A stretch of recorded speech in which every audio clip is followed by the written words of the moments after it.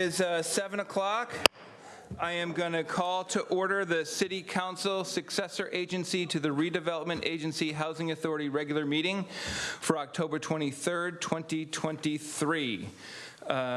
We have no Assembly Bill 2449 teleconference requests, so we'll now go to the Pledge of Allegiance, which will be led by Scout Troop 321.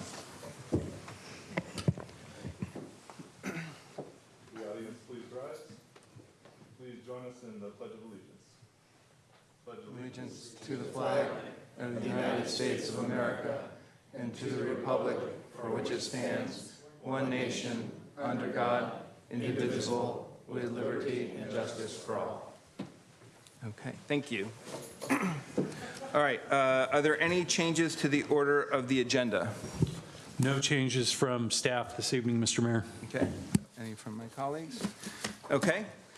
With that, we will go to presentations. Is Samina here? Did she make it here? Oh, she's here. Oh, there you are. Okay, sorry, I didn't see you there. All right, we are going to start with the CityCoin presentation.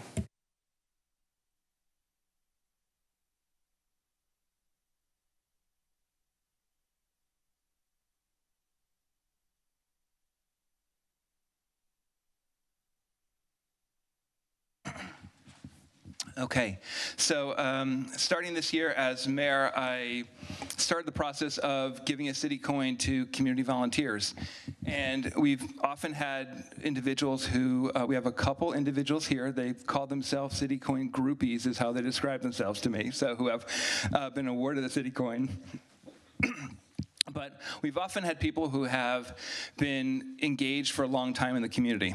And I guess it was, Emma can correct me, last week, 2 weeks ago, we had the Youth Advisory Council meeting and had a chance to really spend a little time with Samina. I came and spoke at the meeting, and I was really impressed with how she ran the meeting, the questions she had, her commitment to the city for the Youth Advisory Commission. She's the chair of that. And then I understand she was on the Downtown Advisory Commission. So I then talked to Emma from Parks and Rec and said, well, I'm sure she does other things too, because based on my limited engagement with her, she's not one that just does one or two things. She's sort of all in. So.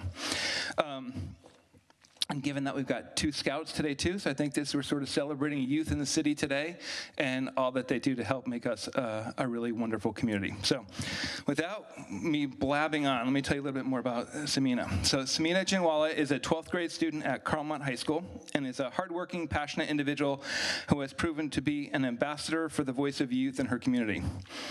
Since 2019, Samina has been serving on the Youth Advisory Council, holding the position of secretary, vice chair, and most recently chair. In her time on the Youth Advisory Council, or YAC, Samina has volunteered for Day of Service, Art and Wine, the Halloween Haunted House, and more. To help bridge the gap between middle school students and the community, Samina volunteers as a cabin leader on the week-long trip to the Redwood Forest of California, in which students are encouraged to disconnect from their devices, giving them the opportunity to connect with students they might not typically talk to. She also, she was appointed to the Downtown Advisory Committee in 2022, working alongside community members to devise the development plan for the downtown area of San Carlos. For the past 2 years, Samina has volunteered for Healthy Cities Tutoring, mentoring middle school students to help develop their math, science, reading, and writing skills. Since November of 2022, she has volunteered as the Mills Peninsula Hospital Volunteer and Hospitality Co-Chair, creating and distributing interactive and engaging activities for patients and visitors. And lastly, in her spare time, she's a volunteer coach and athletic training aide for youth tennis players to help develop their skills and overall tennis game. So that is a lot. So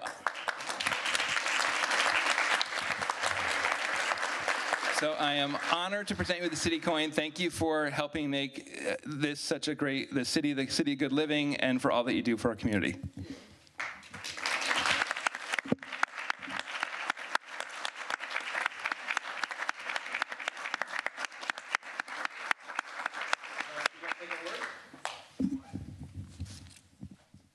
I just want to start off by saying thank you so much, Mayor Rack. You coming to the Youth Advisory Council meeting was super nice because I think a lot of times the youth don't have a really good connection with city council, but I'm very lucky that I live in a city where city council is so supportive of our youth. And thank you so much for considering me for the city coin. It really does mean a lot. Thank you.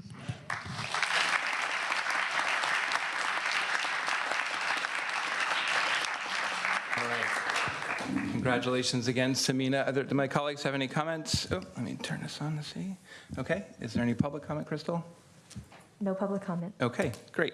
We'll move on to the next item, which is present a proclamations to Jack Agler and Christos Daskarolis with Scout Troop 321 upon receiving their Eagle Scout Award.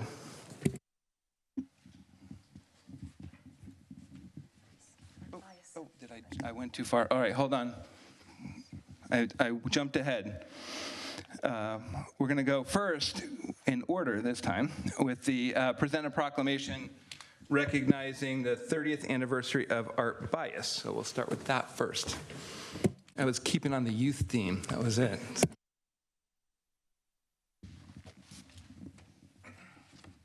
All right, so who's going to come up from Art Bias? Okay.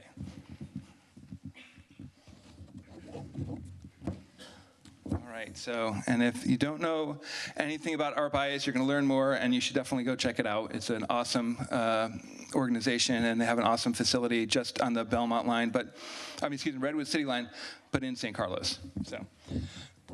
So this is a proclamation recognizing and commending Art Bias for their 30 years of service to the community. So whereas Art Bias is a nonprofit organization that serves the community with below market rate visual art studios, exhibition space, and arts education, and fosters a welcoming an inclusive community climate where diverse artists have access to the resources and opportunities they need to thrive. And whereas founded in 1993 as the Art Center of Redwood City, Art Bias moved to San Carlos in 2016, where it officially changed its name and began to move towards a more sustainable and community-based organization. And whereas through the dedicated efforts of its volunteers, Art Bias has grown to become the largest community of artists on the peninsula, providing 50 below market rate affordable artist studios, professional development, workshops and events, exhibition opportunities, and a supportive collective of artists that share their experience, expertise, and camaraderie with fellow artists both within the building and in the local community. And whereas Art Bias also provides mentorship programs for youth, with the most recent iteration being their 2-year partnership with students at Sequoia High School. In this program, qualifying youth participants receive 40 art sessions annually with Art Bias mentors who are working artists and experienced in a variety of techniques. And whereas since its inception 30 years ago, Art Bias has been an active member in our community, hosting events such as the Kids and Art 15-year retrospective exhibition and Hip Housing Youth Art exhibition and calendar competition kickoff, and participating in events including the countywide celebration of the arts with San Mateo County Office of Arts and Culture, Hometown Days, Filoli Art Walk, and Family and Children Creativity Arts at Art and Wine Fairs. And whereas Art Bias continues to make a difference by adding vibrancy and creating positive social change in our community, now therefore be it proclaimed that I, Adam Rack, Mayor of the City of San Carlos, on behalf of the entire City Council, hereby commend and recognize Art Bias for their 30 years of commitment and dedication to our community, and encourage everyone to support this invaluable community resource presented 23rd day of October 2023.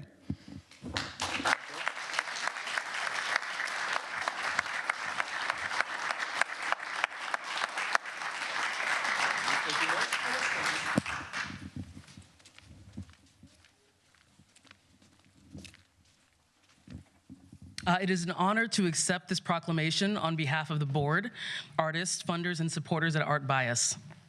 My name is Shanae Bryant, and I'm a director on the board of trustees at Art Bias.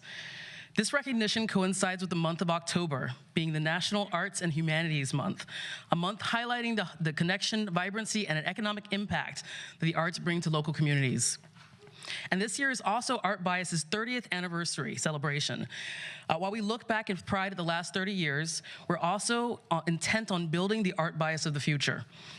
Our reinvigorated mission is to be an organization that is deeply connected to the world around us and provides support to artists who are contributing to a just and equitable community. The work made at Art Bias doesn't just stay inside of Art Bias.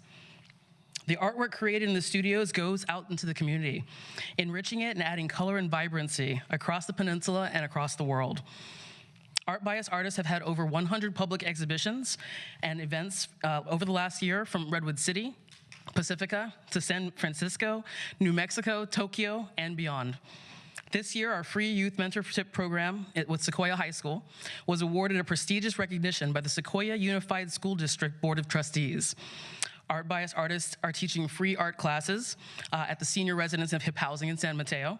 Exhibitions by artists in Studio 114 over the last year include work sharing the experiences of women Ukrainian photographers, and Kids in Arts 15-year retrospective that highlights the healing activities they provide to pediatric cancer patients, more and more each month. We'd like to invite everyone here to join us for our first Sunday's Free Open Studios, an event that connects community with artists in celebration with dozens of open artist studios, music, refreshments, hands-on activities, and pop-up vendors. I'd also like to thank our all-volunteer board and the folks from Art Bias who joined us today, including Jeanette Kartaus, thank you, Tara Fuller, Anna Miskolta, and some of our artists that are with us today as well, including Linda Manis Goodwin, Yukali Seki, and my sister Cherie Bryant. Thank you so much.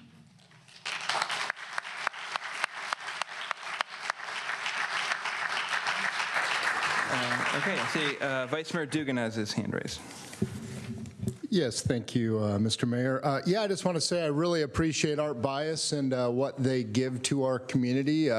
Such a large and vibrant artist collective right here in our backyard, and they have a strong commitment also to public art, which I really appreciate. I was at they had a panel of 5 world-class muralists Tara had organized just about a month ago, I think, and it was just really inspiring. And you know, we have done murals in our town, and we have another one underway right now.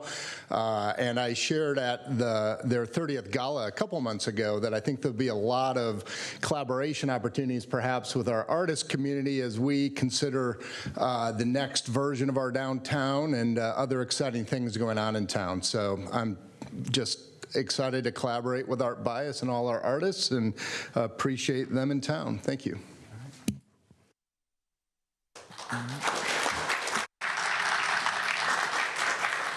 Okay, Crystal, do we have any public comment? No public comment. Okay. All right, now we will move on to item C, to present a proclamation to Jack Agler and Christos Daskarolis with Boy Scout Troop 321 upon receiving their Eagle Scout Award. Okay.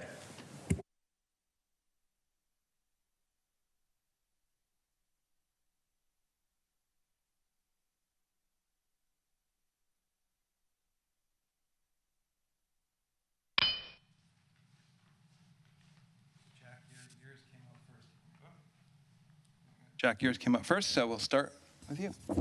All right, this is a proclamation commending Jack Agler upon achieving the rank of Eagle Scout. Whereas Scouts BSA is the traditional scouting program for boys and girls aged 11 to 17 years old, preparing themselves to be future citizens and leaders. And whereas Scouts BSA is committed to fostering the traits of leadership and strength of character among its members. And whereas Scouts BSA plays a vital force in the lives of hundreds of youth in the city of San Carlos who are guided by adult volunteers, given generously of their time and talents. And whereas for his service project, the final requirement for the rank of Eagle Scout, Jack Agler utilized his leadership skills to organize and inspire his team while planning and managing the project to completion. And whereas the special and unique honor of achieving the highest award bestowed by Scouts BSA was earned by Jack Agler of Troop 321, for beautifying the Pacifica Senior Center by landscaping along the sidewalk entrance and installing a protective barrier along the edge to keep debris out of the walkway. Now therefore be it resolved that I, Adam Rack, Mayor of the City of San Carlos, hereby congratulate Jack Agler on the attainment of the prestigious rank of Eagle Scout and commend him for his service and accomplishments as a member of the Scouts BSA, dated this 23rd day of October 2023.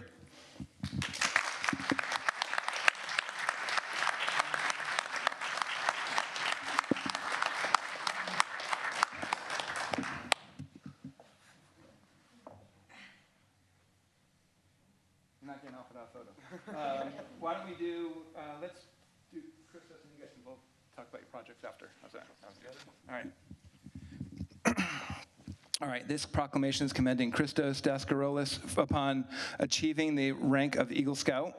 Whereas Scouts BSA, we're going to go through this again, but whereas Scouts BSA is a traditional scouting program for boys and girls aged 11 to 17 years old, preparing themselves to be future citizens and leaders, and whereas Scouts BSA is committed to fostering the traits of leadership and strength of character among its members, and whereas Scouts BSA plays a vital force in the lives of hundreds of youth in the city of San Carlos who are guided by adult volunteers who have given generously of their time and talents. And whereas for his service project, the final requirement for the rank of Eagle Scout, Christos Daskarolis utilized his leadership skills to organize and inspire his team while planning and managing the project to completion. And whereas the special and unique honor of achieving the highest award bestowed by Scouts BSA was earned by Christos Daskarolis of Troop 321 for renovating a bicycle shed at Trinity Presbyterian Preschool, which entailed removing the dilapidated splintered doors, sanding and repainting the shed, and building 6 new sturdy wooden doors. Now therefore be resolved that I, Adam Rack, Mayor of the City of San Carlos, hereby congratulate Christos Daskarolis on the attainment of the prestigious rank of Eagle Scout and commend him for his service and accomplishments as a member of Scouts BSA, dated 23rd day of October, 2023.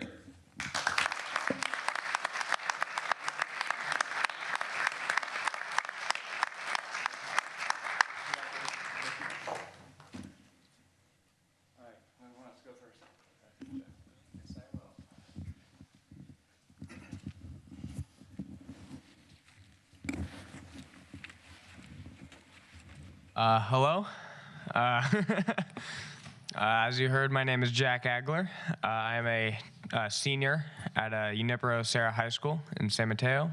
And first of all, thank you for having me here. It is an honor and a pleasure to be here. A little bit about my project.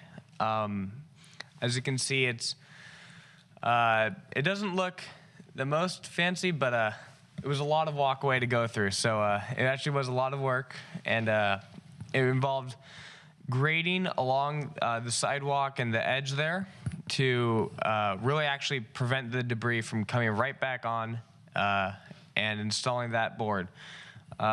It doesn't seem like there's a whole lot there, but trust me, there was. And yeah, thank you.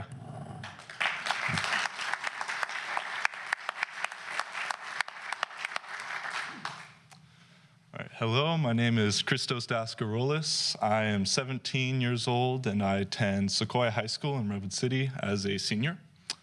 In the summer of 2022, I completed my Eagle project, in which, like Mayor Adam Rack said, I led a group of about 7 scouts through renovating my former preschool's bike shed.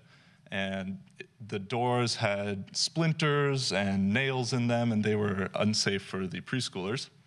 So we redid the whole shed. We took the doors out, built 6 new ones with all new hardware, sanded, repainted the shed, and it is now much safer and much more functional for the preschool.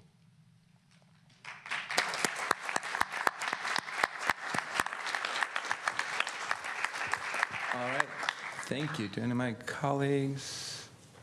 Okay, I'm just going to make one comment. As a fellow Eagle Scout, I want to offer my congratulations and welcome to this new responsibility of continuing to be engaged in the community. You don't get to be off the hook once the project's done. You have a lifetime of work to do, and congratulations. Thank you.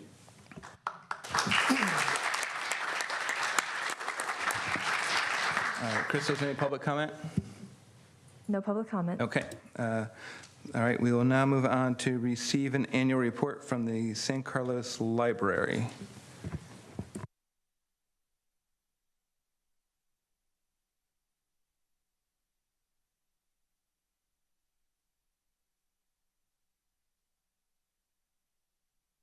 Good evening, Honorable Mayor and members of City Council. My name is Jess Koshi Lum. I'm the Community Library Manager for the San Carlos Library.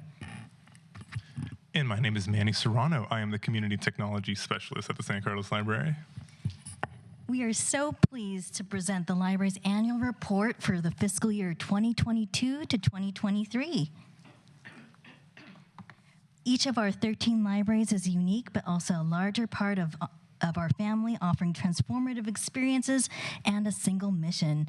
San Mateo County Library strengthens our community by creating an inclusive sense of place and environment for learning. First established as a county free library in 1912, the library JPA, Joint Powers Authority, was formed in 1999, covering 351 square miles. Our service areas comprise of our 11 member cities and then unincorporated areas of the county. San Mateo County Libraries is uniquely positioned to see the broader county service area while at the same time understanding each community that we serve. The unique diversity and complexity of those we serve inspire and drive our services. Our team is diverse, just like our communities are. This diversity allows us to draw on a wide range of life experiences to provide more inclusive resources, meaningful services, and engaging events. Our aim is to mirror our communities by offering them the time, space, and tools they need to feel represented and prepared for exploration. San Mateo County Libraries provides unmatched services to our community, and we are consistently ranked as one of the best libraries in the nation. Feedback from our community influences our work and strengthens our resolve to provide enlightening and essential services. More people are participating in our programs, visiting our locations, and checking out our eclectic collection of materials. Here are a few highlights. This year, we saw an impressive 4.3 million Wi-Fi sessions, served over 40,000 nourishing meals, and checked out over laptops 28,000 times.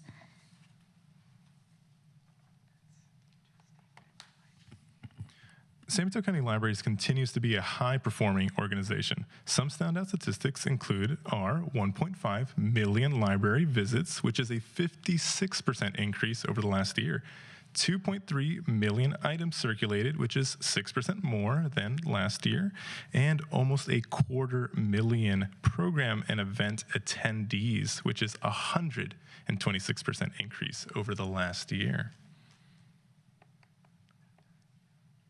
The following charts here, they summarize our totals for San Carlos Library through the year end for some key library services. Program attendance at the San Carlos Library has more than tripled compared to our prior fiscal year, higher than the San Mateo County Library average of 184%. Our incredible community continues to re-energize us, taking our innovation to new heights. This year, we introduced new programs and initiatives that many in our county met with gratitude and celebration. I'm excited to share a few of our significant achievements featured in this report. This March, we celebrated the first anniversary of our expanded 7 days a week service for a total of 36,000 hours. Expanded evening and weekend hours also provide more in-person opportunities for discovery and support through access to the latest technology, programming, school, and job resources that meet many interests. Additional hours are critical in expanding equitable access to people who work multiple jobs, have non-traditional schedules, or attend school. Our brand new Makermobile hit the road this summer, taking maker activities and tech to new horizons. The Makermobile is a zero-emission, custom-built vehicle that delivers high-impact maker programs beyond our libraries. Having this vehicle means that we can take state-of-the-art tech to more people in more places.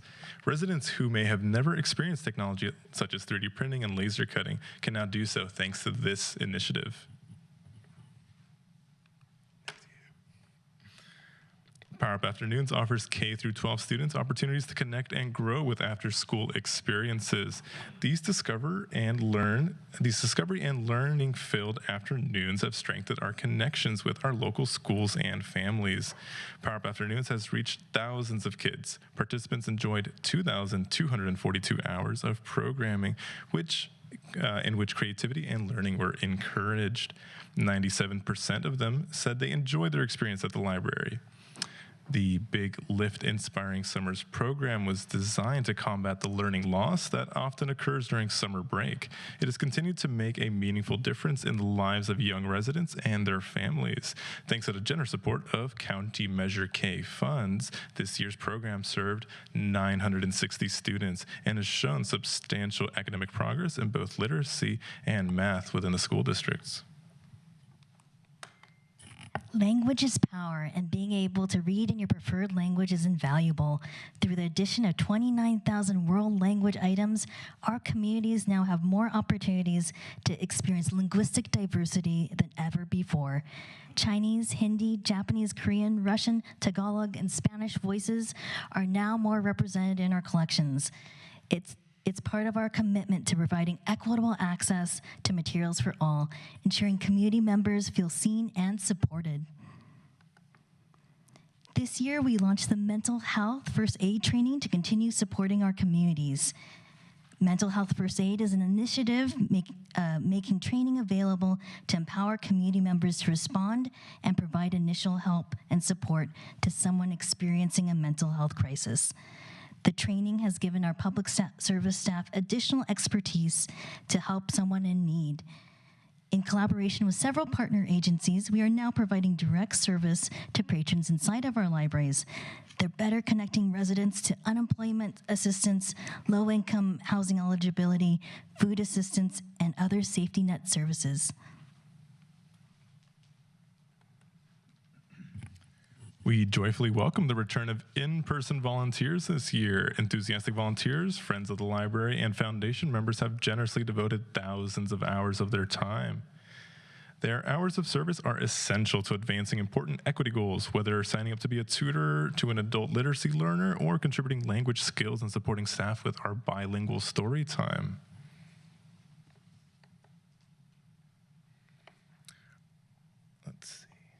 Our library champions are our most important organizational assets. This year, we increased library positions and celebrated the return of local teen interns to our libraries for the first time since 2019. We would like to close our presentation with a short, heartwarming video that highlights our library champions and the incredible services that they provide. Do I hit next or play?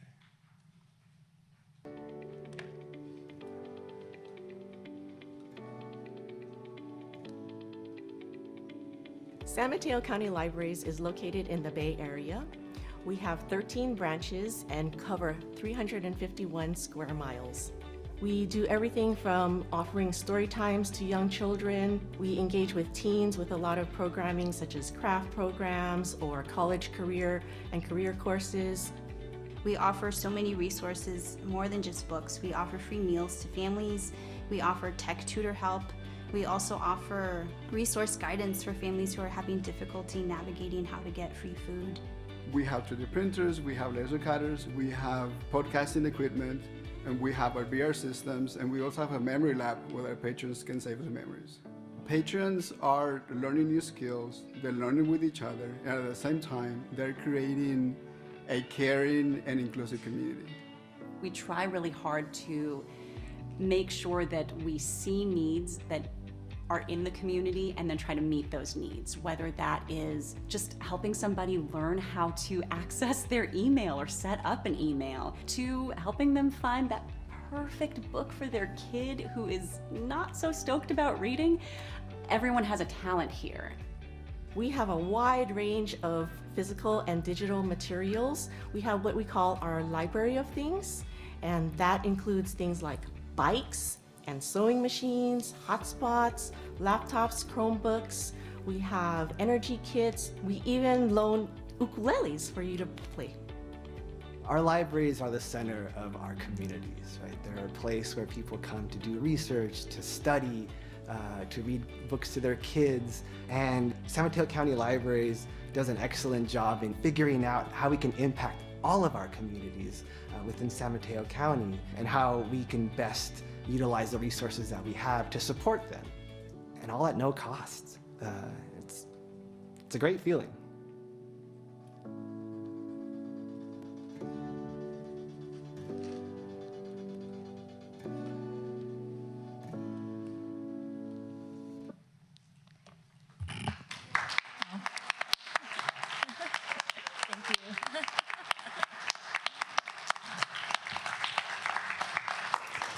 We want to thank all of you for allowing us the opportunity to showcase some of our incredible accomplishments and your ongoing support of the San Carlos Library.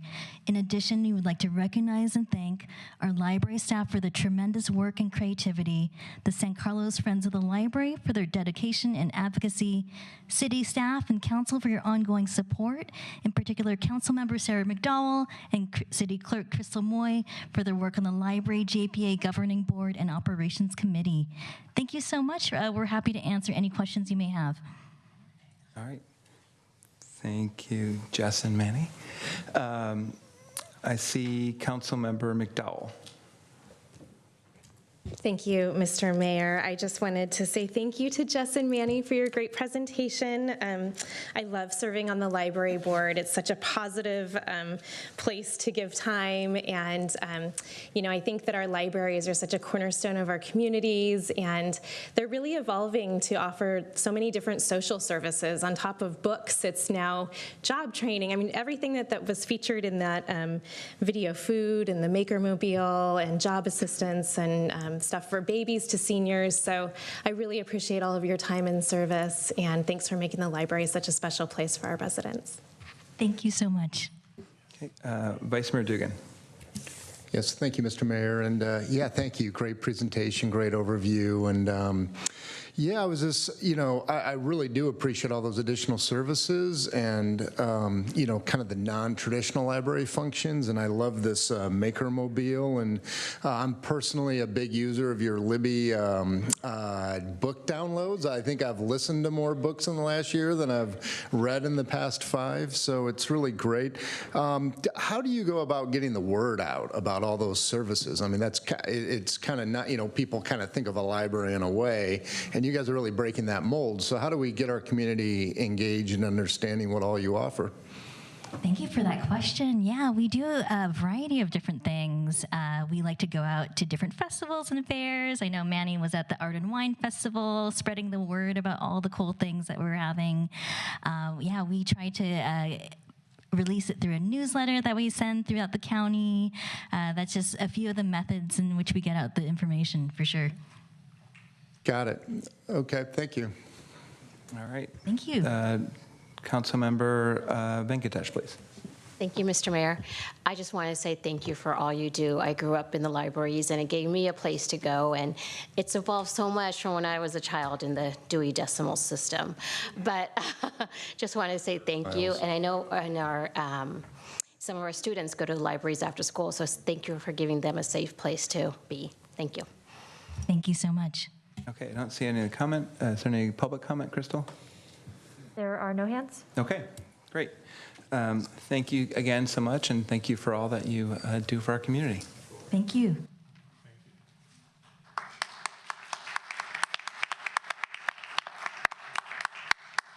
All right, we are now going to move on to item 6, which is council communications and announcements. Do any of my colleagues have any anything they'd like to announce or communicate? If not, I will. I have to look at this to get it straight. I just wanted to share that on this coming Wednesday from 5:30 to 7, I will be holding office hours with Assembly Member Diane Pappen at the Adult Community Center. So if you have either issues or questions for the city or for Assembly Member Pappen, we'll be there from 5:30 to 7 at the Adult Community Center on this coming Wednesday, October 25th. Okay. All right. So we will now move on to the consent calendar. And before I do that, I forgot to read an opening item. So I'm going to do that first before we do the consent calendar. So I'd just like to remind members of the public that this meeting is a limited public forum for public comment. Speakers must stay on topic if speaking to a particular agenda item, and if speaking during general public comment, they must address matters within the subject matter jurisdiction of the city. If speakers fail to follow these rules, we'll be considering rules of decorum and civility shortly. So if those are adopted, those will fall into place. They'll be warned, and if they continue to disregard our rules, their opportunity to speak will be ended for the evening. So with that, I will move to the consent calendar. Are there anybody would like to pull anything from the consent calendar? I see Councilmember McDowell. Thank you, Mr. Mayor. I'd like to pull item F, please. F as in Frank. Item F. Okay. Did you want to? Okay. Should we? It will be brief if you'd like to. And just because E and F kind of go together, I'm just trying to think the best way to kind of do that, because they're both, are we okay Mr. pulling Mayor, E and F together, or? I would recommend doing the A through E of the consent calendar, and then we'll go right to F right after that. Okay, let's do that then. All right. So with that, I'll see, does anyone have any public comment on the consent calendar? There are no hands. Okay. I'll take a motion for consent calendar items A through D and item E, which is an ordinance. Mr. Mayor, I'll move to approve City Council consent items A through D and E? E. F is pulled for now. So, is there a second? I'll second. Okay, I have a motion and a second. We Oh, add, You have to read. Do we need to read that? the language, thank you. Mr. All right, I will then read it. Item E, adopting an ordinance number 1601, an ordinance of the City of San Carlos approving the 841 Old County Road project, plan development plan, and related zoning map amendment to rezone the project site from heavy industrial IH to planned development PD at 841 Old County Road, APNs 046-133-160, 046-134-050, 046-134-060, 046-135-010, 046-135-020, 046-135-030, 046-135-040, 046-182-100, 046-182-110, and 046-182-150. Second. Okay, we have a motion and a second. Crystal, can you call the roll, please? Councilmember Collins? Yes. Councilmember McDowell? Yes. Councilmember Venkatesh? Yes. Vice Mayor Dugan? Yes. And Mayor Rack. Yes. Okay, the motion passes 5-0 for the consent calendar. Let's move to item F. Thank you, Mr. Mayor. I pulled this item just because it appeared there were a few inconsistencies with the development agreement, and I'm going to ask the city attorney to review those for the record. Thank you. Thank you, Councilmember McDowell. Yeah, the three items were clerical issues that we didn't quite capture at the in the development agreement draft that's before you. The first one, first change to clarify is that the parking it would be added to Exhibit C, and it says it'll be displayed as a box in the agreement. It'll say tenant and tenant employees may not use the 7 parking spaces designated in Exhibit G of the development agreement. And those are the spaces you discussed at the last meeting. The second change to clarify is that regarding the nonprofit use for special events, we want to add the term or that serve persons living within the city limits to the language that's in the development agreement. There was a little ambiguity on what nonprofits we were referring to, so we want to make sure that they include nonprofits that serve the community. And then the third change is just simply correcting an exhibit to, or an attachment to Exhibit G, which is the map of where the 7 spaces are located in the parking lot. The location change is closer to commercial, nearer to where the cafe will be. So those are the 3 changes. They'll end up in the execution version of the development agreement. Okay, thank you. Greg? Are you? I'm happy to make the motion now. Okay, please go ahead. I move to approve City Council consent item F, adopting ordinance number 1602, an ordinance of the City of San Carlos approving a development agreement with the Sobrato Family Foundation for the 841 Old County Road project. Greg, do I need to say with the amendments that you just mentioned? Yes, okay. yes, please. with the amendments as mentioned by the city attorney. Thank you. Okay, is there a second? I'll second. Okay, we have a motion and a second. Crystal, can you call the roll? Vice Mayor Dugan, Yes. Councilmember Collins, Yes. Councilmember McDowell, Yes. Councilmember Venkatesh, Yes. and Mayor Rack. Yes. Okay, the motion passes 5-0. Thank you for getting that clarification for us. All right, we'll now move to item 8A, which is a public hearing. It is consideration of introducing an ordinance amending San Carlos Municipal Code Title 18, zoning to create objective design standards for single-family development. Okay. Rucha Dande is the presenting. Yes. Thank you, Mr. Mayor. Good evening, Council. My name is Rucha Dande, Senior Planner with the Community Development Department. I will be introducing the Objective Design Standards project for single-family residential. With us joining tonight are members of the project team, Al Savay, Community Development Director, Andrea Mardasich, Assistant Community Development Director, and Lisa Costa-Sanders, Principal Planner in advisory role. From the consultant team from MIG, we have with us Laura Stetson, Mukul Malhotra, and Rishi Dodi joining us via Zoom.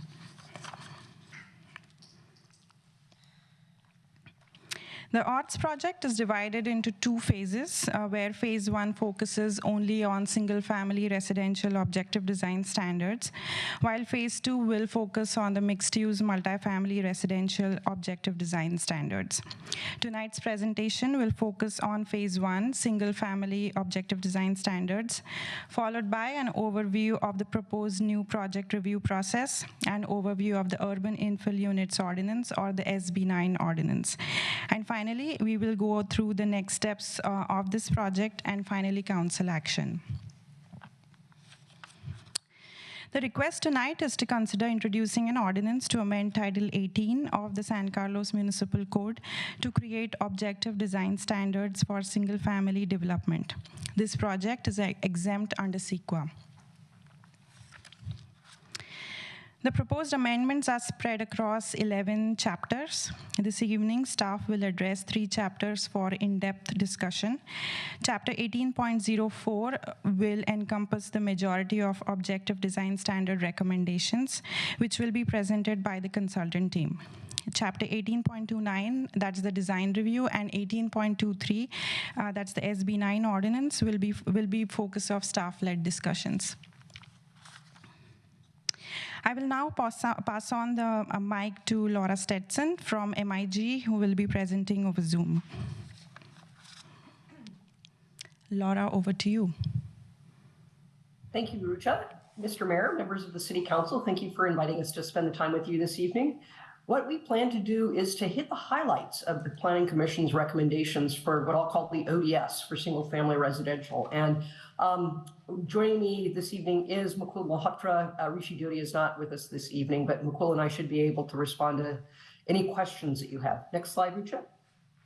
Before we get underway, I want to commend San Carlos, because you are probably one of the only cities that I've seen in a long time who actually already has design standards incorporated into your zoning code. And so this effort was focused on taking many of those standards and making them more objective rather than the kind of the squishy subjectiveness that some of them had, but then adding additional ones to create greater certainty in the review process. The state laws that are guiding this currently require that any residential development with 2 or more units be subject to objective design standards. But San Carlos is being proactive, recognizing that the state is moving towards regulating probably pretty much all residential development, but also the fact that a single-family home could have an ADU proposed at the same time, and so then it would be more than 1 unit and qualify for ODS, and any SB9 project involving 2 units would be subject to the ODS as well under state law. So the goal was to, number 1, meet the requirements of state law, clarify and objectify existing standards, introduce new standards, all toward the goal of creating greater certainty and efficiency in the review process for single-family homes. Next slide. Just a quick glance at your current zoning map, it shows that pretty much all of the city, anything you see in a yellow or an orange hue, is residential and will be subject to the objective design standards, as well as any mixed use project that has a 2/3 or more residential component in terms of floor area. And as Rucha mentioned, we're going to be coming back to you for the multifamily and mixed use at a later time, but you'll see a lot of the same language and a lot of the same ideas addressed in the multifamily that are addressed in the single family. Next slide.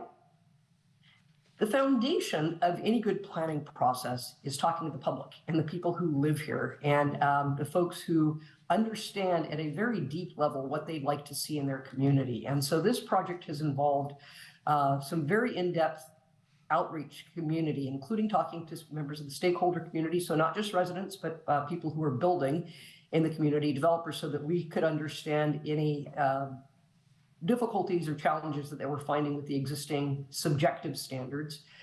We had a community workshop. There was a survey that staff put together that had about 420 responses, and I think attached to your staff report were the pages and pages and pages of comments, and it made for pretty fun reading, actually. If you got through all of them, it really gave you a flavor of the residents in San Carlos and how deeply they feel about their city. We had meetings with the PTC as study sessions, a couple of study sessions, and then of course the public hearing that we had a couple of weeks ago, or about a month and a half ago with PTC, and the recommendations that they brought forward. So a lot of great listening that went into putting the objective design standards together. Next slide. What I'd like to do is touch on some of the key topics that were of greatest concern to the public for the objective design standards. And that was to really maintain the character and the scale of the single family residential neighborhoods. And interestingly, to ensure that there's a great relationship to the sidewalk, to create neighborliness and friendliness so that homes aren't cut off from the street, that it feels like you could just walk by and talk to anybody sitting on their porch or sitting in their front yard. We heard again and again that that was something that needed to be addressed as part of the ODS. And so on the next slide, what we, oh, I'm sorry, could you back up for just one sec, Rucha? This slide shows you some of the key things that are addressed in the ODS. But the first one I want to address on the next slide is a question about architecture. Because sometimes people say, well, we want to maintain the character of our neighborhoods. And guess what? Some neighborhoods have a predominant style of X or Y. But to maintain the flexibility over time and to recognize that there are evolving styles and that people want to have some freedom of expression, that there is a reference in the ODS that they're essentially style agnostic, but they say once you pick a style, stick to it. Don't do mid-century modern roof and craftsman doors and Spanish colonial window treatments. Make a building cohesive and make it look like all the pieces fit together. And so there are 2 recommended documents that are included in the ODS, which you see on this slide in front of you, as well as the ability of the director to have other reference documents for the public to refer to. And we have incorporated this, as have other cities, into ODS, most recently in Southern California in the city of Agoura Hills, and in Northern California in the city of Concord, which they adopted their ODS about 6 weeks or so ago. So this is something that provides some guidance, but then also the flexibility that is important for creativity and expression of what people are really looking for in their homes. Next slide. The first thing to address is the side yard setback. And the reason we want to bring this up with the city council so they understood a lot of the discussions that went on. This is really a question of how does the side yard of a new building relate to the building that's adjacent to it? And there are concerns over making sure people aren't looking into your backyard, or you don't have 2 bathroom windows facing each other, or a bedroom window facing a bedroom window. And so the side yard setback issues have been addressed in a couple of ways. The first is to allow the second story to align to a greater extent with the first story. And I'm sorry, using my hands to kind of show you that. But that if there are windows that would be close to the property line, that they be either clerestory windows at the top that you got to be about 7 feet tall to look out of, or that they be somehow opaque through glazing or tinting or in some manner to preserve that level of privacy for both people, the new home and the people who might be on the residence on either side. Next slide.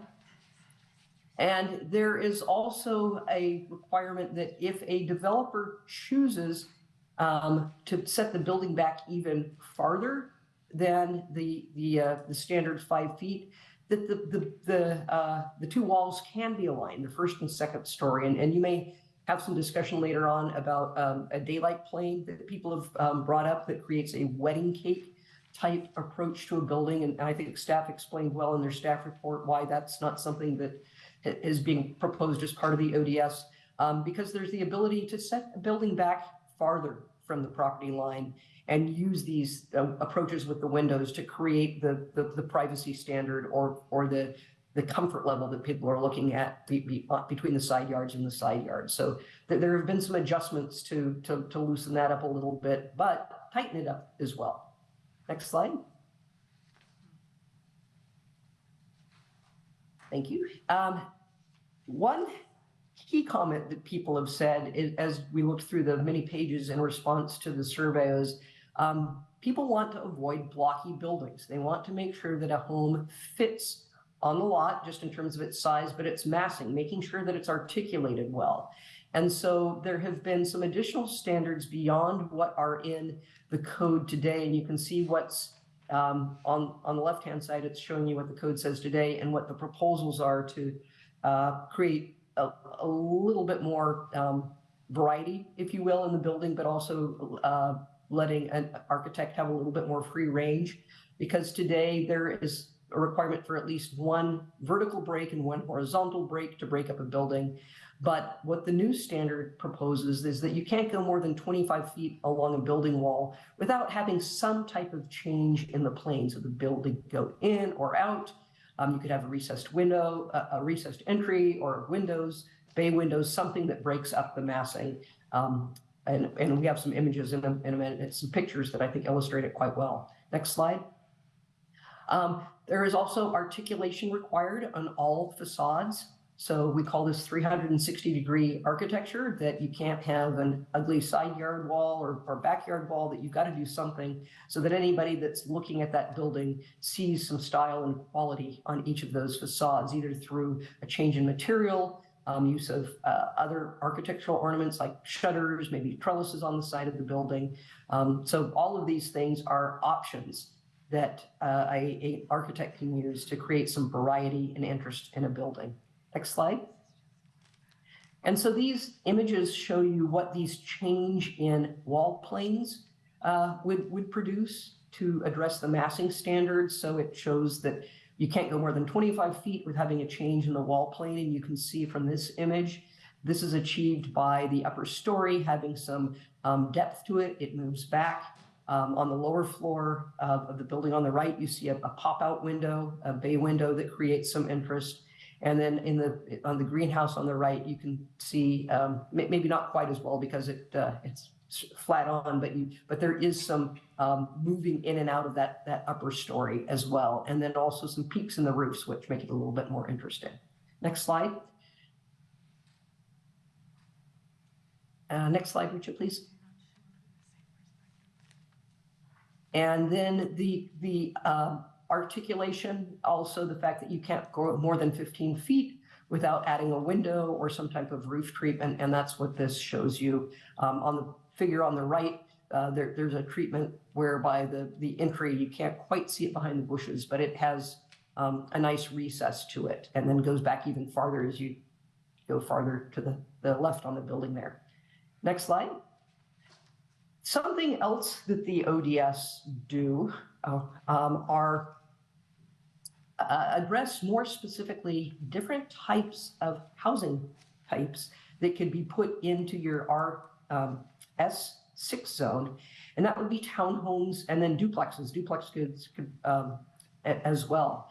And so to be more specific, the townhouses and the duplexes are required to meet the same type of articulation standards and detailing standards and change in material and color standards as a traditional single-family home. But to address the fact that a townhouse might be a little bit taller, there is a requirement for any townhouse development that is at the minimum setback this is showing 4 feet, I think it's actually 5, but if you go up a third story, that has to be set back, or the option is to push the entire building back with a deeper setback. So it gives a little bit more design choice to the architect as to what they could do. Next slide. And there are requirements that that the townhouses, each townhouse unit, look like a separate unit. So it's not just a big facade across the front. And so you can't see it on this slide, but for every frontage of a townhouse, a developer would need, has a choice of 6 options, including changing the wall plane, changing colors, materials, changing the roof pitch, changing the door color, varying the front door overhang, and varying stoop materials to create this look of individual units, in addition to the articulation standards and the massing break standards that are required. So it's giving, again, choices, but it's looking to create design interest for these types of developments.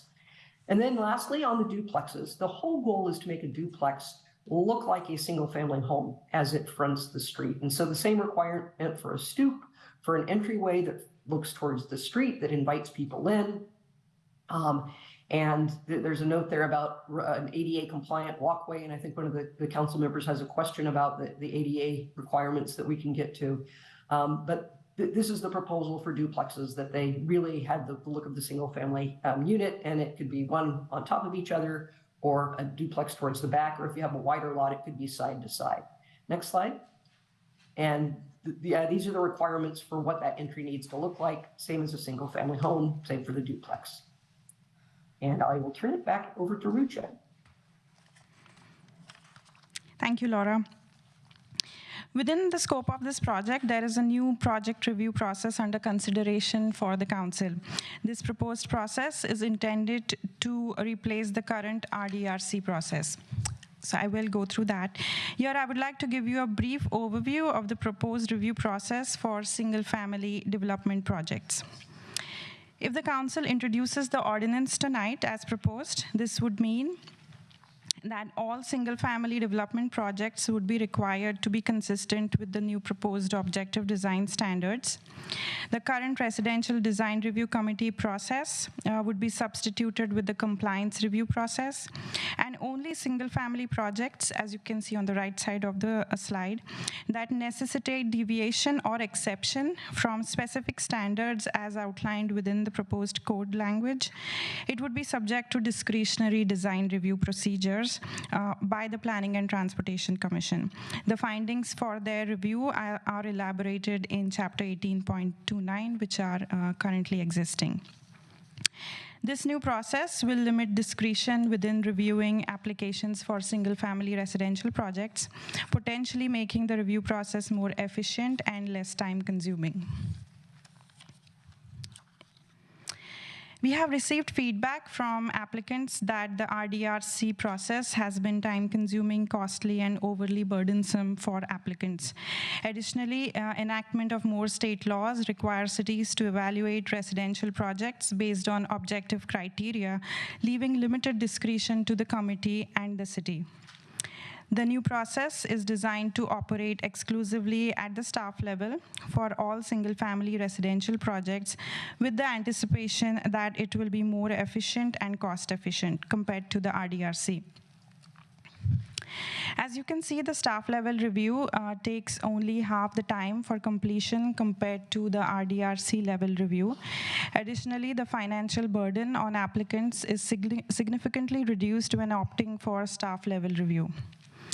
As of today, it's important to note that projects with a floor area of less than 3,000 square feet are already subject to the review at staff level, making this proposed change consistent and logical extension of our existing practices.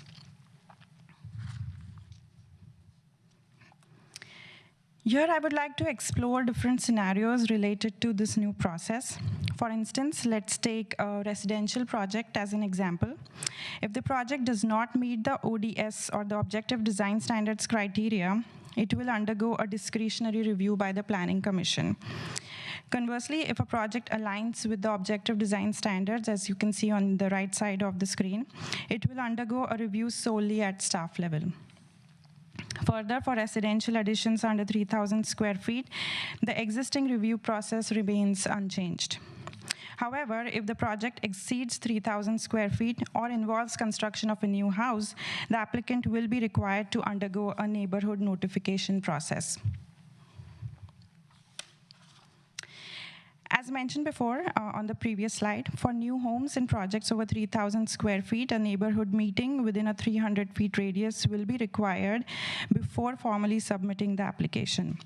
That is step number 1, as seen on the slide. Under step 2, the applicant must provide meeting details and address any concerns in their application packet upon formal submission. As step 3, staff will notify neighbors within 300 feet again after application submission and review the application against the proposed objective design standards. An application sign must be posted in the front yard within the proposed, with the proposed elevations or the 3D rendering of the proposed project. Under step 4, neighbors will have 14 days to share comments with staff. Staff will consider comments and any legal requirements. And finally, once reviewed, the application is marked as approved and the city's GIS map is updated as step 5. After this process, the applicant may apply for the building permit process. The details of this proposed new process is within attachment 6.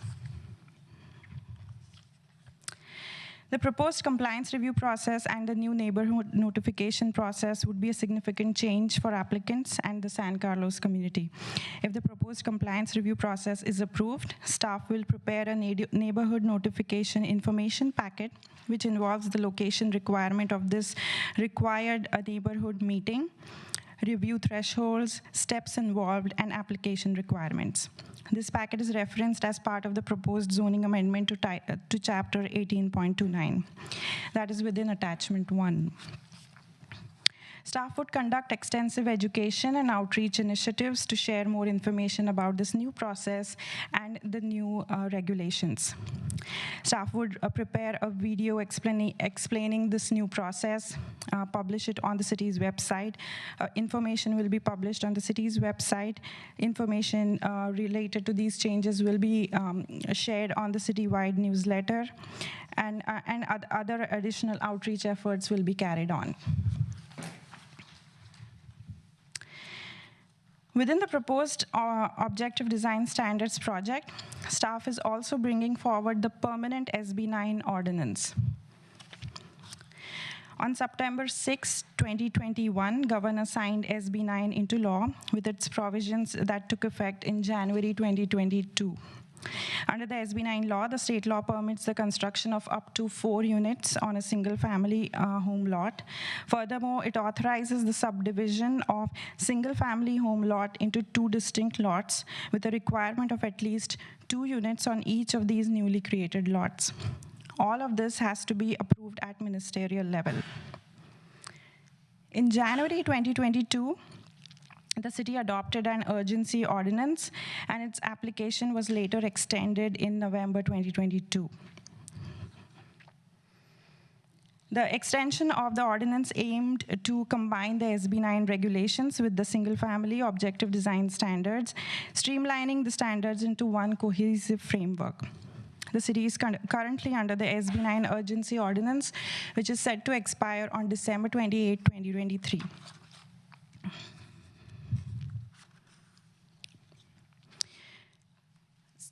Staff recently held a study session with the Planning Commission to discuss the proposed SB9 ordinance.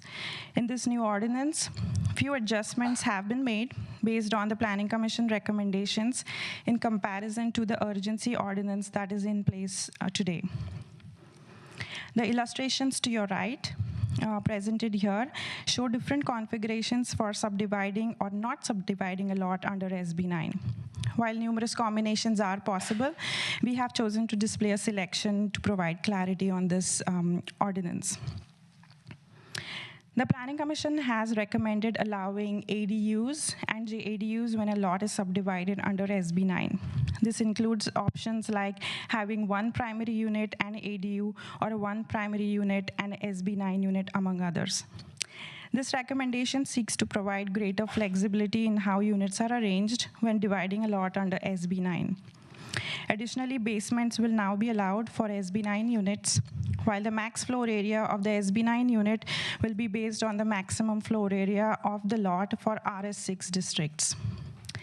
There are no other major changes to the ordinance text from the urgency ordinance apart from the ones mentioned here.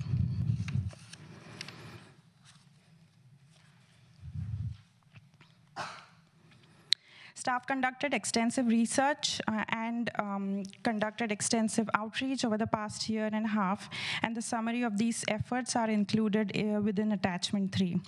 The city published notice as required, and which is included as attachment 7. Staff has received several public comments on topics related to this item, including the new compliance review process, the overall house sizes in San Carlos, and the recommendation to introduce daylight plane standards. All of these comments have been included in the packet as attachment 4. As next step is, if introduced tonight, staff will come back to the council for second reading on November 13, 2023. If approved, the SF odds, or the single family objective design standards, becomes effective end of the year 2023. As mentioned, staff will conduct community outreach to educate the community regarding the process and standards. Staff will also conduct a 6-month and a 1-year evaluation of this process and standards. And lastly, staff is working parallelly on phase 2 of the Objective Design Standards project and is set to present preliminary standards for the mixed-use multifamily project at the November 6th Planning Commission study session. And finally, the next steps, part 2. During the community outreach and study session stages, the Planning Commission put forward 2 recommendations. First, to investigate the feasibility of permitting zero lot line development, specifically in the context of SB 9 subdivisions and small lot subdivisions. Second, to consider the inclusion of citywide flag lots, particularly for the SB 9 subdivisions. Our staff has carried out initial assessment and determined that these recommendations entail significant staff time, budget, and policy decisions. Furthermore, additional in-depth analysis is necessary before any recommendations can be made to the council. It's important to note that our staff currently lacks the authority from the City Council to undertake this citywide research and analysis. Today's staff requests Council's direction on whether these topics should be included in the next year's project list.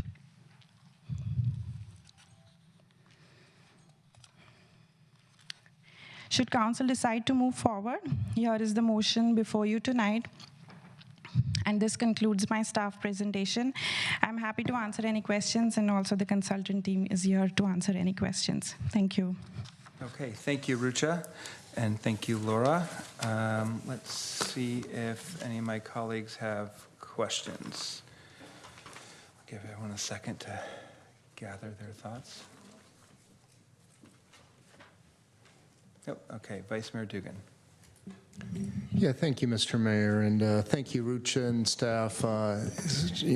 Very large effort. I know the state is mandating a lot here, and we're being responsive. I appreciate the, 18-month-long process. It's been a long process of listening to the community outreach, trying to get a grasp of all the dimensions that this new legislation is impacting and get us compliant. So I do appreciate all of that.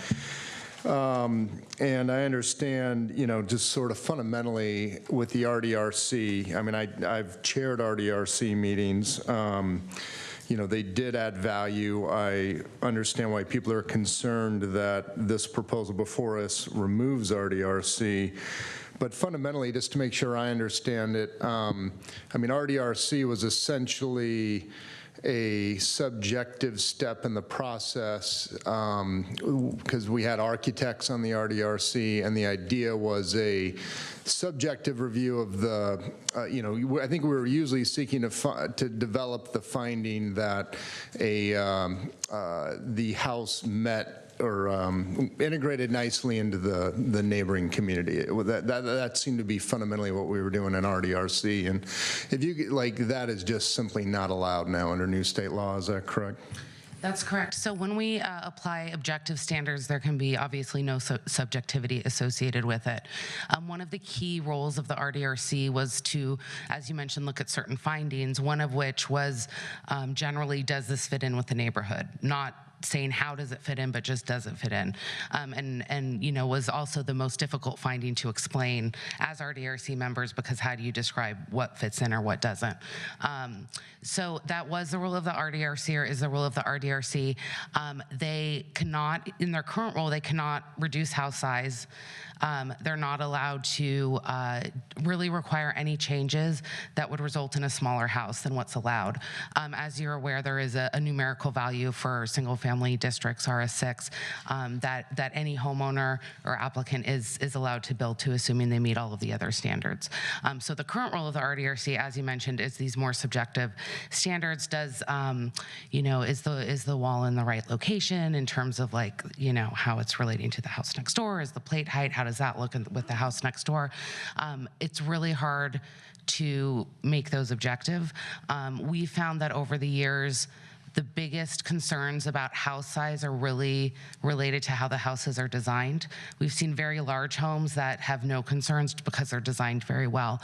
So one thing that we are excited about as part of this process is introducing those two architectural manuals that will really have an objective way to kind of approach a subjective subject and provide some of the expertise that we get now with the architect on the RDRC. So with the objective standards, whoever is reviewing the project, whether it's the RDRC or staff, there is no subjectivity. So they would basically be looking and saying, yes, it meets this height. Yes, it meets this setback. So this process will remove basically a lot of what they provided. The other thing I would add is that we've found over the years too a lot of frustration with when neighbors come to the meetings at the point that a project goes to the RDRC. It's already gone through several reviews with staff. Usually by that point, it's compliant with the code. And there's a lot less willingness, I would say, on the part of the applicants to make significant changes that late in the process if a neighbor comes to the hearing. And so what we really wanted to focus on as part of this initiative is look at what are the biggest concerns we hear and how can we get interaction between neighbors and applicants earlier in the process. I thought kind of went a little bit off topic of what you were asking, but general overview of the actually, RDRC. I appreciate that because that, you could feel that in the RDRC meeting that the community was present, they had concerns, and, the owners were typically exhausted by that point would be the emotion you would feel. And, I've hired an architect in my life, and yes, when you're making changes after the architecture is done, it's there's no good answers there. So this change to the pre-application public comment, what are we calling that, pre-application? So we're calling the whole process compliance review, and then the pre-application. Under our current code, we require applicants to do outreach to their neighbors either via mail or having a Zoom meeting or a meeting on site. They have the option, and then they basically just certify, yes, I had this meeting. What we would want to do as part of this, whatever the outreach is to have that done completely before they submit anything to planning and have that be a mandatory requirement.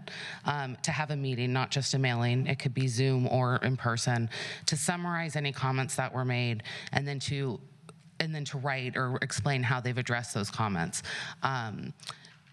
as the process goes on, then there would also be a planner assigned to the case, which would then be given to the neighbor, so they have someone at the city to speak directly with as well. And then if this process is adopted, we've talked about how to make a very robust outreach packet and information, and that would also include providing contact information to neighbors once construction starts of the general contractor, code enforcement, obviously, but the questions we get a lot about, how long is this going to last? When are you going to do your concrete pour at 7 in the morning or whenever that is? Having multiple resources for neighbors throughout the whole process, not just in the beginning. Okay, and then what they have to initially outreach with, we're defining that, like they have to provide an initial, they haven't even submitted it yet, but it's like initial drawings, a sketch, like are we defining what that is? We would in the outreach packet.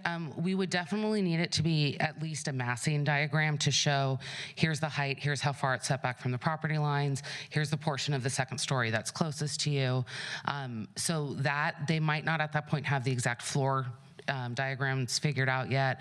They probably won't have their landscaping done yet, although in certain instances that will have to be developed early on. But it'll definitely be height, size, location on the lot, and location of the neighboring residences too, so that neighbors can actually see where they are in relation to the proposed residence. Okay, and then any concerns that arise become part of the application process that the planner will take into consideration while they're conducting their objective review. But then there's no real further recourse from the community unless they feel the need to, I guess, pay $3,000 and file an appeal to the Planning Commission? So under the current proposal, it would be ministerial. So for anything that meets the objective design standards, there's not an appeal process set in place because it's a ministerial decision. For the items that go to Planning Commission because they're deviating, that would be the standard appeal process up to council if someone wanted to appeal the Planning Commission. Okay, so if it is compliant, that's really it. It's approval at that point. Okay, and then so the architectural styles. Interesting concept. I remember when we first bumped into that, it sounded like it was recommended, like, hey, this is what an RDRC might have told you by way of style. But now it sounds like we're requiring that they identify. I understand here's one of the books. It's a big book. Looks like dozens and dozens of potential styles, but we're actually going to require them to declare a style and then prove their consistency with it. So that's what we're proposing, and the reason for that is that most of the design that comes through, and our architects and designers that do a lot of work in the city, do a great job and know the styles and do things, specific to that style. What we come up with now are projects where they don't follow a specific style, or at least one that the applicant can explain. And so us as staff will be looking at it and notice that something's wrong with it. Maybe not know exactly what it is. Maybe it's, the proportion of the first and second floor is wrong, or the windows are wrong, or there's a flat roof on a Craftsman house, or just something along those lines. But once we get into those discussions, that becomes subjective. And so the easiest way we thought to make it objective was to have a resource like this. And so I will say one good thing about the resources is, in addition to the styles we all know about that are very clear, Craftsman, modern, all of those, there are other styles that are kind of more eclectic styles that do allow a little bit of kind of mixing and matching, but there's also rhyme and reason to it. So San Carlos has never prescribed an architectural style as long as I can remember. And so the intent is not to do that. The intent is to demonstrate that you're doing good design and staying true to whatever the style is that you're proposing, but not saying you must do X, Y, or Z.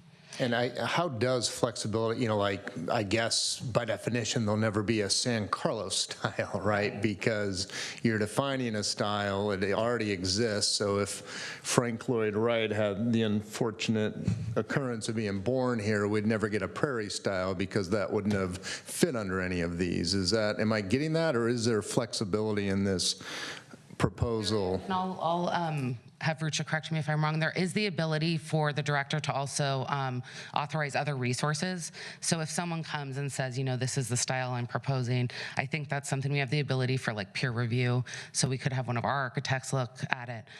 So it's not, right now as it's proposed, it's limited to those two resources, but that's not to say that other resources couldn't be used, and those would be publicized ahead of time so people knew what they were.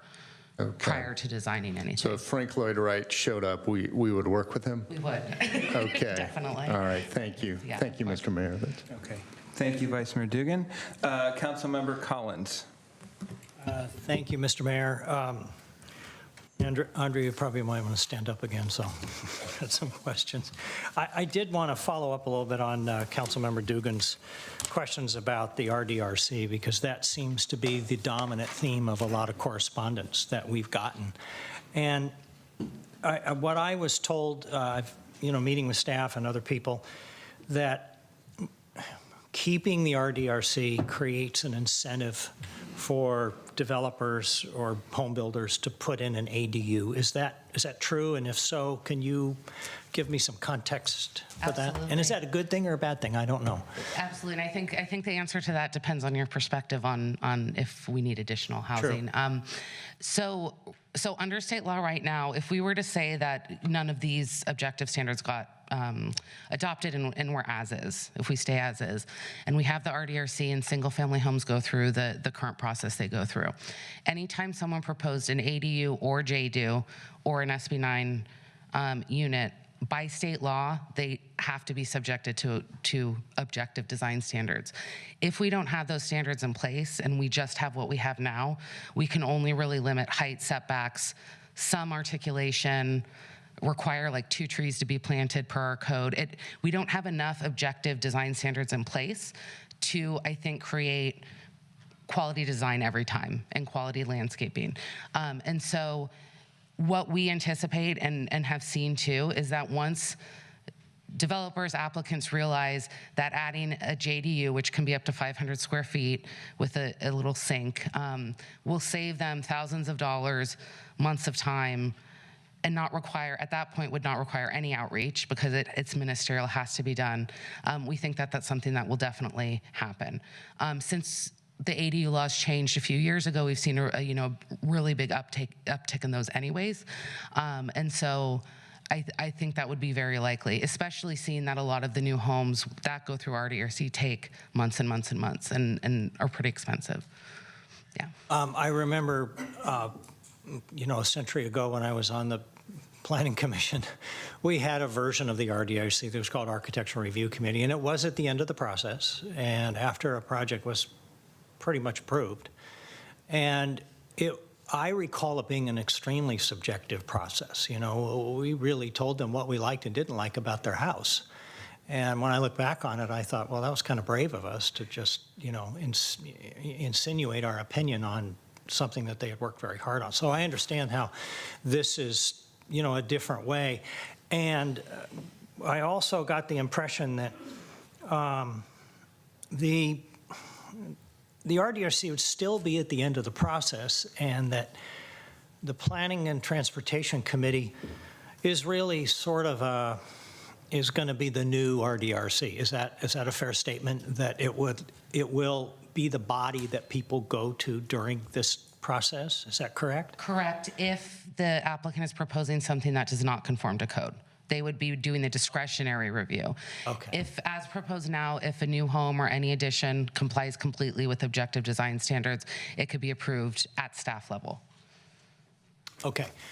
Last question I have for now is, in the compliance review process, it says if a home is 3,000 square feet or less, it's exempt from neighborhood notification.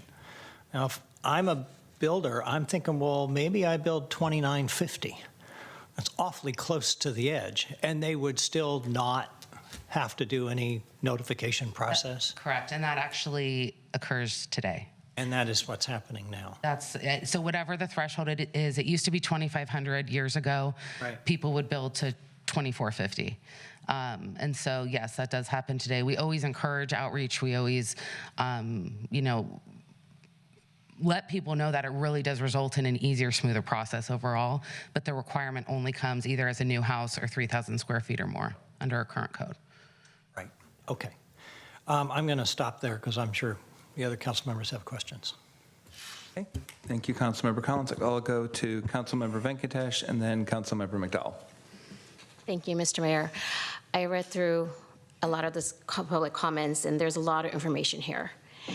And there's two things that stuck out at me, McMactions and the FAR codes. So can you just explain some of the FAR codes in the process?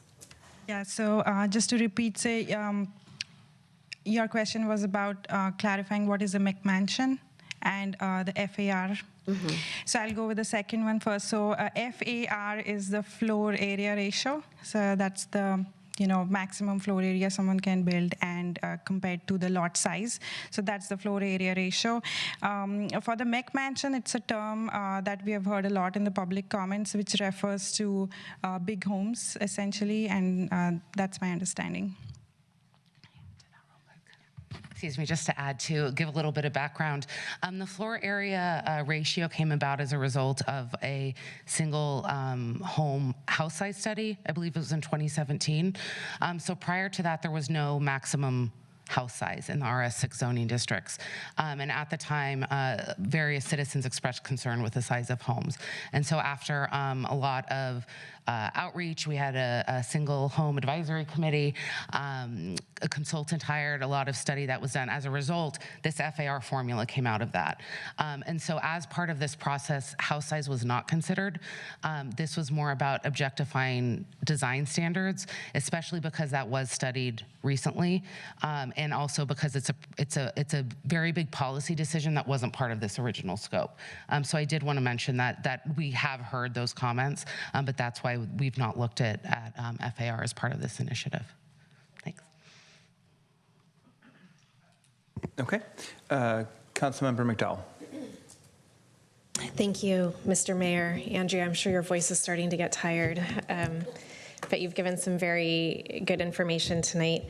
I have a lot of questions, Mr. Mayor. I'm going to just focus my questions right now on the compliance review process on slide 27, and then if we do a second round of questions, or I'll do more questions after public comment. I think we'll definitely have a second round Okay, of questions. So. This is a very dense topic, and I thank the public for hanging in there with us tonight. It's a lot to get through.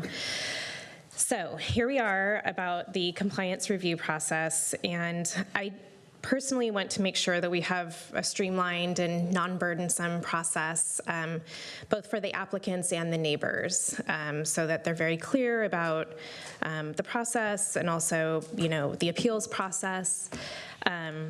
So I see in this slide that there are two different neighborhood notification processes, and I feel like this is a bit redundant, and I understand, where staff is coming from with wanting input early on in the process. I too have gone through a remodel and did not have to go through the RDRC, but you do want to make changes early on when the plans are still kind of new. So I also feel that the applicant hosting a meeting can be kind of an uncomfortable process because it can be uncomfortable for the neighbors who might not want to complain about a project directly to their neighbor, someone who they have to see every single day. And it can be uncomfortable for the homeowner who's designing their dream house to receive some heated arguments. So I like the staff process of neighbors, the neighborhood notification done by staff, and then those comments coming in to staff. I feel like that kind of takes the heat off of the situation. It also gives staff an opportunity to actually look at the objective design standards, which maybe neighbors don't understand. So I'm not really clear on how, number one, in that if the applicant was doing the meeting, they couldn't really respond because they might not be as well versed in the objective design standards as you are.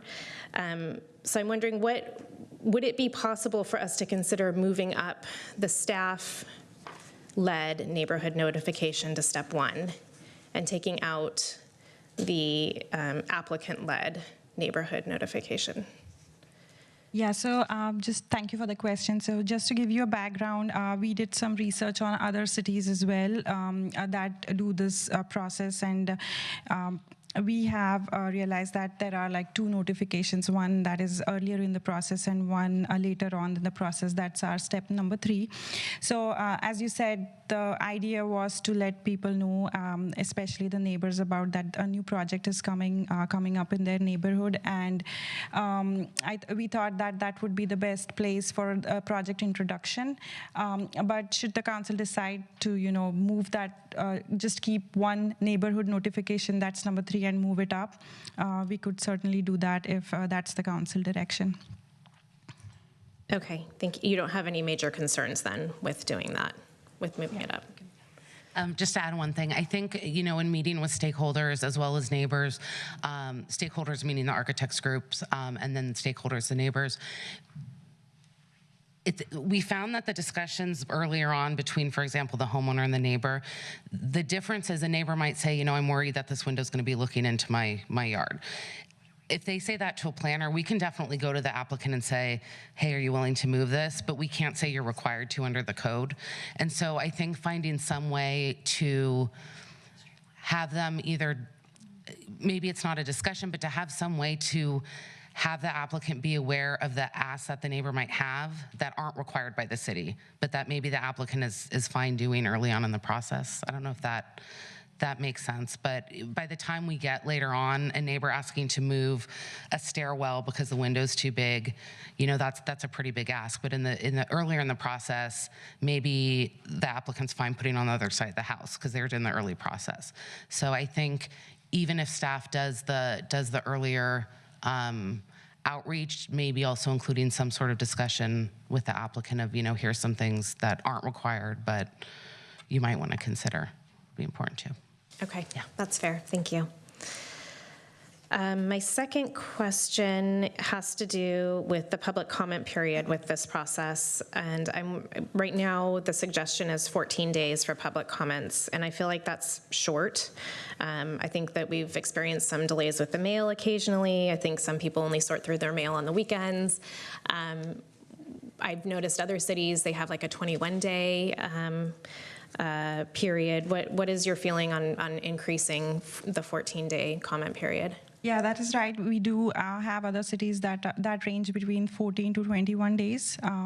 If we increase, the only implication would be that the review process would be extended, and then there would be the 30-day review process as well. So it could delay the overall review process if we increase the 14-day public comment period. That would be the only implication. Okay, thank you. And then finally, my last question on the review is, what happens, so staff collects all these comments and you present them to the applicant.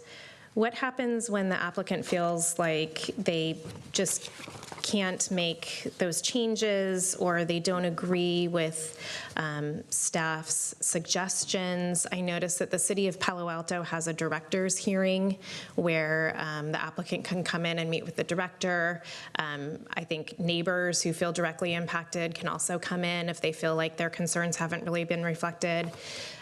Is that something that you all considered, the director's hearing? I'm trying to make sure that everyone feels like they're heard and that they've gotten a chance to explain their case without having to pay the $3,000 to go to the Planning Commission. So is it possible, is it something that we could consider tonight of implementing the director's hearing following the Palo Alto model? I can answer part of the question, and then I'll defer it to Greg. Yes, we have certainly taken into account the Palo Alto's director review process, but as Andrea said, I would like to just reiterate that this is an objective design standards process, so there is no appeal process built in, only because this is a process that is like streamlined, and there would be eventually there would be no criteria for appeal. That's because the project would be reviewed based on objective standards. So that is why there is no appeal process built in for this project. But if the council decides, then I would defer it to Greg to respond to that. Yeah, I think the concept of ministerial review is important in these, and what the state is mandating for cities like San Carlos. Ministerial approval is basically the staff making a determination whether or not the project as proposed complies with the objective standards. So if it complies, there is really no discretion. They have a right to have that project as they've designed it if it complies. If it doesn't comply, and there's this issue that was brought up by your question, if it doesn't comply with the standards, staff has the ability to say your project does not comply with our objective standards. So your choices are make it compliant, or if you don't want to, if that's not what you want to do, then you would go into a more traditional discretionary process, and that's where it goes to the Planning Commission for a design review. So it's really up to the applicant to decide whether they want a compliant project that meets the ministerial objective standards and they're entitled to an approval, or do they want something different than what our objective design standards are, and then it's their choice. They can go through this other process. And so I think that is why, since it's ministerial, that's why you can't appeal something that meets an objective standard, because there's no discretion being exercised in whether or not they meet the standard. It's just, do you meet it?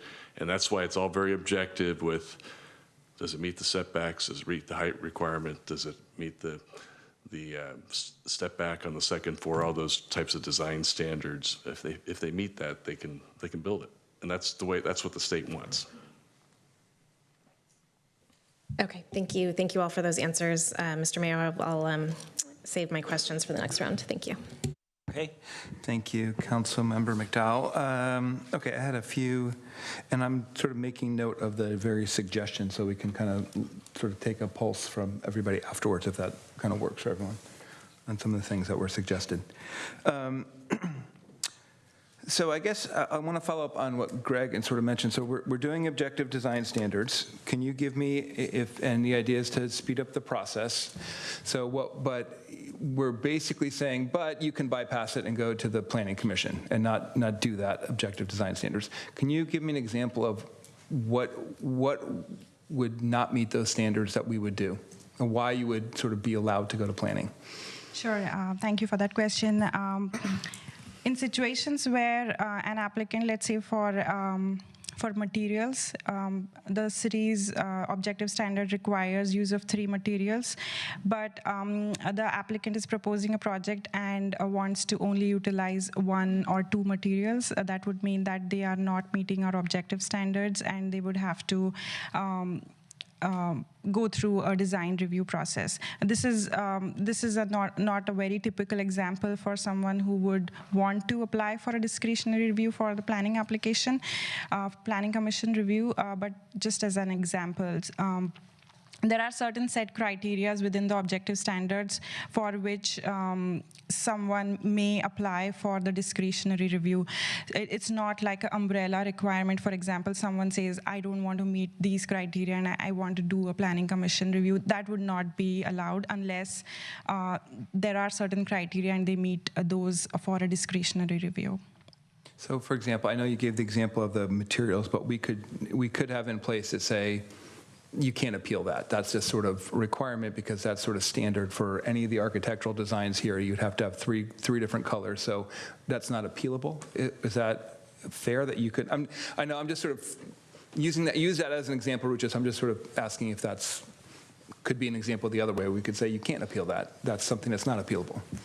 So appeal as in, are you just as a clarifying question? I only want to use 1 material, and can we say, I'm sorry, you have to use 3. That's in the objective design standards, and it meets, those are met in this book, and every other book says you have to have 3 colors, so you are not allowed to appeal this. Do we have that ability to say, no, you have to substantially comply with the objective design standards? So, I could see if it's sort of maybe in a hillside overlay or some things, there might be some unique characteristics of the, but I'm thinking if you're in a sort of a lot in the flats that's a regular 50 by 100 or 50 by 120 lot, why wouldn't we just say you have to just meet the standard and there's no appeal?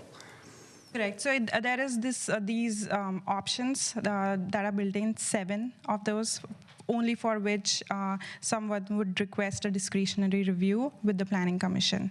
So apart from those, they would have to meet those requirements for the objective standards. And can the so you can appeal it, but it sort of doesn't meet the standard. So if you're if there's an appeal to the Planning Commission, do they have discretion then to now make that change or Yes. allow that change? And why?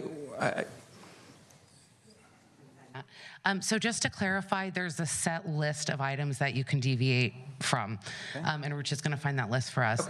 If you as an applicant want to deviate from that, and it's very important to you to have one material only for your house, you're going to then pay the Planning Commission fee, which is significantly more, and go to the Planning Commission for a public hearing, at which point we would notice the neighbors for that hearing and they could come speak on the item. The Planning Commission is only going to be looking, their only discretionary review is of the item that's being asked to deviate from. So is this it here? Okay. So there's a list on, I don't know what packet pages, maybe you could tell me. Thank you. Under 1804030, deviation from standards, there's a list of about 10 standards you can deviate from: articulation and massing, materials and colors.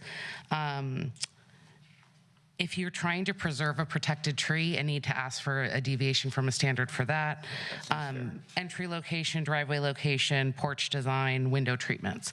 So it's basically the applicant saying, I want to deviate in one of these 10 areas, go to the Planning Commission. The Planning Commission's only going to consider those areas that don't comply with the objective standards. They're not going to say, well, you meet objective standards on this, but we don't like it. It's only going to be what the ask is for. And are you able to appeal on more than one item? Can you just say, I want to appeal all of these things? On massing, articulation, if they didn't want it's like basically you're not complying at all. So why have the standards in the first place if everyone can just sort of? Well, they would be going to Planning Commission first as the applicant saying, I don't want to comply with these 10 things. And so that would be. Why would we approve something like that? If someone wanted it to sort of just basically bypass ODS, why you're basically giving that discretion? So if someone goes to the Planning Commission with this, now we go back to our current design review findings. So now we can be subjective on these topics if the applicant is saying, I don't want to comply with one or more. Then that can be appealed to City Council by a neighbor or by the applicant if they don't agree. Okay, I understand the process. I guess I'm just struggling with why we're giving so much flexibility to the to sort of basically ignore the ODS in that aspect. I get with certain things, like I understand if there's a process like, hey, there's a tree there that I have to protect because it's a heritage tree or something else. I get that. So that seems to me that's reasonable to do that. But to basically say, I don't care about, I'm just going to ignore all these things. And I'm just struggling with that. I believe the code in certain instances too mentions sort of how far you can deviate, or does it? So for example, under the building articulation deviation. Yeah, the 30% rule. And you can go to what? Yeah, you can go to 5 feet. Okay, so within the deviations themselves, there's limits to how much it can be deviated from. So as an example, we have the 30% alignment with the second floor. That's allowed by right. The applicant can go to the Planning Commission and say, I want to go to 5 feet with that on a 7-foot setback. And so they'd still be limited to the 30%. The only thing they'd be looking at is, can we allow it to go to 5 feet? 5 feet if there's longer or not closer, that impeding setback. on the setback? Right. For this 30% of the second floor. So you're saying like if we did something with the proposal for a 7-foot setback, right? Or with the current 5-foot setback, let's say 5 and 9, and 30% can be 5 feet. Under our code now. Under our code. Right. Right. You're saying you would be allowed under this to take a setback of what percentage? Same percentage, 30%, but with I can now come 30% closer to the lot line? No, sorry. So this is if you're doing a 7-foot setback, 7 and 7. Right. And you want to utilize that 30% rule for the 7-foot on the top floor? Yes. You can bump into 5 feet if the Planning Commission says okay. So it's basically allowing what happens now with the 5 and 9 to occur with the 7 and 7 upon approval by the Planning Commission. Okay, but I thought I saw on the slide that the 7 has a 5 in there, in the slide that shows that there's a 5%, that there's already 5 feet. You can go up to 5 feet. Is that only by planning discretion? Or the 7-foot setback? The slide showed that Laura showed had a 5, that 30% could be 5 feet. Is that, or did I misunderstand? Maybe that said planning only. That is correct. For the 30% rule, that could be only at staff level, but for the deviations from the design. So what's the deviation for the 7-foot? So for the deviation, they would have to prove that they want to go closer to the side setback, or they want to do like, let's say 40% of the projection requirement. So they would have to make a case of why they would like to deviate and Go bring deeper, potentially, on the lot, why they need to do that. That is correct, and bring it forward to the Planning Commission. And at the Planning Commission hearing, the Planning Commission would only review for that deviation that they are requesting, and they will have to meet the findings that are already in the design review chapter. Now, with that said, certain cities do this approach of deviation and then requiring Planning Commission review for 2 reasons. One is to allow flexibility, because these standards cannot encompass all the scenarios of design. So they want to give flexibility, and for example, contemporary designs, they don't fall under any architectural style, so people should be able to do that. And that was the reason why we incorporated that. However, the City Council, if they decide they don't have to do this process, they can just, have a different process, and we don't allow, projects to have to go to Planning Commission if they deviate. So there could be a different process for that. Okay. Okay. And then our consultant has her hand raised. Maybe she has something to put forward. Thank you, Rucha, and Council. I think the important thing is that the applicant's taking a risk when they go to the Planning Commission. They might ask for deviation, but there is no guarantee that the Planning Commission would grant that deviation. So the process that the ODS sets up is really the certainty that you get through going through the ministerial process, or the uncertainty you have if you're going through a discretionary review with the Planning Commission. So that is the option available. They could ask for a deviation, and the Planning Commission could say, no, you haven't proven your point, and we're not going to grant it. So that's something that to think about. Okay, thank you. All set? Okay, all right. I had one last, and then I'll share it. And this might be, I think this isn't hopefully an easier question. I know we looked at duplexes and townhouses, and it was mentioned that sort of they're for RS6. Are there only, but I'm assuming those are only in certain areas that those are permitted? Like you can just have a set of townhouses anywhere. So for duplex, the proposed ordinance is allowing duplex because of SB9 units in both RS3 and RS6 districts. Currently, they are conditionally allowed in RS6. By conditional use? Conditional use permit. And then for townhouse development, they're still conditional use permit under RS6. They're not allowed in RS3 district. Okay, but I guess so let me just clarify, because we talked about duplexes in there and SB9, but we're not currently allowing 0 lot lines. So how do you define a duplex then if it's not, I mean, to me, it's like we're not really allowing duplexes under SB9 because we're not allowing 0 lot lines. We're allowing multiple units. Yeah, so by 0 lot line, the proposed development would look like there are 2 different lots, but there is no yard in between those 2. For now, currently, we require 5-foot minimum yards on both the sides. What 0 lot line would do is there would be no yard requirement. It would be they would share a common wall. But in duplex, the 2 units are on the same property, and they would be attached or detached. It could be anything. It's on the same lot. Okay, now, sorry, I'm going to complicate this now with this. Apologize, and then I'll let somebody else talk. So we're on an SB9 lot. If someone splits the lot, we're currently requiring the mandated or the required 4-foot minimum setback, side, rear, setbacks. The front setback is still different, I think, right? It's not, or is it 4 feet for, it's 15, we have the, okay. But what I understand I heard was that you could then build a duplex on the split lot instead, but how is that? I thought we're only allowing JDUs and ADUs. Now we're also adding, or SB9 properties, which to me I thought had to be a separate building. We're now saying that split building, that split lot could be a duplex? So you can, if you're talking about an SB9 lot split, the resulting lot can each resulting lot can have 2 units. Right. Those can either be attached or detached. The 0 lot line refers to if you split the lots and have 2 resulting lots, the homes on each of those lots being attached at the lot line. Right. So you could have, theoretically, in that case, 2 units attached on one side, 2 units on the other, and they're all attached down the middle. So it's really the separation between units across the property lines is what we're not proposing. We're not proposing 0 Not lot line. having sort of 4 together. Exactly. Okay.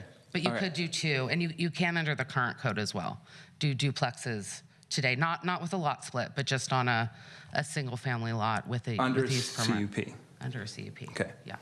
And we're saying under what's being proposed, you could do a duplex without a CUP if you do a lot split. Under what's being. Or just in general, we're going to allow duplexes. Okay. In general. All right. I guess I have concerns with that, so I will just leave it at that, and I will see what my colleagues have for questions. Thank you. All right. I think Councilmember Venkatesh had her hand up first. Thank you, Mr. Mayor. I'm trying to understand this, so I'm just going to ask a hypothetical question that came up. So I'm looking at the objective design standards, and if I have a neighbor that follows all the objective design standards and they're blocking my son, what would be my process, or do I have a process of appealing that? I'll start the response to that and then might defer to our city attorney. So currently our current code does not protect sunlight. You'll see in our different code sections under the different districts, at the very beginning it talks about purpose of the district. That purpose is executed through the standards below. And so the idea is that certain things like setbacks, height, are helping with those purposes of the code. We right now, I can just say anecdotally, going through a lot of RDRC meetings, we have had instances where solar studies were done because there was concern about loss of sunlight or impact on existing solar. As we all know, the amount of sunlight everyone gets per year changes per year and the direction and all of that. And so what we found is that there are instances where an addition or a second story might have resulted in reduced sunlight for a certain amount of time.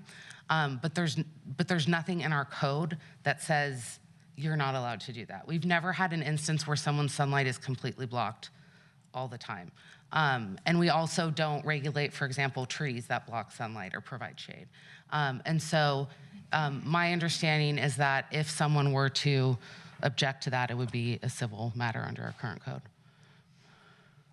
That's correct. There is some reference in the law about when landscaping blocks after the system's installed, that there is a private right of action between two residents for that, but there's not a development standard that relates to that in San Carlos or a state law that allows us to regulate that. What we're supposed to do is provide a streamlined process for installing solar systems. That's what the state law mandate is on that. On the first question about appealing something, if the development meets the ODS standards, there's no appeal from that because it's still a ministerial decision at that point, and there wasn't any exercise of discretion to appeal. You know, the person who appeals would not really have any basis to appeal because there was no discretion to say that that project shouldn't have been built or approved. Thank you. Okay. I just want to check Councilmember McDowell, you had your hand, did you have your hand up and you took it down, or? Okay, we'll do Vice Mayor Dugan then, and then Councilmember McDowell. All right, thank you, Mr. Mayor. And just following up briefly on the mayor's questions, if a applicant that does not meet objective design standards chooses to appeal to the Planning Commission, that would be accompanied with a staff recommendation, right? Like if we didn't like it, if it was, a silly, asking too much, an exception we just disagree with, that would be attached with a recommendation not to approve it to the Planning Commission, wouldn't it? That's correct. And just to clarify the process, the applicant wouldn't be appealing anything that staff said. They'd just be saying we choose to go to the Planning Commission because we're not following objective design standards. So it wouldn't be in the appeal process at that point. It would just be that's the application route they're taking. Staff would provide a recommendation either to approve it or not, and provide reasons why as well. Got it. And so and if the Planning Commission overrode staff's recommendation, we could pull that up and review it as a council, right? Okay, thank you. My question is on the SB9 splits. Could we go to slide 31? And thank you. We were just there.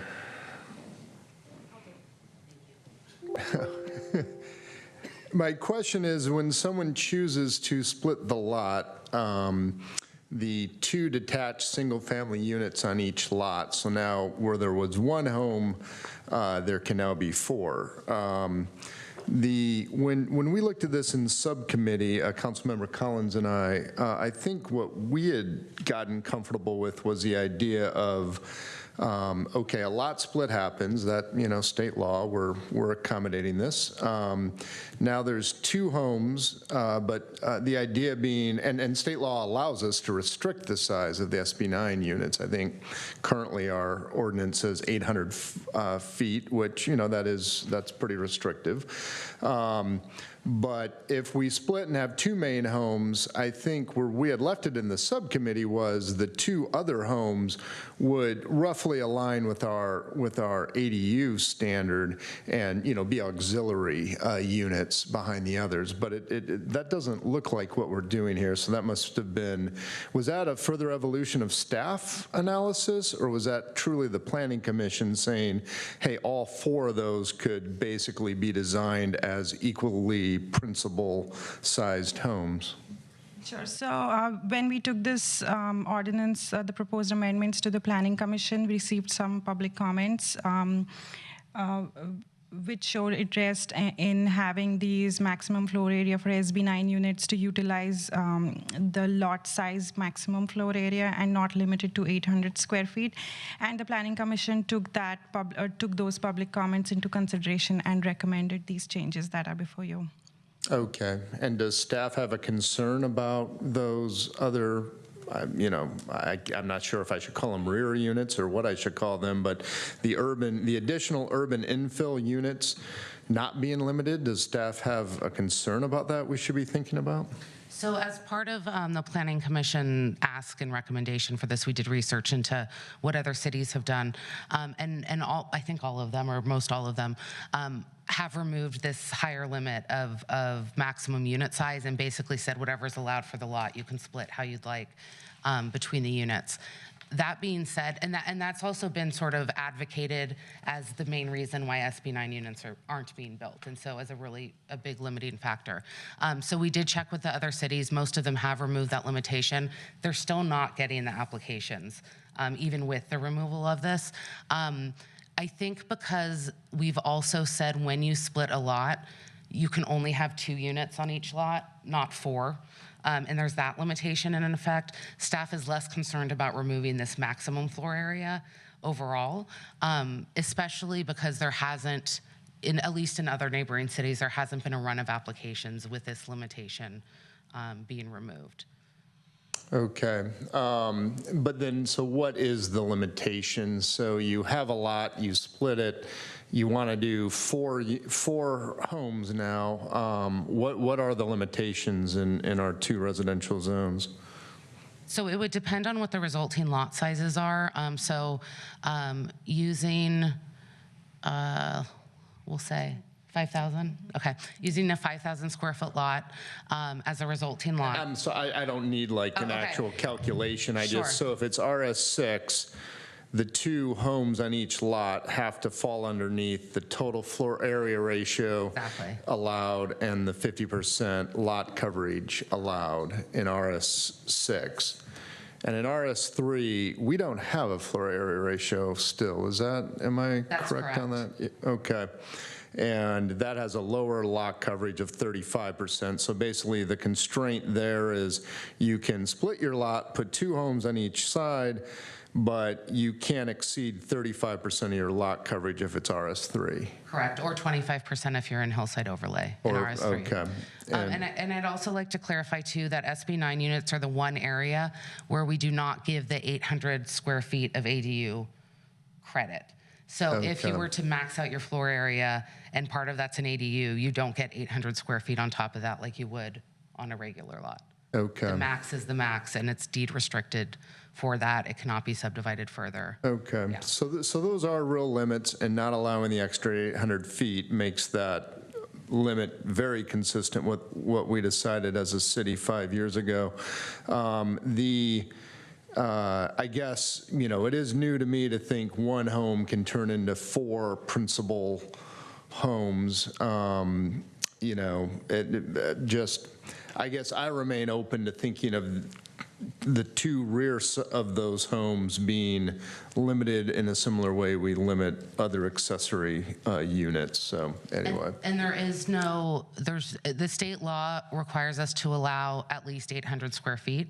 Beyond that, it's whatever the council feels is appropriate, as long as we allow at least 800 square feet for those resulting units. Okay. All right. That's what I have for now. Thank you. Thank you, Vice Mayor Dugan. I just want to make sure we clarify one thing. On the lot splits, that one lot has to be, one of them has to be at least 40%. So you can't, right? It has to be a 60-40 up sort of, right? There's requirements about how the lot gets split in terms of, so there are certain restrictions around height and size based on how the lot has to be split by state law. That is correct. 60-40 is the state law for this lot split. So you can do 50-50, but you can't do 70-30. That's what we're saying? That is right. Okay. All right. Thank you. Here, I also wanted to add one more thing as informational piece. We have received a public comment, and I just wanted to mention that because we are on the SB 9 topic. Last year in November 2022, when we extended the urgency ordinance, the council directed staff to track the number of inquiries we are receiving on SB 9.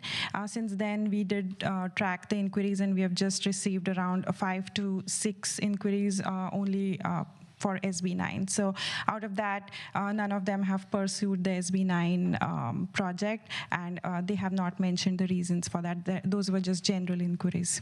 Okay, thank you. And I think I do have one more quick question, if that's okay. All right, thank you, Mr. Mayor. I saw a mention of ADA compliant walkways and ADA compliant driveways, and honestly, it was, surprised to see that in our residential code, and I couldn't imagine a more loaded term being used. Is there a new ADA requirement impacting our residential zones, or was that shorthand for something else, or what exactly is going on there? Yes, so within the objective standards, we wanted to be a little more proactive in terms of what we are requiring. However, the ADA requirement, the intent is for the width of the walkway that would be required. So that is the 36 inches. That is a requirement for an ADA walkway. However, if council thinks that this is too prescriptive, so this is not required for single-family projects. So if this sounds to be too prescriptive, then we can definitely amend the language to remove this requirement and let the building code take precedence on the walkways. And I'm sorry, that just, what is the standard? We want it to be 36 inches? That is and correct. ADA is somehow some kind of shorthand for 36 inches? Or? There are other requirements, but the intent of the objective standards was for the width of the walkway. Okay, because the same sentence went on to talk about stepping stones, and I can't envision ADA compliant stepping stones. That is correct. It is not, Okay. yeah, it definitely needs a little bit more clarity. Okay, I would I would be more, if it's not necessary, and I haven't heard a reason why it is, I would like to remove all ADA references. I think that's very loaded and confusing. All right, thank you. That's what I have. Councilmember McDowell and then Councilmember Collins. Thank you, Mr. Mayor. Thank you, John. That the ADA accessible language was on my list too, and in my mind, that means a ramp and no steps. And I would agree that we should strike that language because it is it encompasses a lot more than just the width of a walkway. So I'll ask two other questions. This goes back to the use of the architectural style guide. So that falls at the very beginning of the process when someone's putting together their application. Are they supposed to include pictures, or how do they call out kind of their style? They can definitely include pictures of, but they need to call out the specific style referred to from these two style guides. And then how this requirement would be enforced would be that they have these options, and out of those, the 4 design elements shall be from that particular style according to the guidebook. So that's what they would need to show us within their application package and checklist. And the 4 design elements are? I can just refer to that and let you know. And I can follow up with a kind of, go ahead, Andrea. So in the book, could I actually just use it really quick? Use a prop. She wants the book. Thank you. No problem. So architectural style, whatever that may be. The book will talk about certain things specific to that style. So as an example, a Victorian style, which we don't see a lot of, has various roof shapes and types. So they would point out, we're using this type, and we'd verify that this is consistent with this style. If they're doing pillars, there's only certain pillar types that are associated with that style. So they basically go through whatever their architectural style is, compare it to this or the other book or other resource, and match basically the various architectural features. And it could also be things like showing the placement of windows or where the stairs are located. So each style has sort of different characteristics, but all would have roof-shaped windows, cornices possibly, materials, pillars, things like that. So we'd go through and make sure that that's matching up with whatever's in here. Thank you. And then, so I discussed this with you guys on Friday, but I want to bring it up with my colleagues just to make sure I'm clear. So if we're using a storybook tutor, and our code calls out the need for a porch, and storybook tutors don't typically have porches, would they then be out of compliance and have to go to the Planning Commission to leave the porch off? Or can they follow the book and it says no porch, and then we say, okay, you're compliant? They could definitely include a porch, and if it meets, the architectural style, because we know there is at least one project in the city that follows a Tudor style and has a porch, and if it is consistent with the architectural style according to the book, that would be allowed. But if they don't want to do a porch, and our code, I think, says that everyone now needs to have a porch, what happens? That would be allowed. We would have to amend the language by stating that the architectural styles that do not incorporate one of these or the porches, they would be exempt from the discretionary review and would be allowed. Okay. Yeah, I think that having that flexibility, if you say follow the book and they're following the book, then they should be able to seek that pathway. Makes me want to read the whole book, though. I kind of want a copy of the book, too. I'm sure the library has it. And then my final question, and this is getting kind of into the details, but I did want to raise this, is about rear balconies. I know that, there are always privacy concerns coming up with these large projects, and I think that the rear balconies are one of them. And I noticed in the code, there's language that says for rear balconies, you have to have some landscape screening that reaches a mature height of 15 feet, but it's silent on how tall that screening needs to be when it's planted. And so my concern is that someone will choose, something that's very small, and it will take 5 to 7 years to grow into an actual screen. Is there leeway in there to add some detail that, such screening needs to be a certain height when planted? So as currently proposed, the height of when these landscapings are planted is not defined, but we can certainly define that if that's the direction. So we could do a text amendment there as well. Okay, so I'd be interested in adding that to your list, Mr. Mayor. I think if people choose to have a rear balcony, they're going to have to plant something that's tall. Okay. Thank you. I'll pass the baton now. Okay. Councilmember Collins. Thank you, Mr. Mayor. I think this question is for Laura. Are you still there? In all of the drawings I saw in the packet of homes, they all seem to be, I don't know, 5-6 feet, maybe 10 feet from the street. Is that just for illustrative purposes, or will there actually be a minimum distance from the street and a maximum distance from the street as part of this process? Or is it just not mentioned? It isn't, those are illustrations, and there is no requirement that it needs to be a maximum distance from the street. So somebody could build to the front lot line, and there is an allowance for the porch to encroach into the front yard up to 5 feet. But there's no requirement that it encroach that far. And so those are just for purposes of illustration. They're not indicating what the standards actually are. Okay, good, thank you. I didn't think so, but I wanted to get cleared up on that. The 800-foot unit size that we had, John mentioned that we had talked about that earlier. And the Planning Commission has recommended basically eliminating that, correct? Okay. And you said other cities are now, or have basically followed suit. Is that because there was any kind of concern that 800-foot limit could be challenged by an applicant as maybe too restrictive? I do not have specific information on why they included that, but the jurisdictions that we researched, most of those like Burlingame, San Mateo, Redwood City, and so on, they all have a language that do not limit the SB9 square footage to 800 square feet, but they base it off of the maximum floor area of the lot. Okay, yeah, I like the fact that we're trending in the direction that we are, and the Vice Mayor said he did not need a concrete example of a 5,000 square foot lot, but I do. So if we could talk about, I think that we were back on, I think it was slide 31 that we were at before. All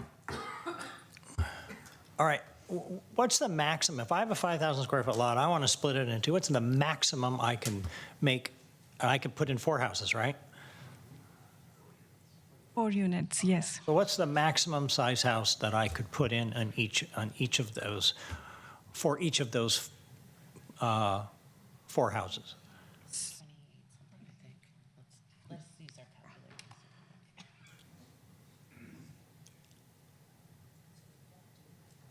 I know I could have done the math, but I thought it might be useful for everybody to hear that from you.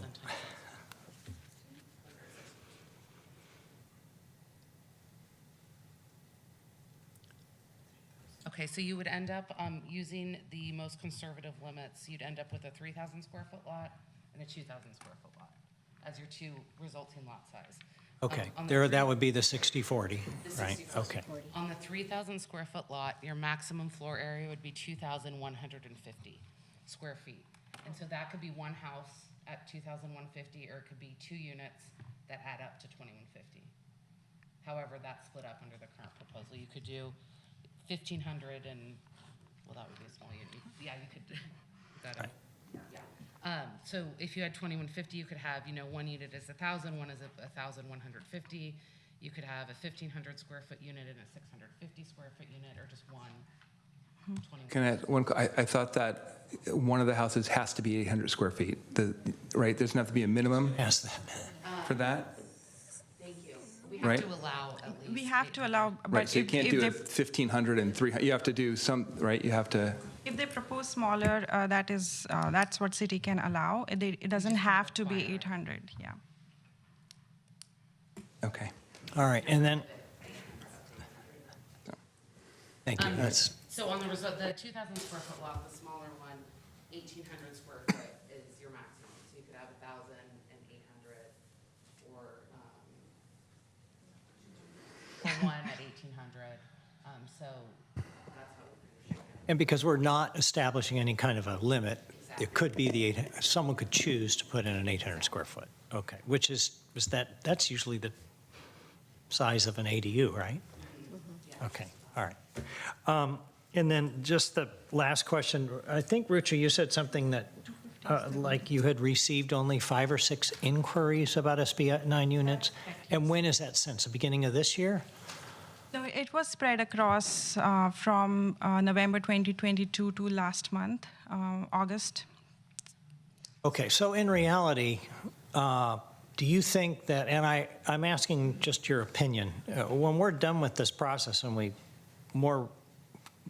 make a much better definition, we further define what our standards are, do you think that some applicants are holding off and waiting for this, and once it's settled, we may see more of these types of applications? I mean, just based on what you've heard?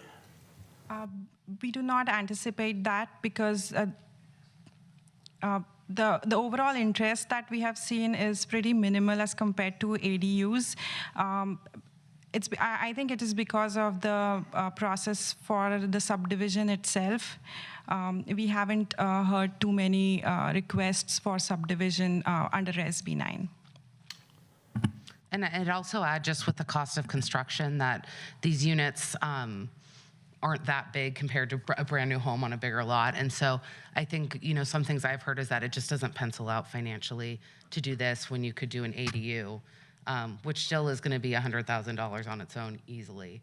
So I think the financial aspect is a big part of it. I mean, the one scenario I can think of is definitely the larger lots. So in communities that have very large parcels like the town of Atherton, there was a lot more interest, right? Because it's a 1 acre minimum. So for example, if you had a 10,000 square foot lot, and that's our minimum size today, with the SB 9 scenario, and you were able to go to the max square footage, you could subdivide it and create 2 5,000 square foot lots. So on the smaller ones, it sounds like a really good idea and a really good concept, but in reality, You really need some property in order to do it. Cost is going to really determine how that works out. Okay, thank you, Mr. Mayor. Thank you both. Thank you. All right, I had a couple questions, and then I don't know, do others have more questions, or are people ready to wrap up the questions? I don't want to cut people off if they have more things. I just want to be mindful of time. Okay, and anybody else have more questions? After public comment, okay. All right. Do you want to go first, and then if you have your one question, because I have a couple. I had a quick question. So in the new developments, how many properties are putting in ADUs? If we look at the statistics, roughly, I would say every out of 10, at least half of them do propose ADUs with the proposed new house. And how do you track if they're being rented versus like if it's a pool house? I'm sorry, I did not. Sorry. How do you track, or do we track, is the ADU being rented, or is it like a pool house or an extra property? So currently, we do not have a way to track that. This is something that's been brought up, countywide and statewide as well. It's something that HCD is asking, how do we track these? That's something that we're working with 21 Elements, which is our regional group of cities, to try to figure out a way to track those and have some real data to provide on rental information. And affordability levels, which is a lot harder to measure, but if there is a way to do that, also include that as well. Sure. Okay, and a couple quick questions. So just on SB 9, given that there's so many questions on SB 9, and I know we're starting to bump up against our emergency ordinance, I guess this is for Greg. If we felt like we needed to on SB 9, could we extend the emergency ordinance on SB 9 at this point, or are we sort of under the gun to get it done? I think that we cannot extend it. It's going to expire. We can only have an urgency ordinance last 2 years, so it's going to expire. So we are under the gun in that respect. And when did we put that ordinance in?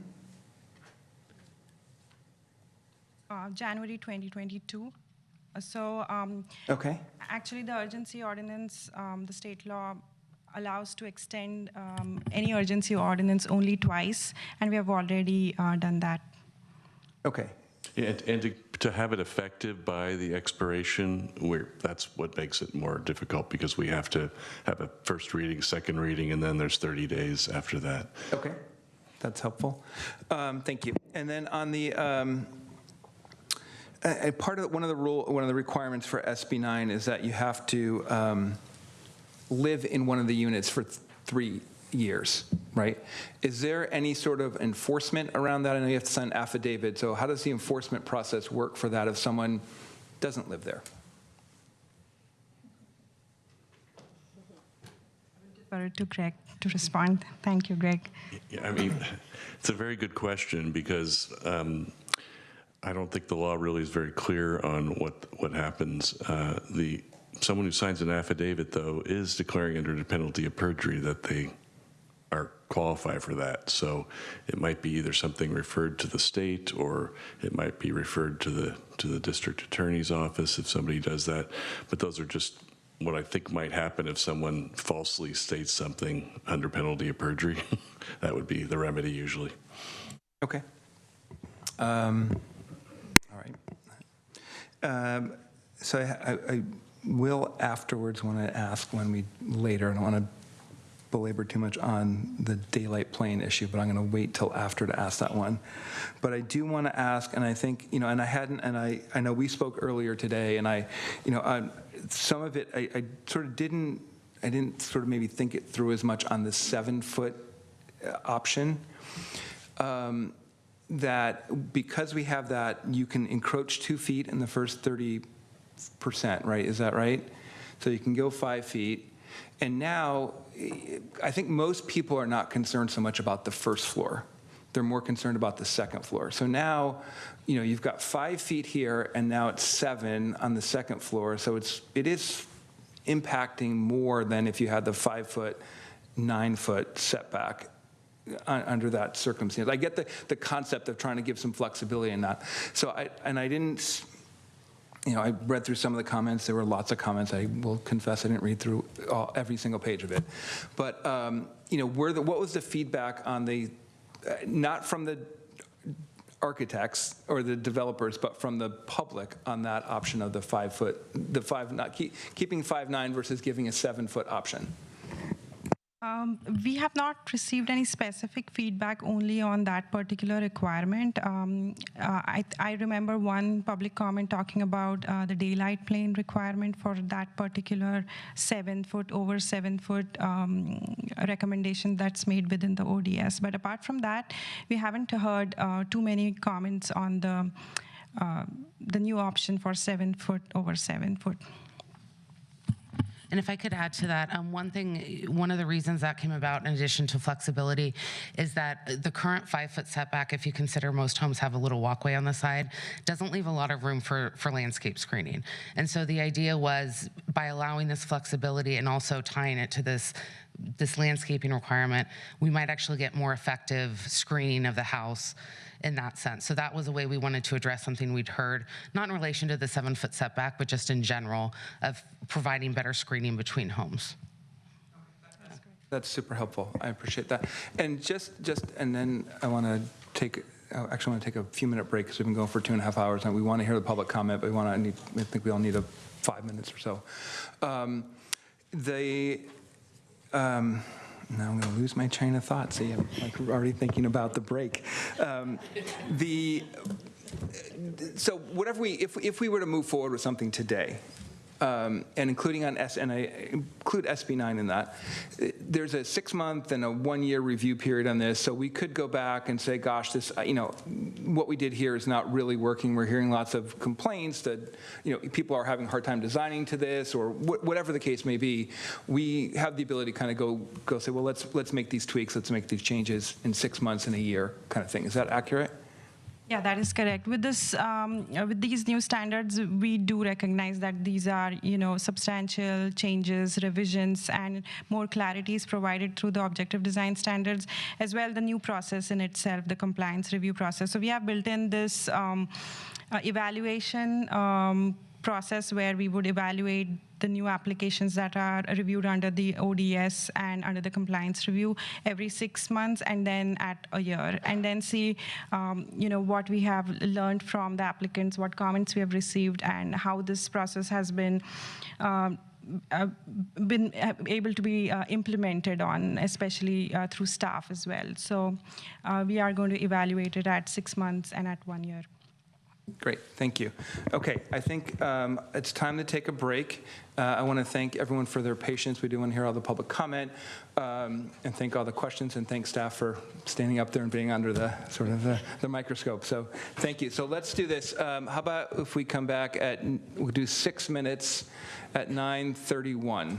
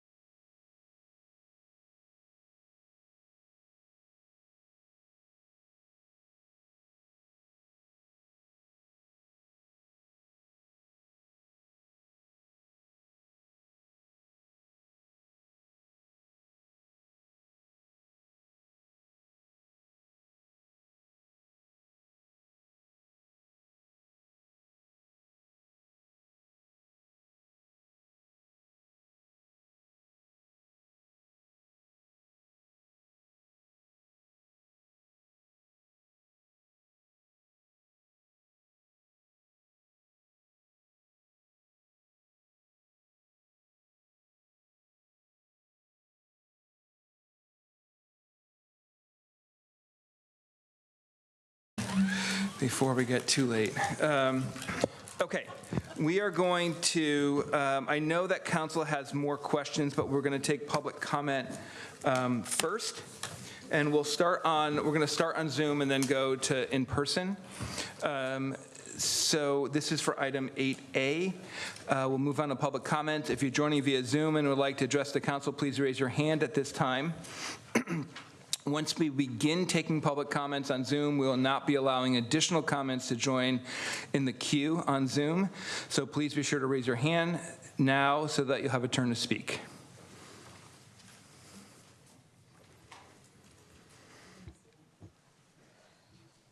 Okay. I just have 2 at the moment. Okay. And any last calls for speakers?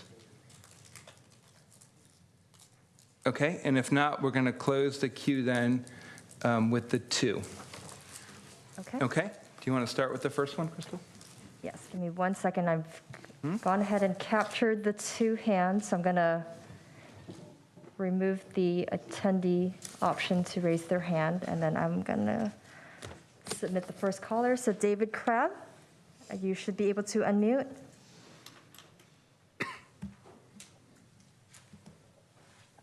Hello, can you hear me? Yes, thank you.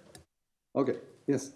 Yeah, I got a lot of comments, but I'm going to just concentrate on one, which seems to be, I hope it's a typographical error, but I don't think it is. I'd like to, are you hearing me okay, people? Yeah. Oh, if you can hold on 1 second, we're just getting the clock started for the 2 minutes. Hold on 1 second, please. All set? Okay, go ahead. Thank you, David. Okay, yes. Could you refer to your packet page 270?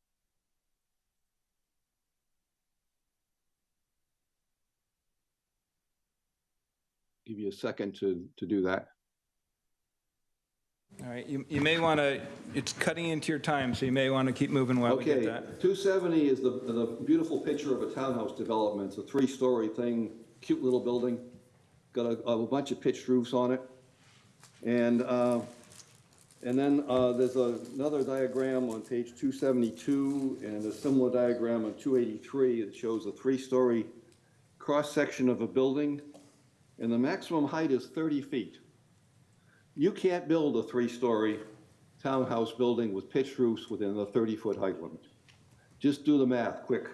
You got a 9-foot ceiling typical per floor, and you got a 1-foot width of construction. So every floor is 10 feet. So the first floor is 10 feet, the second floor is 20 feet, third floor is 30 feet. That's a flat roof. So if you want pitched roofs in a townhouse, give us at least 35 or more feet. That's my main comment. I've got others, but that's, I think that's really important. I don't know whoever thought that we could do a 3-story townhouse in 30 feet. Thank you. Okay, thank you, David.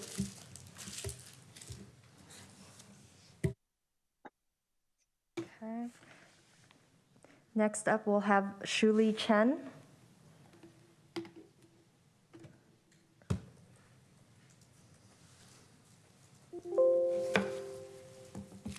Shuli, you should be able to unmute.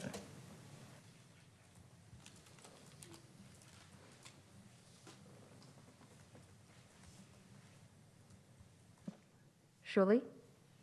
Yes, can you hear me? Yes, we can. Oh, great. Yeah, I just have one question. I think about the notification, I noticed that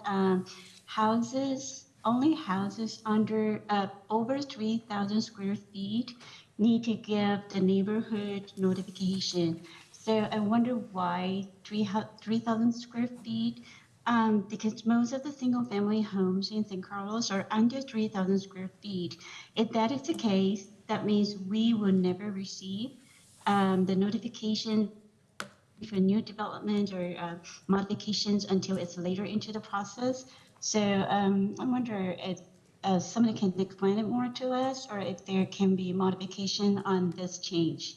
Thank you. Okay, thank you, Shuli.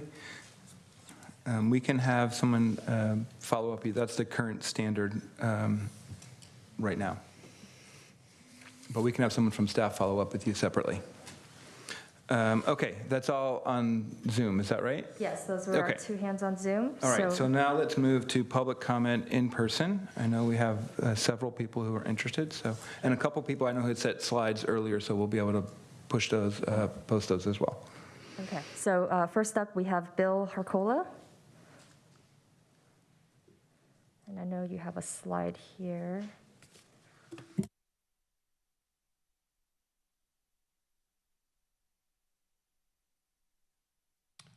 Hello, my name is Bill Harcola. I've been a San Carlos resident for 22 years, and I'm here to tell my story about how my family and I are impacted by the house that was built next door to me. A house built to the maximum zoning standard limits and beyond. In 2017, the adjacent single-story property was remodeled, adding a massive 1,320 square feet second story. Not only did the second story max out the allowable 3,000 square foot building on a 6,000 square foot lot, but incredibly planning approved a variance for this project to exceed the maximum by 312 square feet.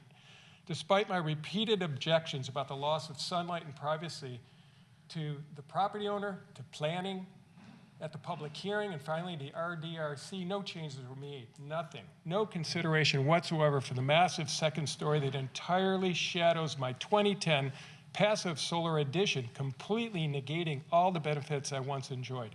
No consideration for the windows peering down into my bedrooms, bathrooms, kitchen, and dining room. No consideration why?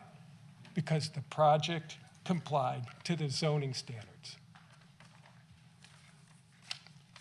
This is a failure of the city's zoning standards to protect me and my family, a failure of adherence to the purpose. San Carlos Municipal Code, Title 18, right up there, C, let me quote, to ensure that the scale and design of the new development and alterations to the existing structures are compatible with surrounding homes. Well, I have to say there's nothing compatible with completely blocking my winter sunlight, nothing compatible with the loss of privacy by having people peering down while we're in our bathrooms.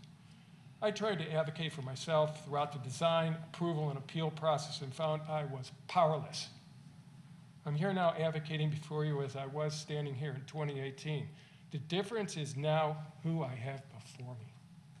For now, you have the power to represent the powerless in your duly elected positions, the power to provide residents with reasonable protections for their quality of life in their home.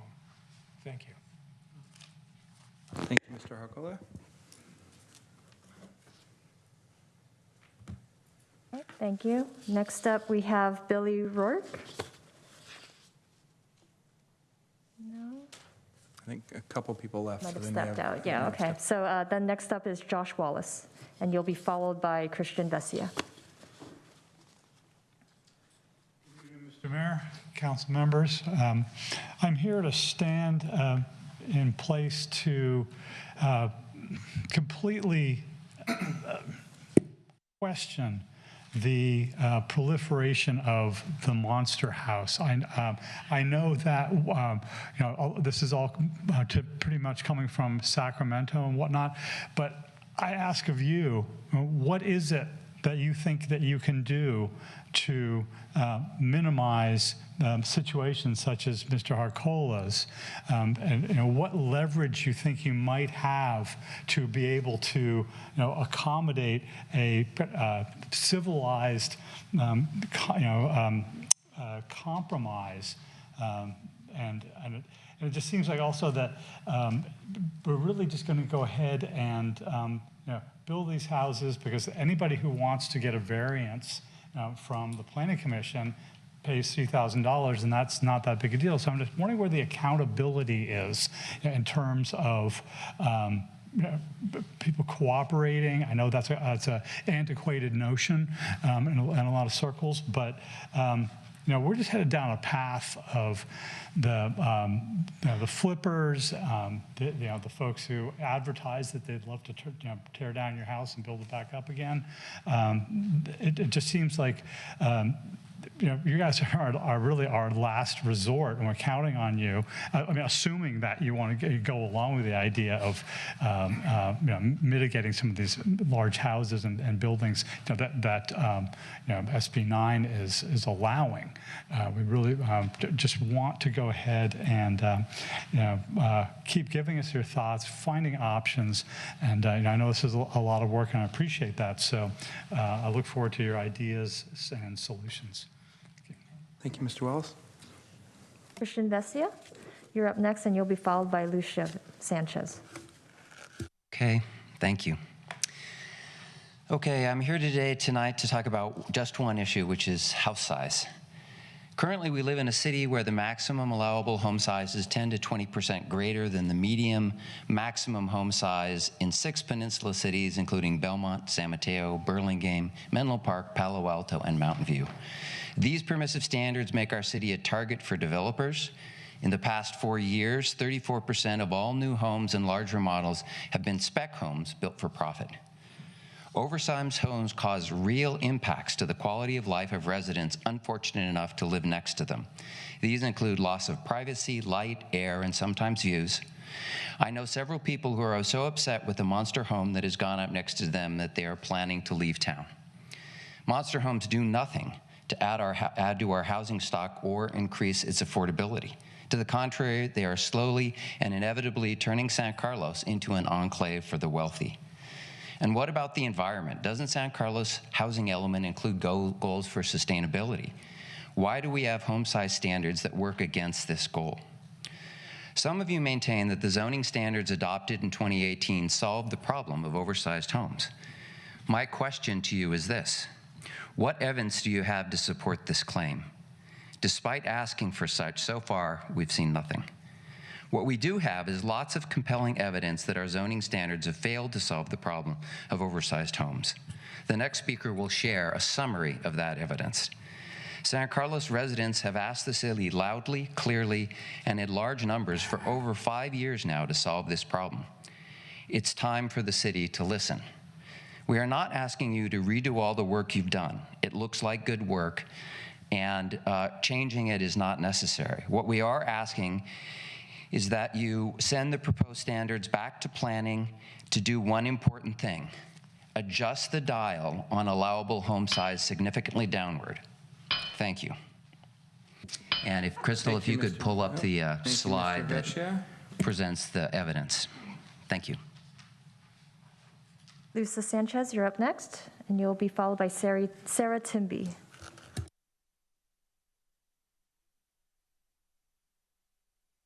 My notes are all over the place because I've had to regroup after hearing, learning more information tonight. So bear with me. First of all, I'm a 22-year resident.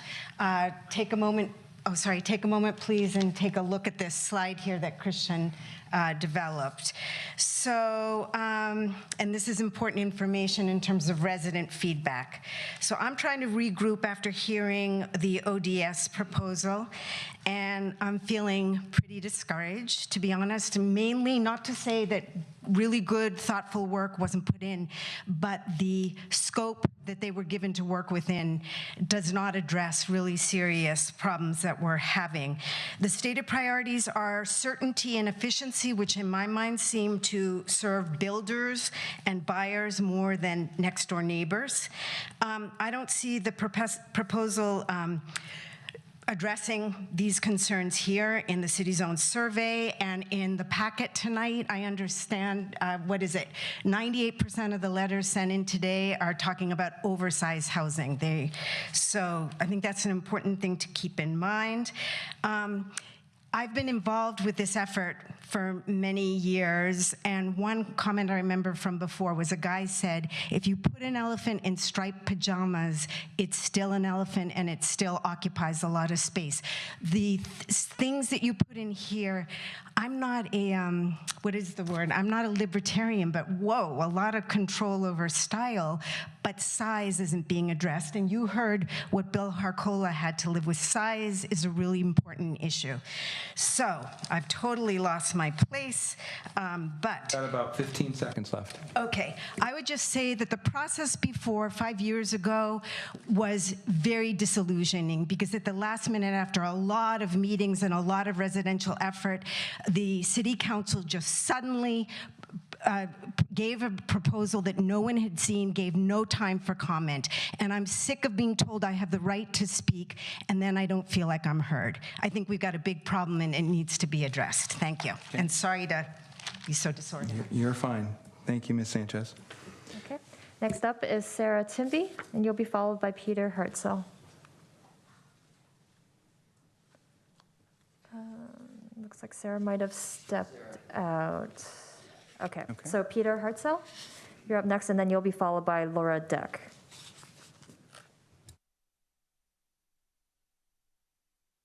Thank you, Mr. Mayor and City Council members. I'm Peter Hartzell.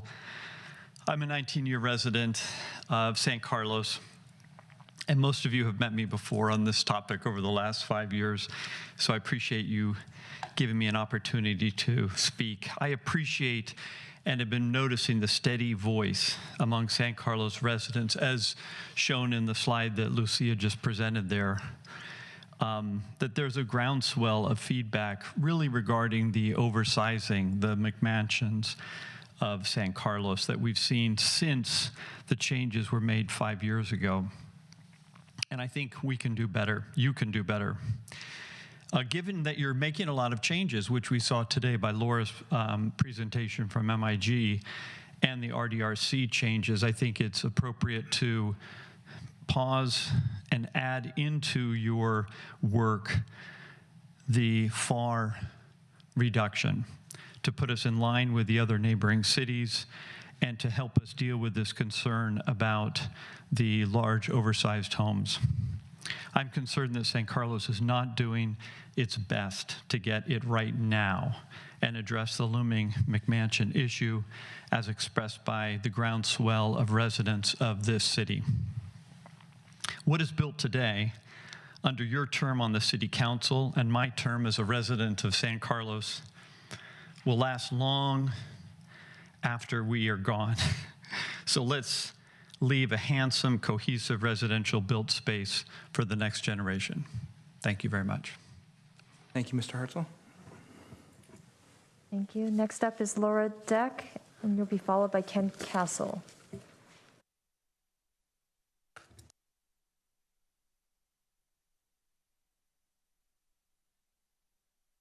Deck wasn't able to be here tonight, so I'm going to read her comments at request. Okay, go ahead. Several times a week, I'm sorry, I'll start from the beginning. My name is Laura Deck, and I'm a 30-year resident of San Carlos. I attended a previous meeting about residential design standards and read a statement, but I'm unable to come tonight. Several times a week, I run through San Carlos neighborhoods and have seen firsthand the construction of many monster homes with excessive square footage that overwhelms the lot size and blocks sunlight and views of much smaller neighboring homes. Thankfully, one of these behemoths has not sprung up next door to my house, but I sympathize with owners of single-story homes that are overshadowed by huge two-story homes. All parties involved, the city, developers, and tax-paying residents, want reasonable zoning requirements that allow for construction of new homes while protecting existing homeowners' quality of life. To that end, I urge the City Council to adopt residential zoning standards, house size formula of 1,000 square feet plus 28% of lot size that are in line with neighboring cities, Belmont, San Mateo, Burlingame, Menlo Park, Palo Alto, and Mountain View.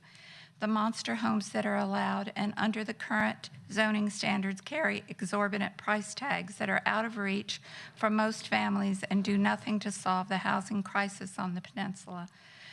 Plus, they carry a significant environmental impact to build and maintain.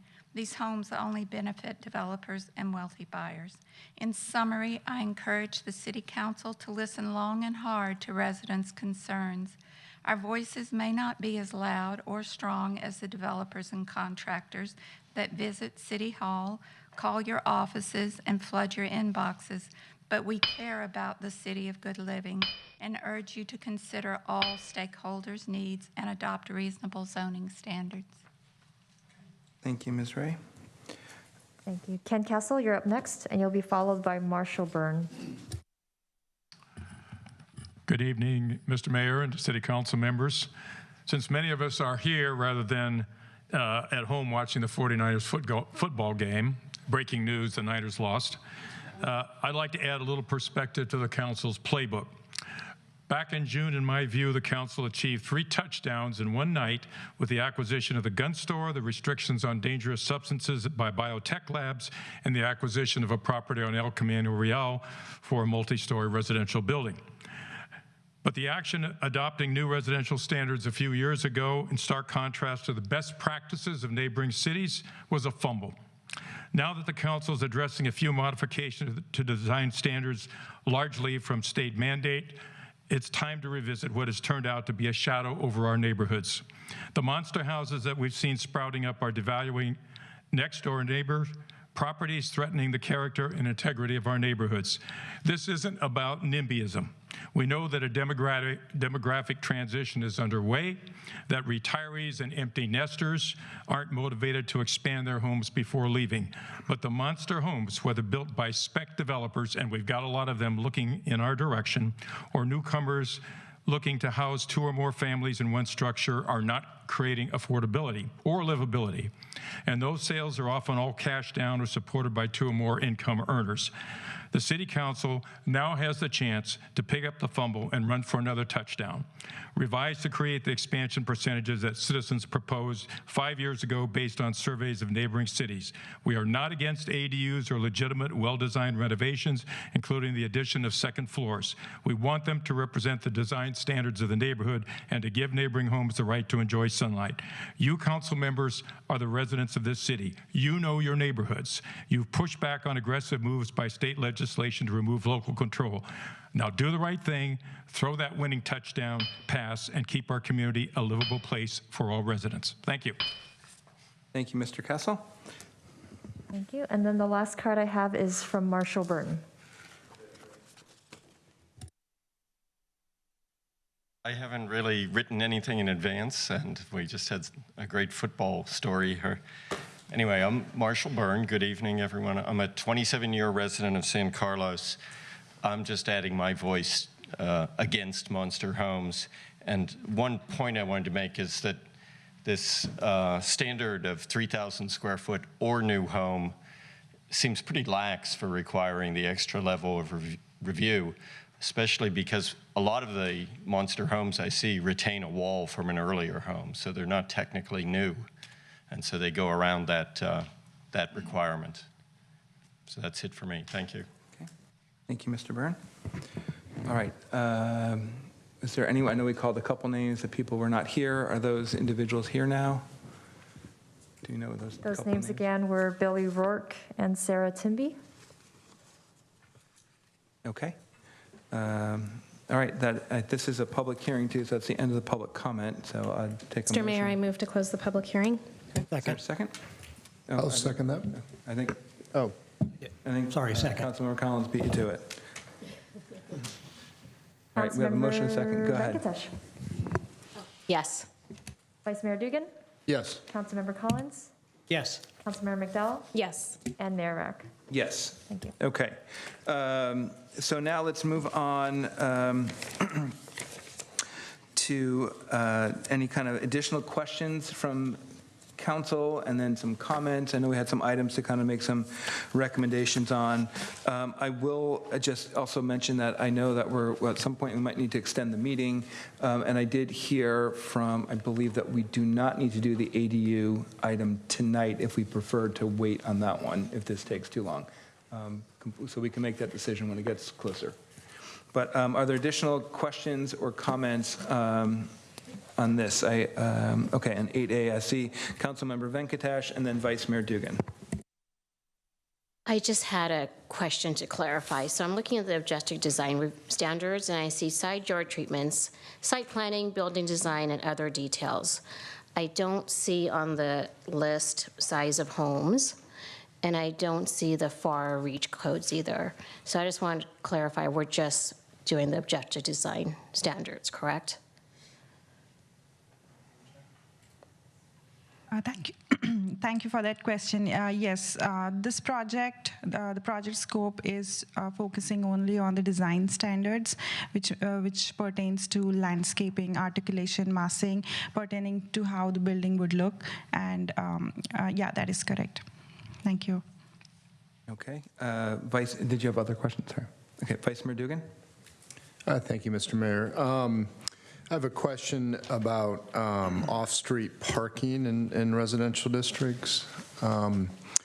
So I kind of saw, changes being made, trying to be thoughtful. I think I saw if it's a one-car garage, you can have a two-car tandem driveway. So I just have a simple question. I remember we spent a lot of time when I was on Planning Commission thinking about it, and kind of one of our, some people are successful in parking in garages. Given our chronic lack of basements, most people aren't. So the reality is kind of driveway parking is, our best opportunity for folks not to park on the street. Is what we're proposing here tonight, is that going to present any change in the number of off-street parking spaces not in garages?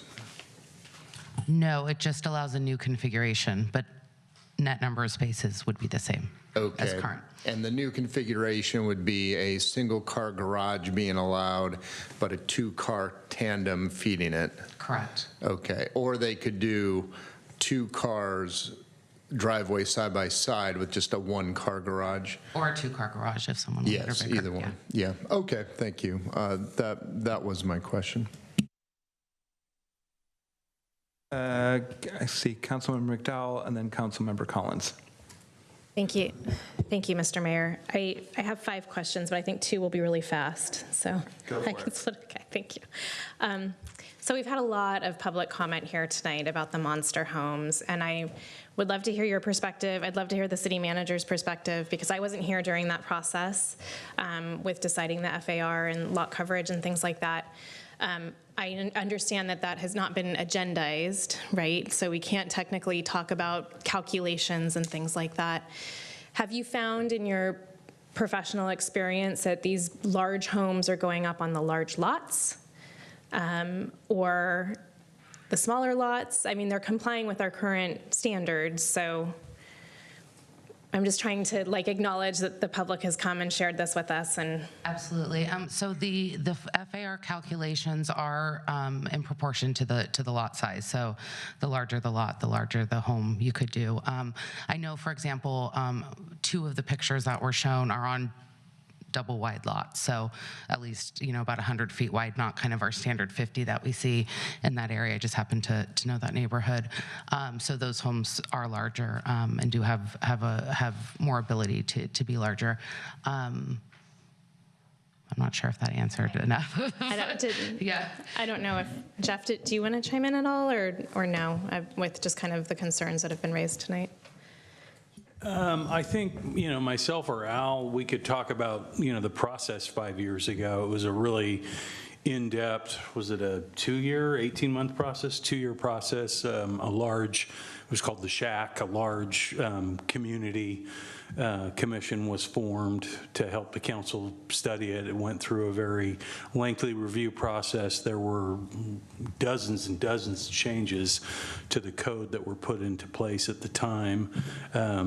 I think it's always, what you're struggling with and dealing with right now, and we had families who were coming in saying, hey, if you do this, we won't be able to build the house we want. We had people coming in sharing their stories about what it's like to be the next door neighbor of these houses. All those different perspectives were shared with the council. I think the council, for those folks, and I recognize a lot of faces in the audience from back then, I think they would say a lot of changes that they advocated for and recommended were made, but not all. And ultimately the council chose to draw the line where it exists today on that particular issue.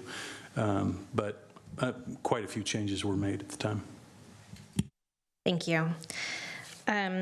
My next question, I noticed that there were several comments in the packet when you had your meeting with the architects and designers, kind of talking about sometimes they get differing perspectives from different planners, and that has caused some consternation. Do you feel like this exercise in cleaning up our objective design standards will help address those concerns, or it'll be very clear what the answer is and that'll be the same answer every time? Yes, and having been the person who a lot of times will meet with the architects kind of if it gets to that point and they've said, on another project I was told this and that, it's really those subjective standards. And sometimes in our current code, things that seem objective aren't necessarily written that way. So for example, that 30% rule, right now the way it's written, there's disagreement on what constitutes a story and what if you have an L-shaped house, do you get the whole length? So I mean, there's all these sort of points of different interpretations. And that's something we also don't like. We don't want to be inconsistent. We want to have consistency across the board and also have, expectations in place that people can rely on. So that's actually a big driver, I think, of why staff likes these objective standards, because it can be consistency. I think it will really minimize that quite a bit. Okay, thank you. This goes back to something that Laura said earlier. So window placement has come up a few times tonight. That's frequently a topic of dispute among next door neighbors for the second story. And I thought I heard Laura say that there's a standard about the windows being opaque or 7 feet high. Did I hear that right? Do we have standards now for the second story that would talk about window placement that would give privacy to the next door neighbor? That is correct. That requirement is in place when someone opts for the 30% rule projection into the side yard. So yes, that requirement is in place when the proposed project goes closer to the side yard or the neighboring property. Okay. If that projection does not happen, then that's something that the neighbors would work out together if someone was concerned about a window placement looking down into their bathroom or something like that. It's not included in our current standards. Correct. So for those kind of design changes, that's exactly why we wanted the step 1 of the neighborhood notification process, the pre-application or the pre-application meeting requirement. Those are the topics that the applicant would need to work out, or would be a great time to address comments from the neighbors. Okay, thank you. My next question is about SB 9 units, or actually units in general, it's my understanding that they can be 4 feet from the rear property line. Do our standards allow a 2-story structure 4 feet from the property line? Because I know this caused a lot of difficulties in Redwood City, and I just want to seek clarification that we're not allowing a 2-story structure 4 feet from the rear property line. If it's an ADU, the new state law, if it's an attached ADU, the state law will allow up to 25 feet tall, 4 feet away from the property line. From the rear property line? And side. Yeah. That's state law? That's state law. Okay. Yeah. So only for attached ADU, that's the only one? So for detached ADUs, you can build above a garage and go to 20 feet tall, 4 feet away from the side and rear. Yeah. And those two things are the only? Yes. Yeah. And then there's SB 9 is different. Yeah, SB 9 is limited to 16 feet. 16 feet. Yeah. And 16 feet is not quite 2 stories then? You'd have a high ceiling in your first floor. Okay. Okay, well, we can't debate with the state. Okay, my final question is... Sorry, I just had one little piece I forgot. With the detached units, if it is not within a half mile of transit, then 16 feet is the height limit for ADUs. However, a lot of properties fall within that 1/2 mile radius. In that case, it could go to 18 to 20 feet. And transit includes bus stops? Correct. Okay. Thank you. Okay, my final question, Mr. Mayor, thank you for indulging me here. This has to do with undergrounding utilities. I saw several references to the fact that if, for new residences, the city requires the owners to underground their utilities. And so my question is, well, I've heard from a homeowner who's going through this process right now that it costs $50,000 to do that. So my question is, and they have to cut all the way, the power pole is on the other side of the street, so they have to cut all the way through our brand new paved street. So that destroys city infrastructure that we just paid to do. So my question is, why are we still requiring it? How long has that been on the books? And does the city have a plan to bury all of our infrastructure, all of our utilities, and getting rid of the poles? Do we have a grand plan here that, requiring this from homeowners is contributing to, or is there no grand plan? So I can start with the answers to some of those.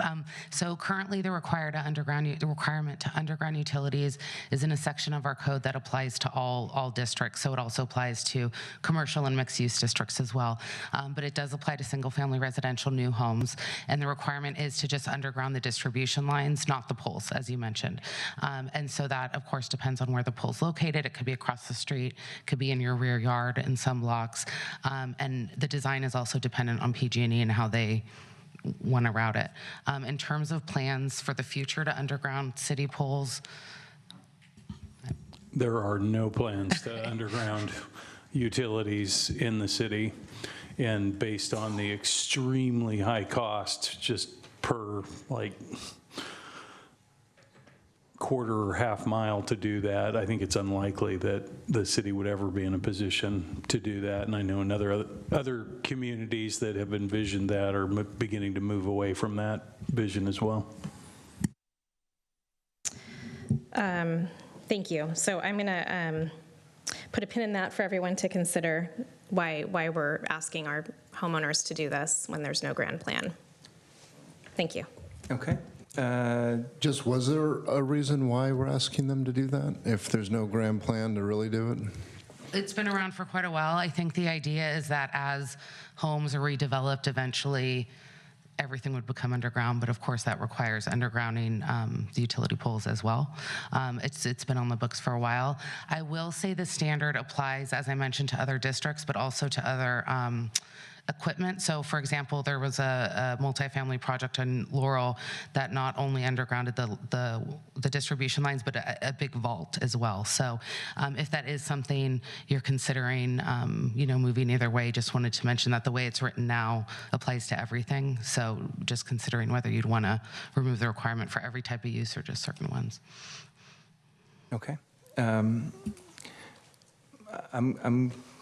going to sort of be a little bit contrarian on this one, Councilmember McDowell, because I think at some point, with some of the, if we continue to have some of the weather events, we should not take it completely off the table. I understand it's super expensive, and I'm not saying we should look at it right now, but I hold out hope that we might want to at some point think about that. So not today, but so I'm if we can keep the process moving slowly but surely, I like to keep that option open. Councilmember Venkatesh.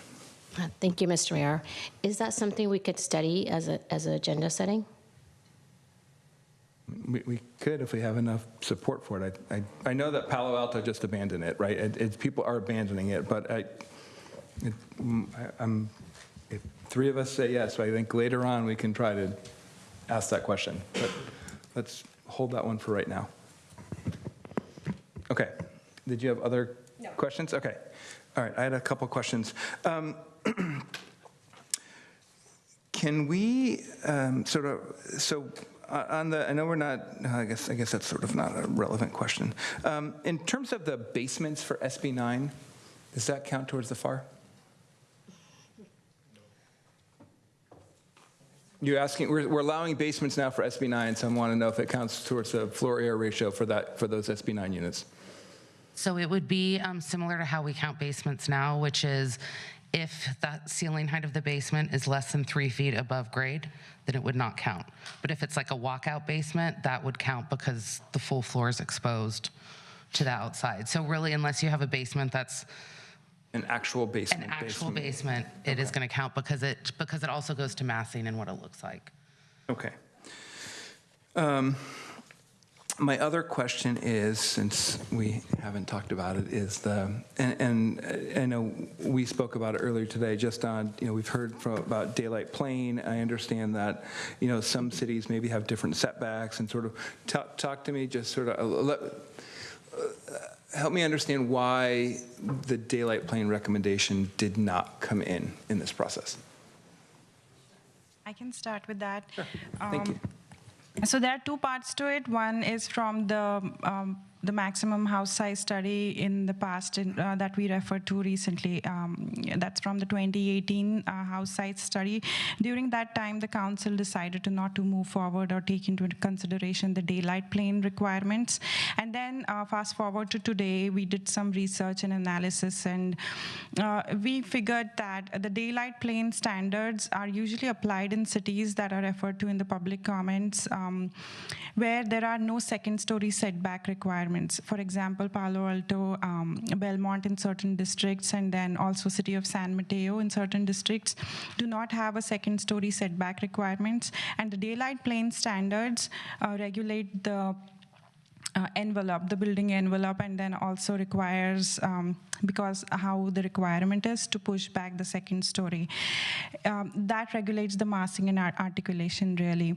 But in our city, we already have the 5-foot side setback and the 9 feet second setback, which eventually gives the outcome of what a daylight plane requirement would give. And that was the reason, number one, staff did not put forward that recommendation for daylight plane and does not recommend that. Secondly, also for the daylight plane standard, it's quite regulating, and it does not really work uniformly for all the sites. It is not very site specific. So just applying that standard on all the lots is not going to give us the design that we anticipate. Versus the 5-foot and the 9-foot story setback, and the 30% rule gives a lot of flexibility in terms of design, and that is why staff does not recommend putting forward the daylight plane requirements. Thank you, Richard. And Andrea, did you want to add something? I was also going to add that just in terms of design, it doesn't really result in not always, but necessarily the best looking design. It results sort of in this, people call it the wedding cake look when it's applied. And then just going a little bit more to what Rucha mentioned, this has been, I think, offered sort of as a solution to solar access. The problem with that is that it's, daylight plane doesn't take into account how your lot's oriented, where it is in relation to the sun, any of that. So it's really more, even though it's called daylight plane, it's really more of a massing tool. And we feel that the setbacks and height also address that. I'll also say, we do have quite a few 40-foot, 50-foot wide lots. It's much more restrictive on those types of lots than, other cities, I think, generally speaking, have larger lots. It's a little bit more effective in that case, but when we have a 40-foot wide lot, they're really limited already. And so utilizing the setbacks is a more effective tool, we feel, in that case. Okay. Thank you, Andrea. Okay. I don't see any other questions. Has everyone kind of had all their questions answered? Okay. Let's turn to, first, let me just see if we can get a motion to extend the meeting because we're going to run out of time. And I want to, can we say like 11 o'clock? Hopefully we can maybe go sooner. But Mr. Mayor, I move to extend the meeting to 11:30 and hopefully end it at 11. I like your optimism. Can I get a second? I'll second. Okay. Crystal, can you call the roll? We have a motion and a second. Councilmember McDowell? Yes. Councilmember Venkatesh? Yes. Vice Mayor Dugan? Yes. Councilmember Collins? Yes. And Mayor Eck? Yes. Okay. All right. So I had a couple. Let me see if what I have for items are Councilmember McDowell asked about the sort of if you're following the book, the recommendations of the different styles that they would be, if something didn't have a porch, for example, because that wasn't the style of a Tudor, that would be deemed in compliance with ODS. You wouldn't have to appeal that would be the case. I have moving the notice when it does need to occur from 14 days to 21 days. I know you asked the question about the landscaping and sort of having minimum requirements for landscaping when there's a balcony. Yep. Okay.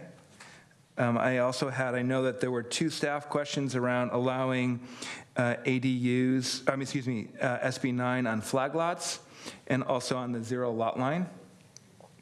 Those were 2 questions that I think were in the initial that was staff. Well, I want to capture everything, make sure I'm not missing anything from anybody else. Are there other ones that I did not catch that people had specific sort of questions or wanted to make potential amendments?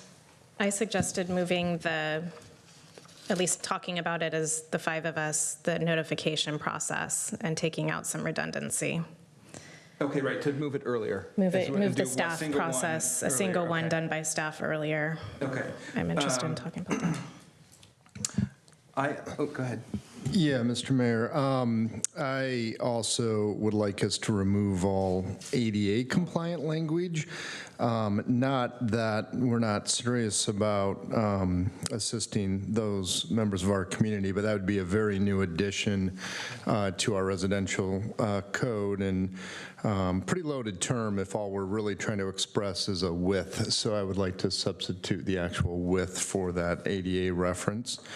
And the second item I would like us to consider is an actual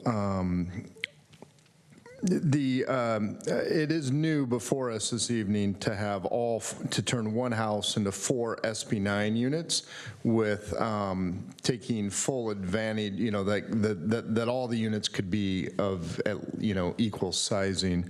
And I wanted to understand where my colleagues felt on that. Where I had gotten to in the past was thinking that if you split into 4 units, you'd have 2 main units, and then you could have 2 other units that perhaps could be sized as ADUs under whatever limit we reach under the ADU discussion, and that is open. I don't know if we'll get there tonight or not. And then corollary to that, just for discussion, because I do think of that as an ADU, our current code allows plus 800 feet for ADUs.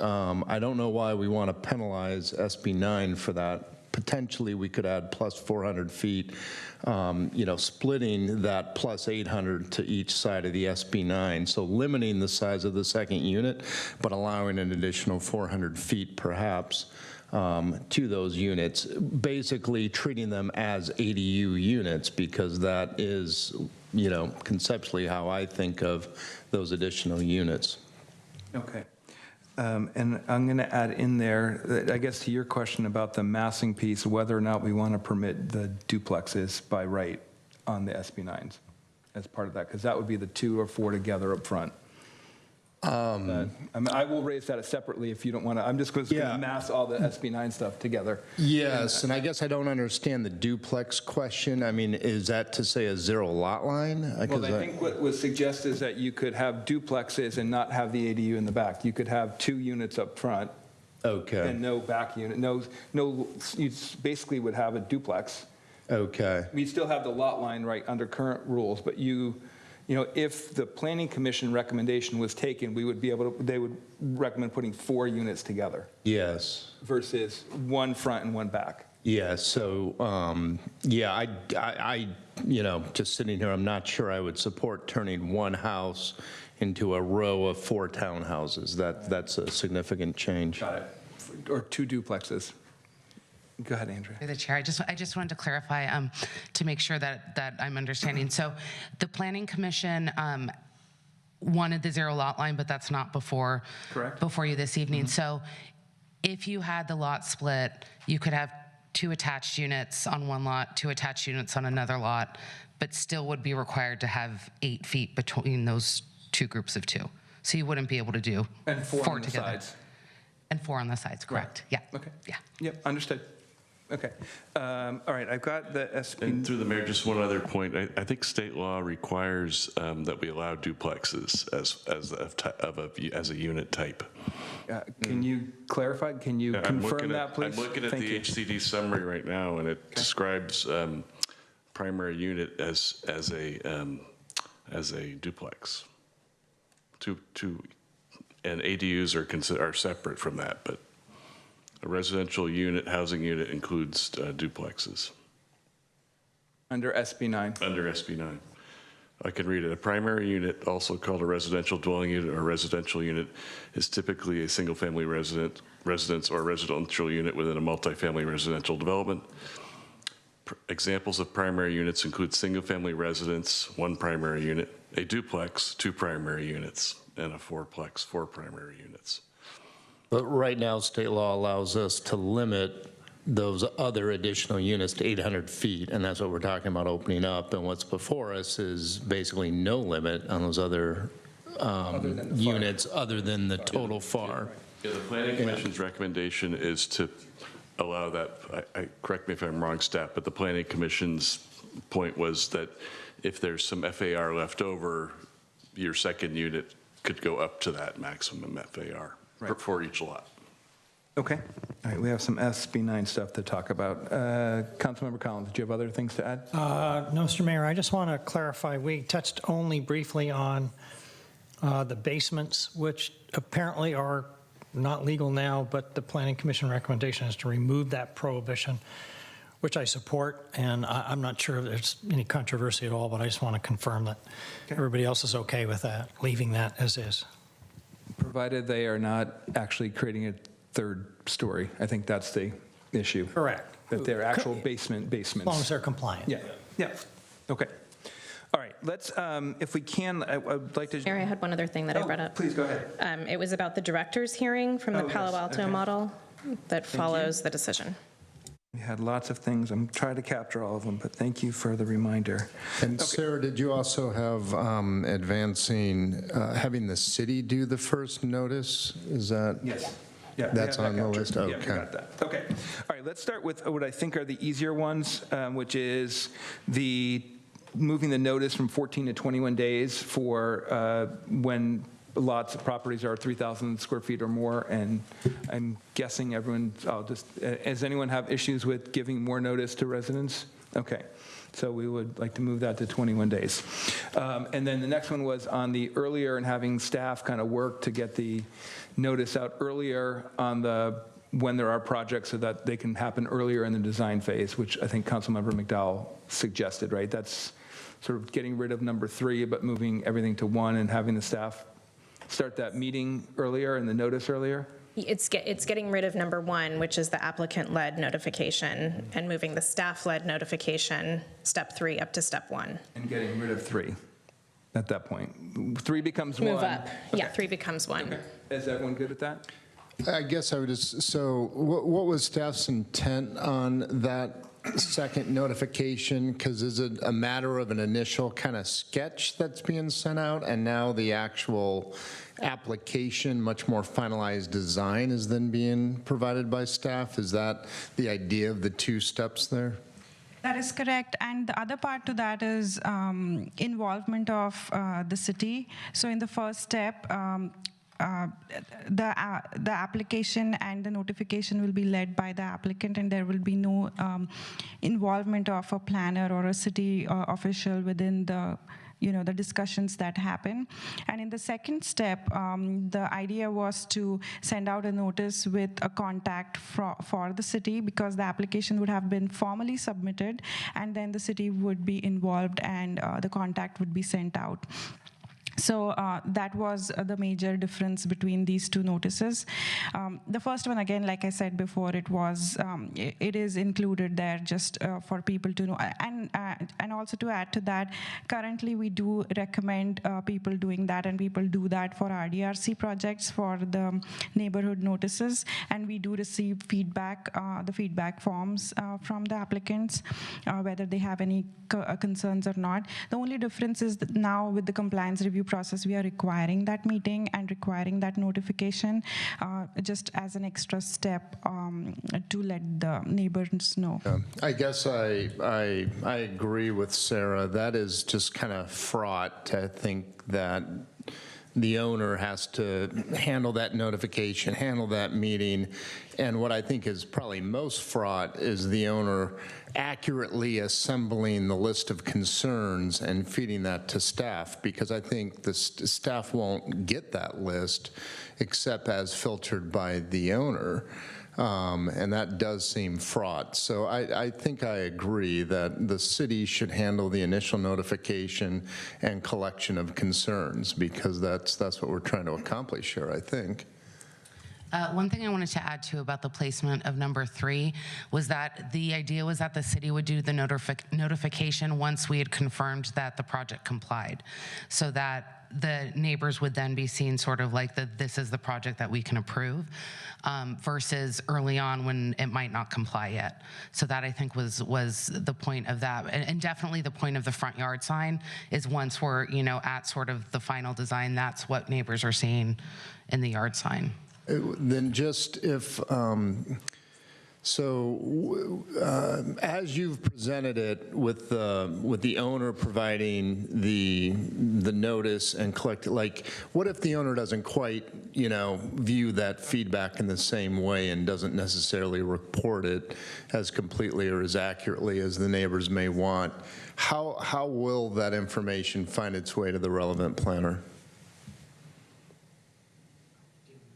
Okay, sorry, we were just discussing. I think that's a fair point. I think what we're saying is that even if staff does move to step 1 to kind of monitor all that and make sure we're getting all the feedback, and that there's sort of this neutral person receiving it, that we would still want to have that front yard sign, or the point at which the public starts to comment on the project.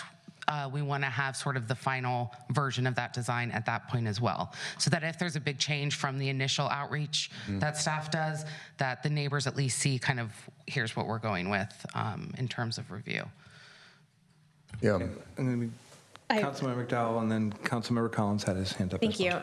I'm trying to think through this, and it's just a little complicated. I'm not sure that we want the neighbor, the applicant, to be showing everyone a potentially non-compliant project, because that's confusing too. And if they're sending around a sketch, that's not really solidified enough for people to provide accurate feedback. So maybe we could encourage them, like we do now, to check in with their next door neighbors and their rear neighbor, because those are the people who will be most directly impacted. But again, I would say to encourage that and just let them know that this might be in your benefits with window placement and kind of the little things. But I don't think that we should be sending a notification 300 feet away to lots of people when you don't really have a lot to show and you're not even sure if it's compliant or not. It might still change after it goes through planning. And I think that's something that happens today a little bit, because the applicant does the initial outreach. They go through several rounds with staff, and then when it gets to RDRC, it's sort of fully baked, and that there's more resistance to any change on behalf of the applicant. So we definitely, I think to your point, want to make sure that we kind of find a balance between interacting early enough to actually make or the applicant might want to make changes, versus making sure it's compliant months later, and then they're more resistant to changes at that point. So it's sort of a delicate balance, I think. But they're also not required to make these changes either. So, and that creates this expectation among neighbors that if they comment in time, they're going to make changes. Yeah. And under these new standards, that's been taken away from us. I think what we found in talking with people, at least the RDRC applicants who were resistant to change later on, is that some of the asks, not all of them, but some were something that they definitely, if that would have had their neighbors support the project, they would have done it gladly. But by the time they're 8 months into it, and we're saying as staff, we'd encourage you to consider your neighbors, but we can't require you to make that change. They're going to choose not to make the change because of the time. And so looking at other jurisdictions, I think it was San Francisco, for example, they have a process by which applicants and neighbors actually go to like a mediator before it even goes to planning, again, and we're not proposing that, but with the idea that the earlier we can kind of get in the conversation and the process, the better. I'm not sure that there's like a silver bullet to account for all of those things. Okay, let me see what Councilmember Collins has to say here. Thank you, Mr. Mayor. Sorry. Andre, I just want to be clear on this, because you've set up a process which sounded reasonable until we started talking about it. When the applicant sends out this, just following the template you have here, when they send out this notice, have they not run it by planning first, or they just do it on their own?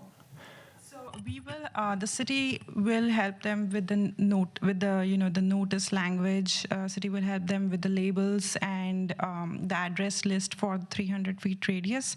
However, they will.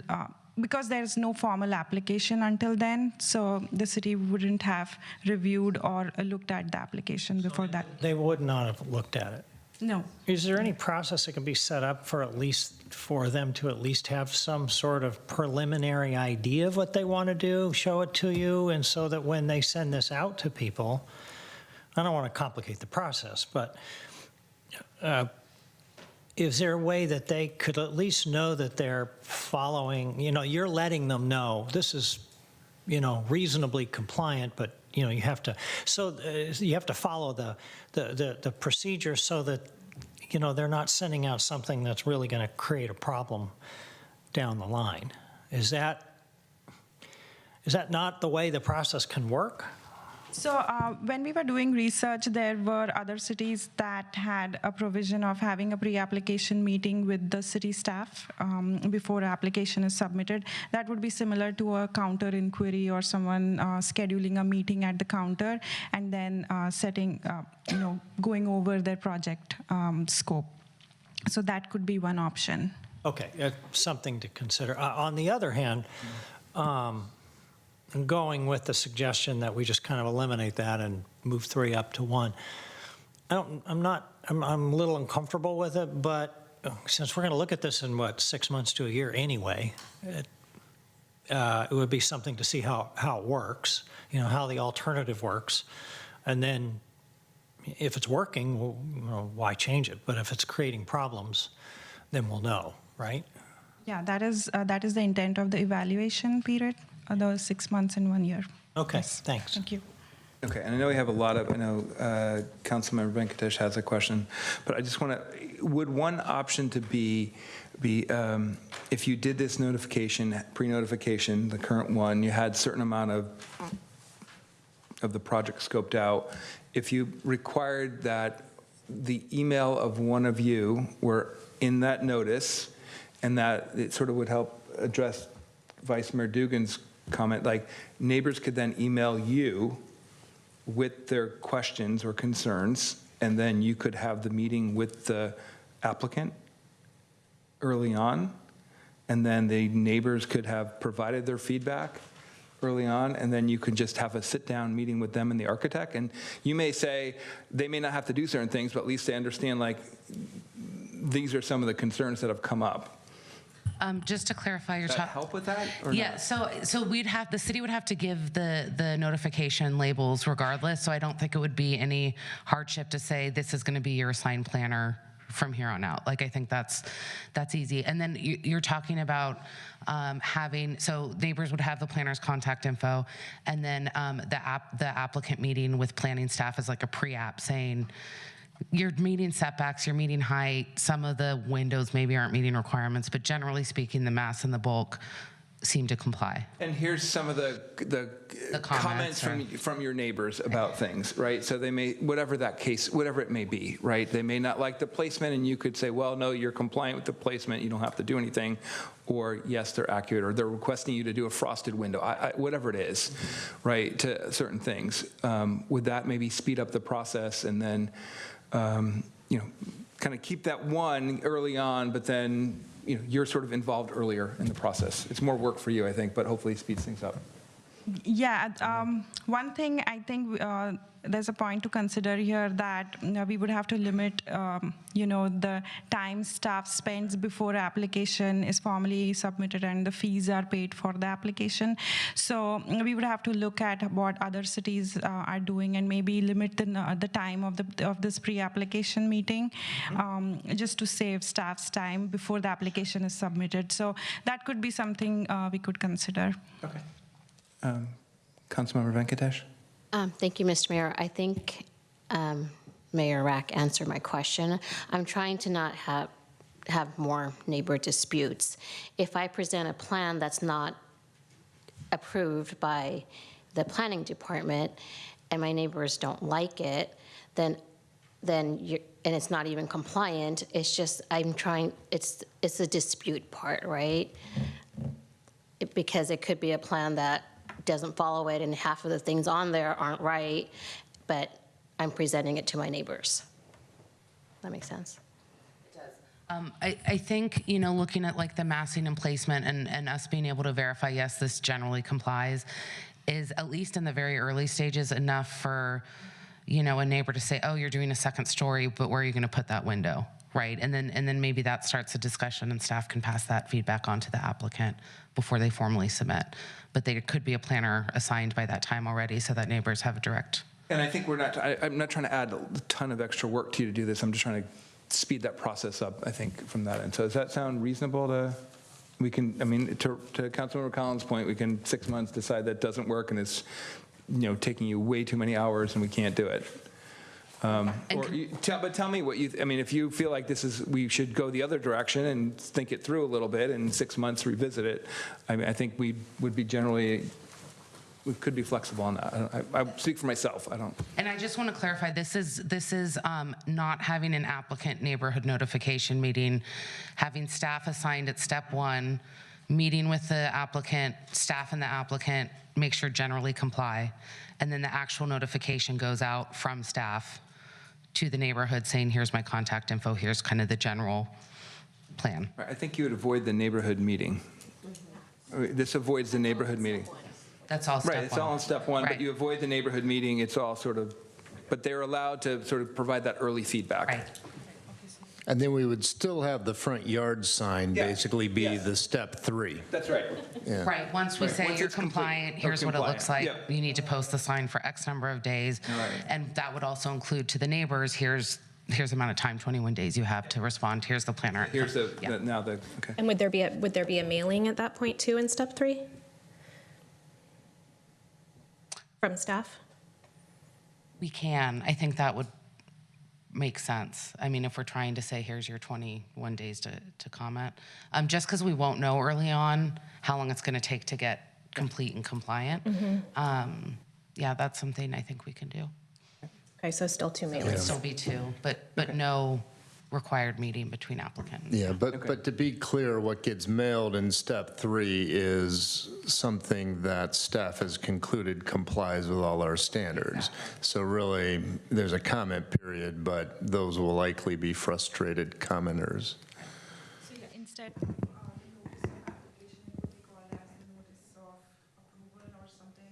or notice of compliance of the project. How this is built in today, it's that someone submits an application and then they go through the process, and at step 3, after the formal submission, is the notice of application, that there has been applications submitted.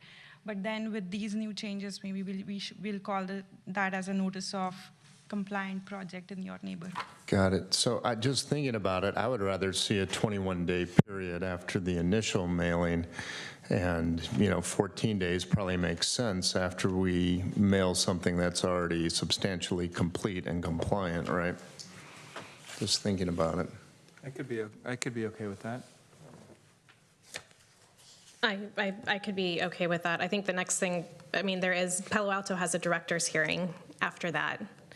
I don't know. Now I think we're adding, well, we have to talk about that. Yeah, Let's talk about that. I recognize that, yep. All right, but I think in terms of this part, does everyone feel good? We're good on that? Okay. Can I try to knock a couple things off before we go back to the director's meeting? All right. I think basically follow the book. If it's not normal to have a porch kind of thing, is everyone kind of okay with that? If you're following if we're telling people to do a certain architectural style, and they follow that style, certain things are on a porch, we can say, you don't need to put a porch because it's not Tudor. Yeah, I absolutely understand the intent behind that, and if we're asking folks to follow and then say, oh, but what about this, that's frustrating, but my God, I have no idea what exceptions that might introduce. I mean, that, like for real, there could be anything in here that someone could then argue they're following, and it might very quickly be a subjective conversation at that point. So that concerns me. Can we limit it to a porch? I'd be comfortable. I'm comfortable with that. I think there's probably certain house styles that don't have a porch. If that's the only concern, I like porches. I think they do build community, but, You can still build a porch, we're just not going to mandate it. The reason it's in our code to begin with is it fosters neighborhood connection. It's actually an exemption from our FAR, so I don't think we'll actually lose them. So sure, let's say no porch if it's not in here, but a lot harder to say anything that might be in here is an exception from our objective code is pretty rough. I know.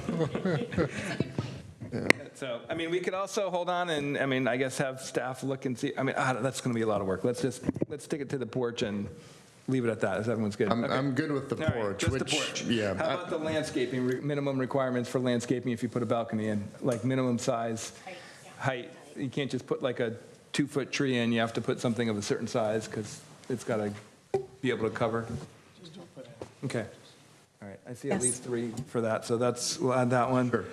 I think the ADA piece, I think everyone's good with removing the words ADA from everything. I'm fine if we want to have I know Vice Mayor Dugan, you mentioned sort of we want to have the 36 inches, if that feel like that's a good thing to do. I'm okay with asking, but not putting ADA in there. Is the width of the path the only thing we were trying to communicate with that? Yeah, that is correct. That was the intent. So we could clarify that. And just say 36 inches? Yes. Okay, yeah. Everyone okay with that? All right, making me feel better. I'm making through things. Okay. That's ADA landscaping. Okay. All right, then the 2 questions that came from planning were whether we want to allow SB9 on flag lots. I'm not interested in doing that. I'm not interested in a 0 lot line either, so well, I will not share how I really feel about SB 9. So, any other thoughts on that? The zero lot line has some interest. I'm not sure I support it, but I definitely want to see the option. The flag lot issue, we dealt with that before, and I just think it creates more problems than it solves. Okay. I'm not excited about that at all. Anybody else on no flag lots for SB 9, or feel differently? I'm not interested in the flag lots at this time either. That's 3, okay. How about the zero lot line? I'm going to say if we go for zero lot line, I may not support this whole thing. So I'm just laying that out right now because I do not like this SB 9 at all. I think it's a terrible piece of legislation. So. Can I ask you one question? Is that something we could study in 6 months too? I mean, we can make a decision now, and right. The way that it's been presented, it's not proposing a zero lot line. It's more of, does council want to direct staff to go study a zero lot line and come back? I don't have a really strong feeling about it. So. And just to be clear, the implication of that is where there exists one home today, there could be 4 townhomes. That's what we're talking about. Right next to each other. Yeah, they got 4 across. Exactly. Yeah, that's, that would be a new look and feel in town. I don't think it'd be one that many people would like. So. I'm okay with not studying that for now. Great, thank you. Okay, so then we have your director one. That's, I think, the last one that I had of that. Yeah, and I threw that out there because it's, I felt like Palo Alto's code was really clear, and I, again, was looking for, a very clear process for people to follow, and I'm trying to anticipate things that are hard to anticipate, and if a decision comes down, would the applicant or neighbors have an opportunity to speak with staff, the director, about that decision and potentially work something else out before having to go all the way to the Planning Commission for $3,000? So I think, and I might ask Greg to weigh in on this in a second, I think the big difference is that Palo Alto still has a discretionary review, so they have this ability to go to a director, and there's findings that they could lean on to make changes. With this process, because it's objective, there's not really any criteria by which to say the decision should be changed, other than if staff makes a mistake and says it meets height and it doesn't, and then in that case it has to be fixed. But there's not the subjective aspect like there is in Palo Alto, is my understanding. Well, I think that might be the point, in that maybe that is, it's a very limited form, and if a resident can, show something where the design does not meet one of our objective standards, I would like that to go to a director without a $3,000 fee. But it's just that. It's like, here's the form. If you can show how this does not comply with our objective standards, then the director will take that under advisement. But otherwise, there's no open-ended review by the director because he doesn't even have that authority.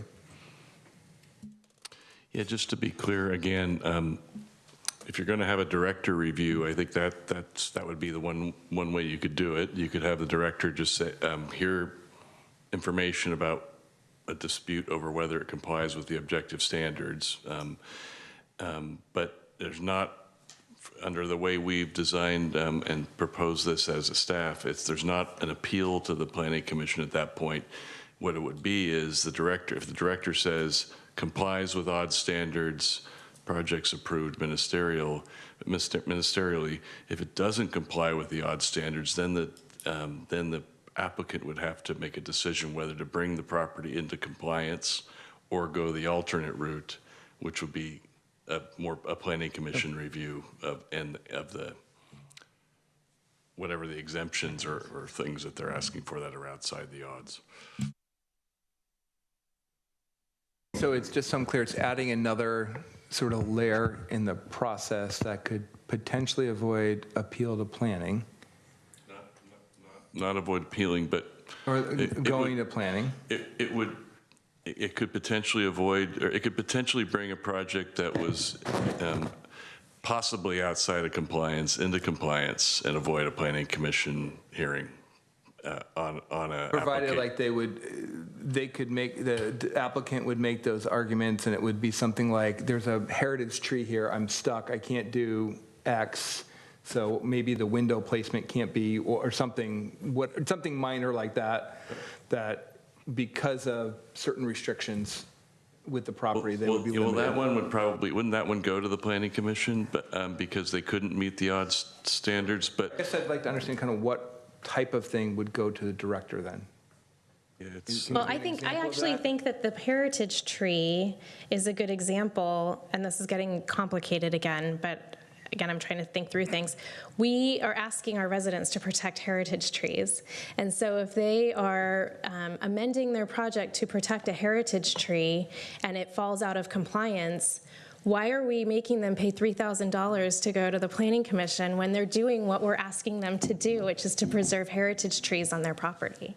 So that's kind of where I get stuck in some of these things, is if they're doing what we're asking and they fall out of compliance in this case, why would we make them do that process, right? That doesn't make any sense to me.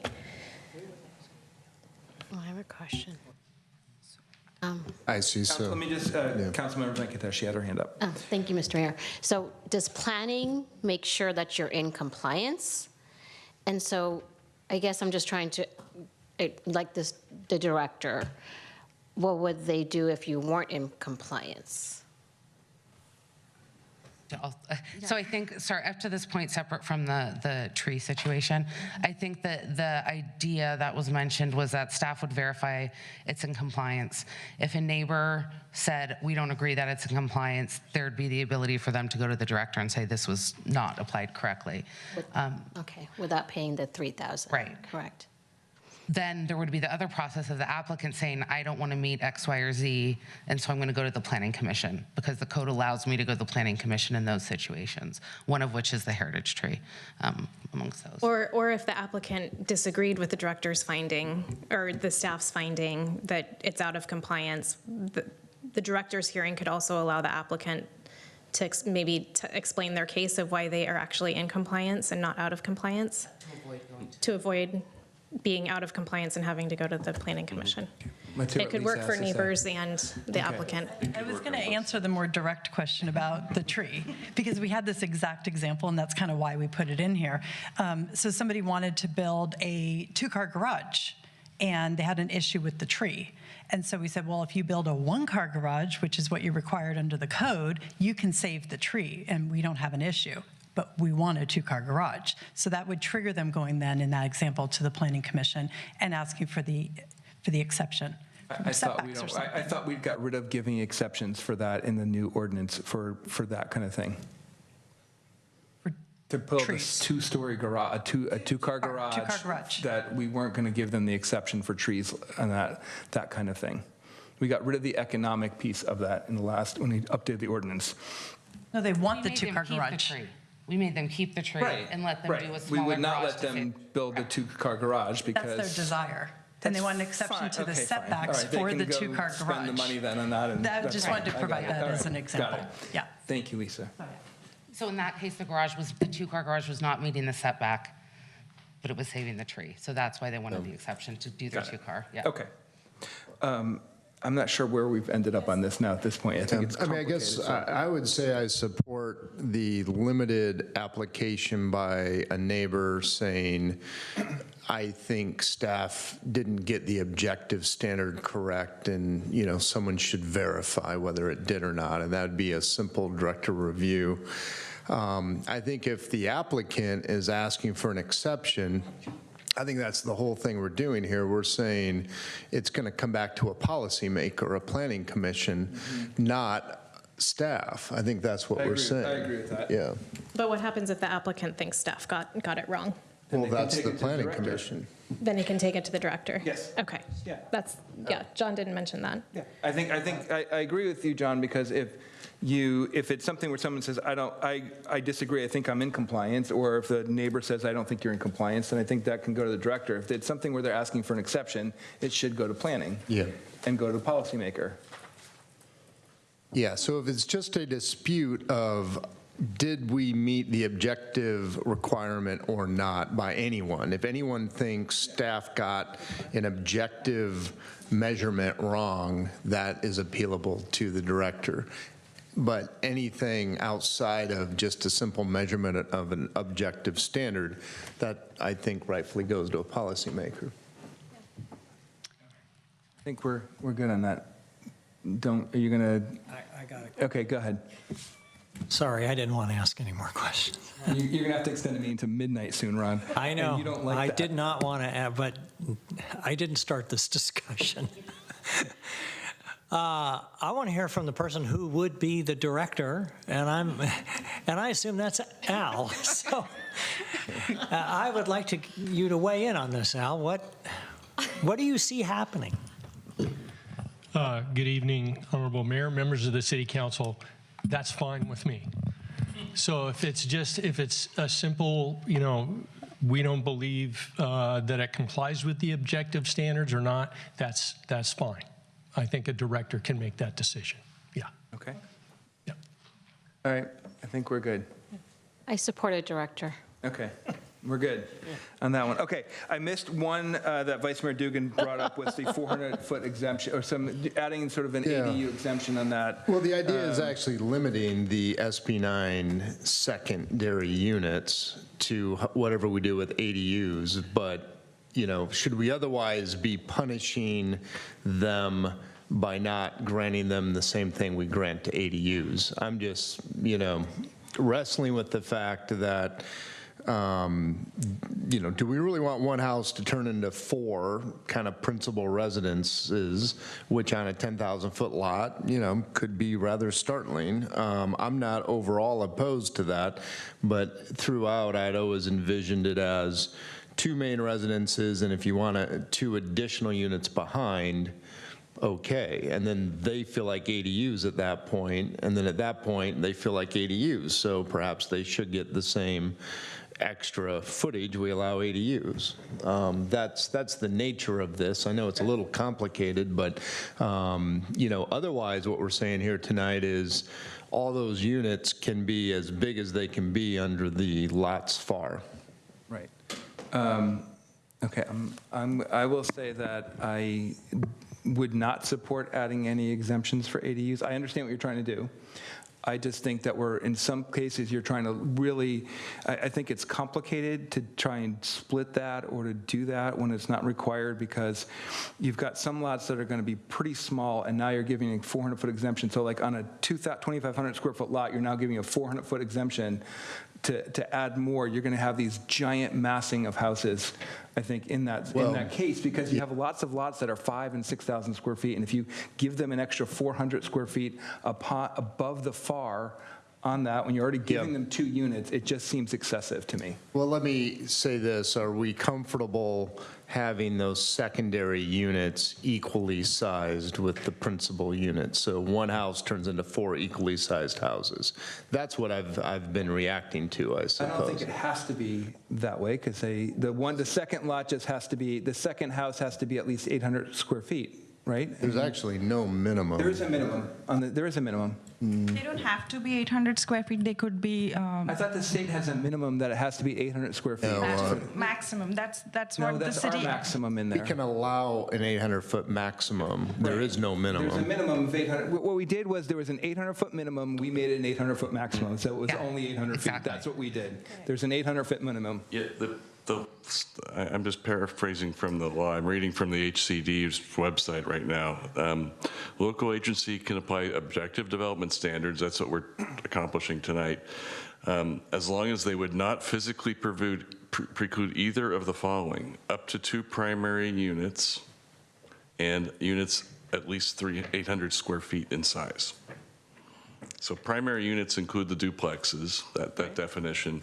So the state's really limited the city in this area about somebody can propose 2 primary units, and we probably can do some regulation about the overall size of the units on an SB 9 split, but we can't prohibit them from being primary units. And our current code, I believe, says that the second unit can be no greater than 800 square feet. My So right now- understanding yeah. was the law said that the secondary unit had to be at least 800 square feet. And then we said, we're going to make it 800 square feet maximum because we wanted some time to figure this out. We can't preclude the development of an 800 square foot, but I think the semantics here are somebody might propose something smaller than that, and we don't prohibit something smaller. Yeah. Greg, I'm going to disagree with you on that. I really think the law says that it has to be 800 square feet for the secondary unit. Yeah, I don't remember that. It just says we can't physically preclude something under 800 feet. It doesn't say that the second unit has to be 800 feet. It's just we can't preclude it through our regulations. I may not be understanding your question, but if someone proposed 2 primary units and one was 600 feet and one was 1,400 square feet, that wouldn't be violating the rules that we're promulgating. But but our code does allow them that if they want, we can't say you have to go with a 600 foot. They have the option of doing that. Well, I think it's a good question, Mr. Mayor. What is the smallest thing we want to see? Is a 500-foot house viable? Do we want a 500-foot house? Do we want to say 800 minimum? I think we're free to say 800 minimum. I don't believe we have said that, but I could be wrong. So what I see from the SB 9 fact sheet from the California Department of Housing and Community Development says the local agency must allow up to 2 primary units, 1 or 2, on the subject parcel, or in the case of a lot split, up to 2 primary units on each of the resulting parcels, units at least 800 square feet in size.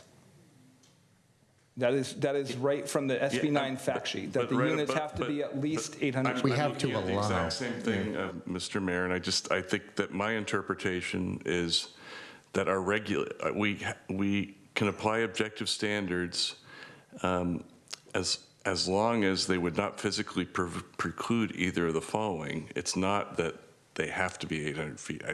I'm just saying a minimum. I'm not saying that they have to be 800 square feet. But you can impose a regulation that it's an 800-foot minimum for a primary unit, but you can't impose something less than that.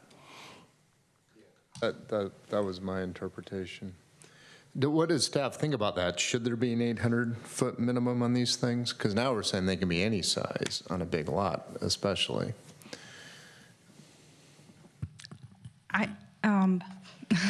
I do not think that we pursuant to the state law, limit requiring them to build a 800 square feet. If they want to do a 600 square feet SB 9 unit, they should be able to do it. So let's say in a situation where there is no lot split proposed and there is just a single family house, there is an ADU, and they want to propose a SB 9 unit, but they just have an area for 600 square feet SB 9 unit.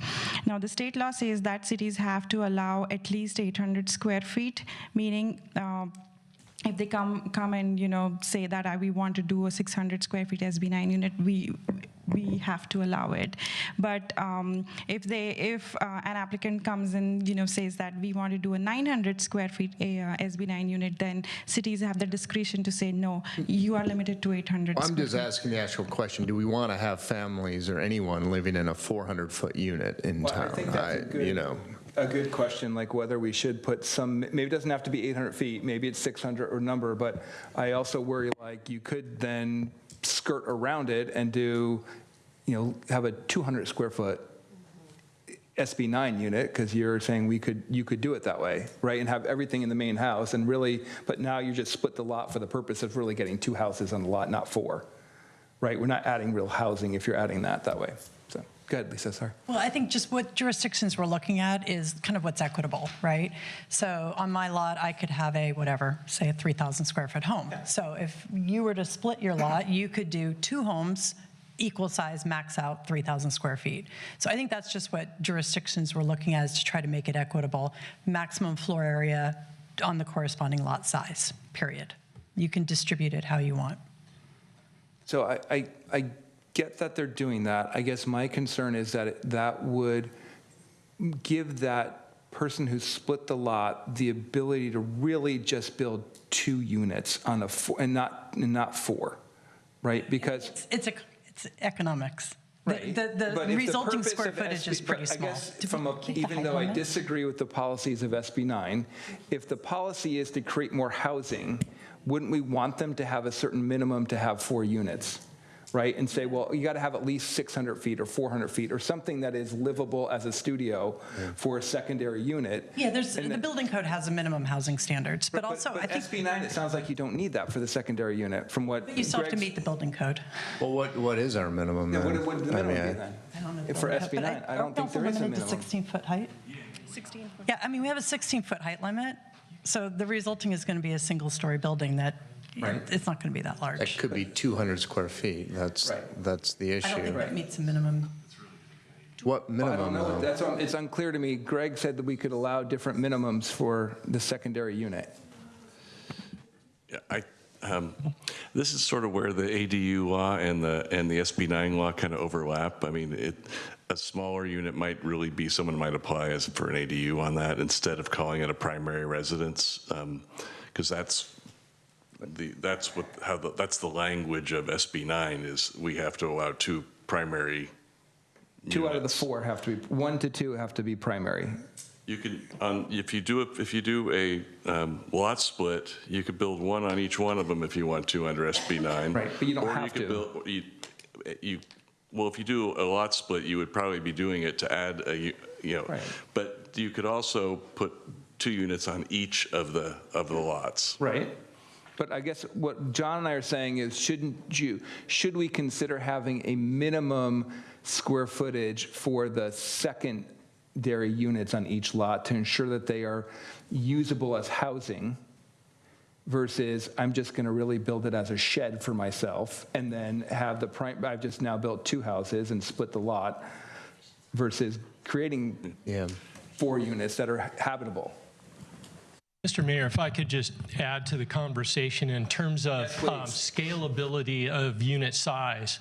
And state law allows people to convert their garage into a living unit, and that can be as little as a couple of 100 square feet. And I think the minimum for a efficiency is 225 square feet. If we look at 817 Walnut, those are in the 350 to 400 square feet. So you can go pretty low and have a livable unit in, a couple of 100, 250, 225 square feet. So just to give you that context. And one last piece is if you're on a smaller lot, 40 or 50 foot wide lot, you will have less of a yard area in the rear to actually do this kind of thing. And so if you push for the bigger units, you may be tipping the scale into people not being able to do it. So I just wanted to add that. Thank you. Okay. All right. So I guess that goes back then. Thank you, Al, for that.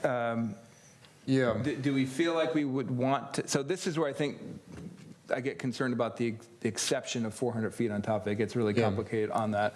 And then I guess the question is, do we want to have the 225 square foot minimum for the secondary unit? Because if that's what we would categorize as sufficient for efficiency, is that minimum, or do we just skip it and not worry about it?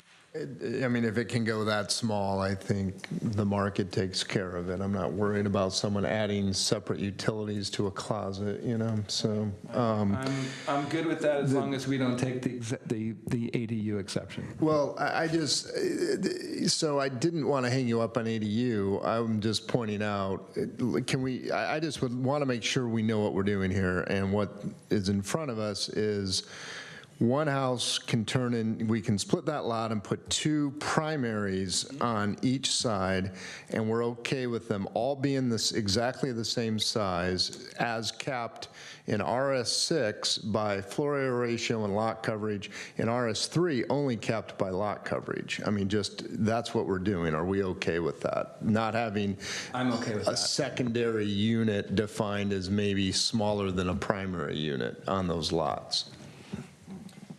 I'm just okay as long as we're not doing the exemption. I think if you want to have the housing subcommittee come back in 6 months and look at some of these things and do that. I just don't want to do that right now. I think I'd be open to some of these. There's things that we need to look at, and that's how I would. Yeah, and I'm not pushing for that. I'm just saying, you know, to go SB9, you're giving up how we've incentivized ADUs, that's all. And I did not expect the secondary units to be able to be the same size, because those will be, you know, largely in what would normally be perceived as a backyard, potentially looming over the neighbor, right? Because they can be built the same size, basically 4 primary things on that lot, limited by floor area ratio and lot coverage, but I think it'll look very different, and the neighbors aren't going to be happy with basically a second primary looking thing in a backyard. But anyway.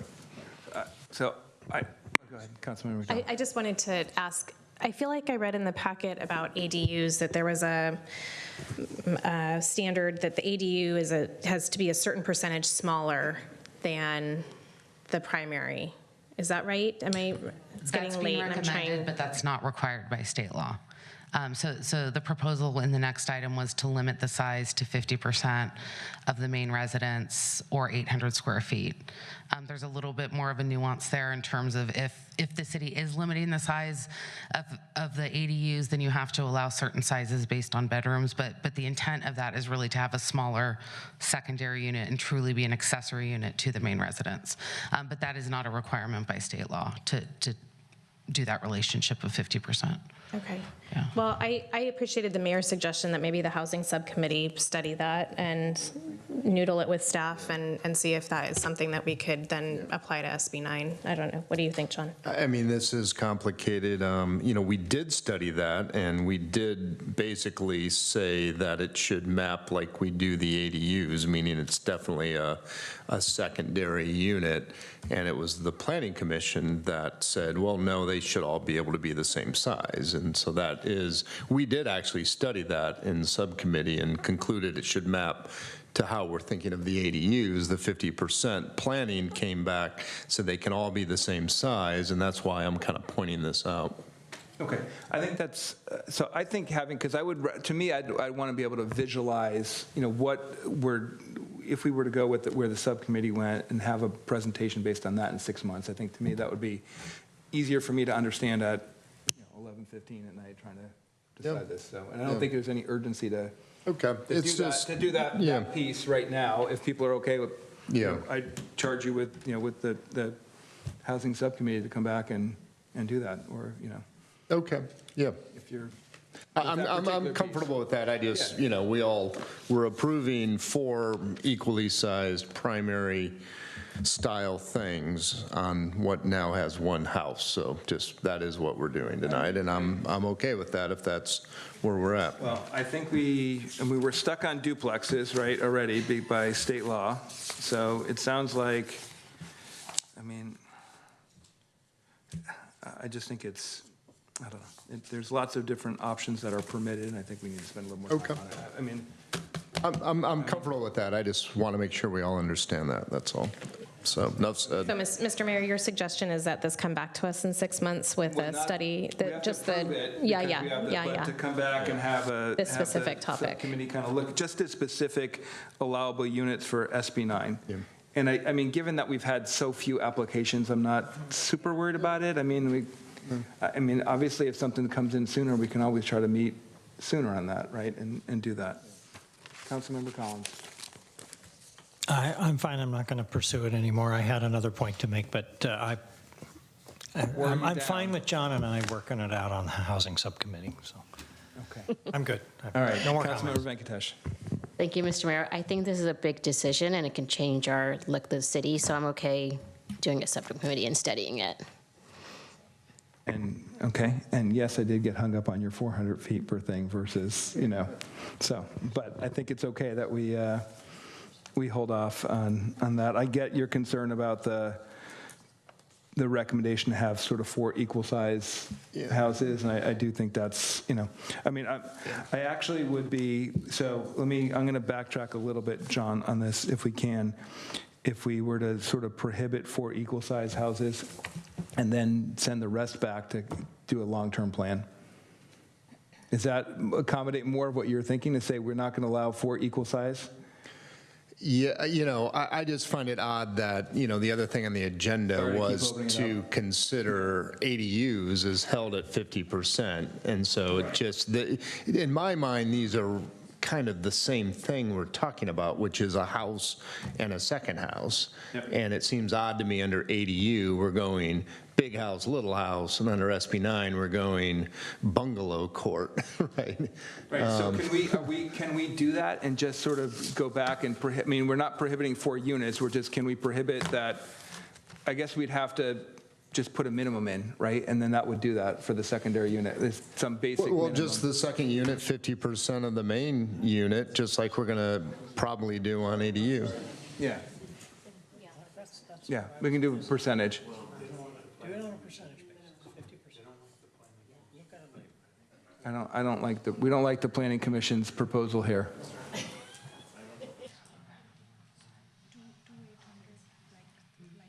Well, yeah. Is that compliant, Greg, if we were to do that under SB 9, if we were to say the secondary unit can't be more than 50% of the primary unit? With 800 foot minimum. With a minimum size of 800 feet, I think you could do that. Let's do that then. And then we can always revisit it in 6 months and try to just spend a little time kind of thinking through on this. I think that's consistent with maintaining the look, feel, and flow of our single-family zones here. I do. Thank you, John, for bringing that up. That's a good point. Then, all right. Through the chair, just to clarify, so no greater than 50% of the primary residence or 800 square feet, whichever is greater. It has to be 800, and no exemptions for any floor area, right? Right now, we're not going to do that. We're going to have the housing subcommittee look at that and whatever other issues we determine. No, that's good. Thank you, Mr. Mayor. I appreciate that. I appreciate you with me on that. Okay. Gosh, government's, takes a lot of effort. And we're making Ron stay up till 11:30. I'm going to milk that with you the whole time. And who wants to make this motion? All right. And then, is there any other things that we want to recommend for the housing subcommittee at this point? We're good for right now? Okay, we can look at it in 6 months if there's other things or make those recommendations. Okay, let somebody make a motion.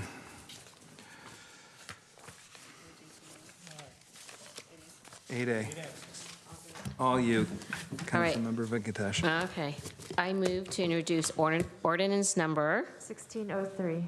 1603, an ordinance of the City of San Carlos to create objective design standards for single-family development by amending San Carlos Municipal Code, Title 18, Zoning, Chapter 1803, Rules of Management, 1804, Residential Districts, 1812, Hillside Overlay District, 18-1815, General Site Regulations, 18.20, Parking and Loading, 18.26, Planning Authorities, 18.27, Common Procedures, 18.29, Design Review, 18.40, Use Classification, and 18.41, Terms and Definitions, and adding a new subsection, 18.23-310, Urban Infill Units, under 18.23, Standards for Specific Uses and Activities.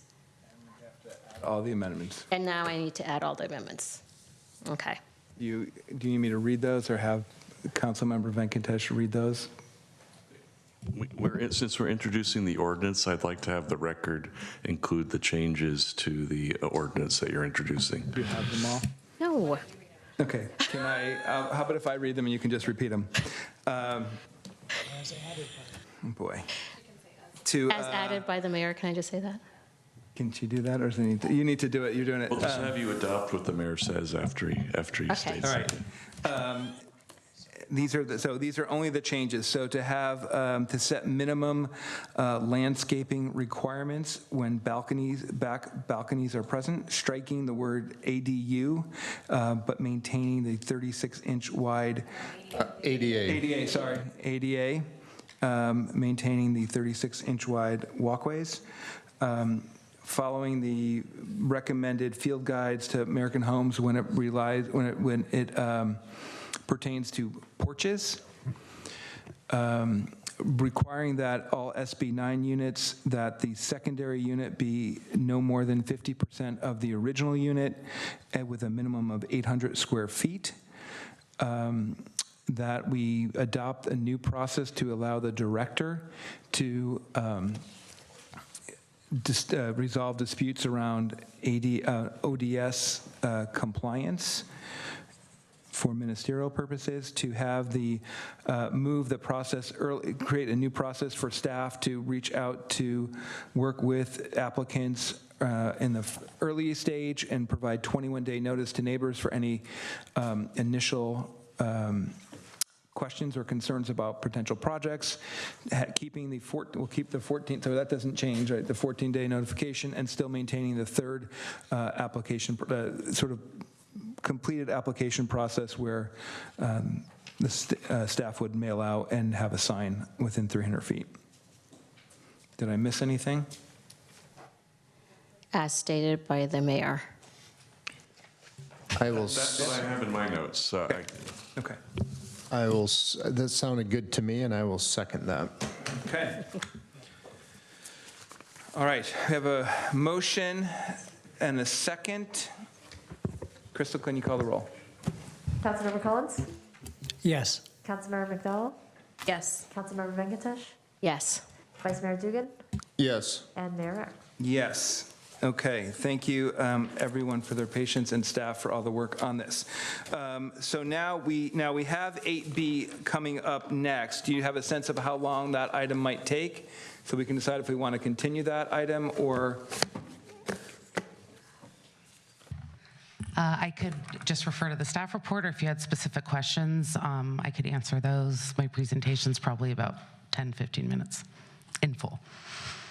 Okay, what's the will of my colleagues on this? Do we want to try to get through this one? Sounds like we can get it done in maybe 30 minutes or less. I'm game to knocking this out. Okay, all right, so let's try to extend the meeting, get a motion to extend the meeting until midnight, and then let's see if we can just do this quickly. I'll move to extend the meeting until midnight. I'll second. Sorry, Ron. All right, we have a motion and a second. Can you call the roll, Crystal? On this Bob Grisilli School of Government. Yes. Councilmember Collins? Yes. Councilmember McDowell? Yes. Councilmember Venkatesh? Yes. And Mayor Rack. Yes. Okay. Good evening. I'll move through this quickly. You got it. All right. Thank you. So the next item before you is proposed amendments to the accessory dwelling unit ordinance. The background for this, there's a few reasons. The state has new laws that we need to come into compliance with. As you're aware, the state's also promoting the construction of accessory units, and we've had several state laws take effect as of January of this year. The Planning Commission had a study session on ADUs as well as a public hearing on September 5th, and the recommendations before you this evening are the recommendations of the Planning Commission. The intent of this is to comply with state laws, specifically SB 897 and AB 2221.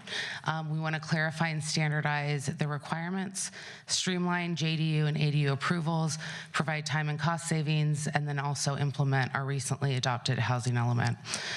Before I go into the specifics, I'm going to be talking a few times about a statewide exemption ADU, which, as a reminder, is an 800 square foot ADU with either a 16 to 20 foot max height for detached units or 25 foot height for attached units with side and rear setbacks. These are ADUs that the state requires the city to approve, at least 800 square feet. If that cannot be accommodated, then the city is also required to waive lot coverage, floor area, open space, minimum lot size, or front setback requirements.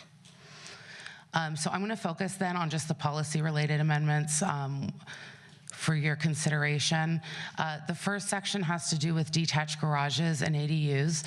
The recommendation by the Planning Commission is to specifically allow ADUs to be both above and below detached garages.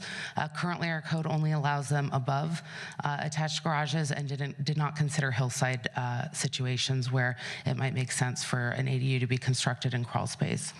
The second recommendation is to allow ADUs to be located outside of the garage footprint, as shown on the bottom graphic. And then the third requirement is to limit ADU balconies on detached garages to only be the size of the minimum required for ingress and egress. So really allowing stair landings only to face side and rear property lines, and those can only be the minimum size required. So not allowing balconies and decks for barbecues or something, really just for the ingress and egress.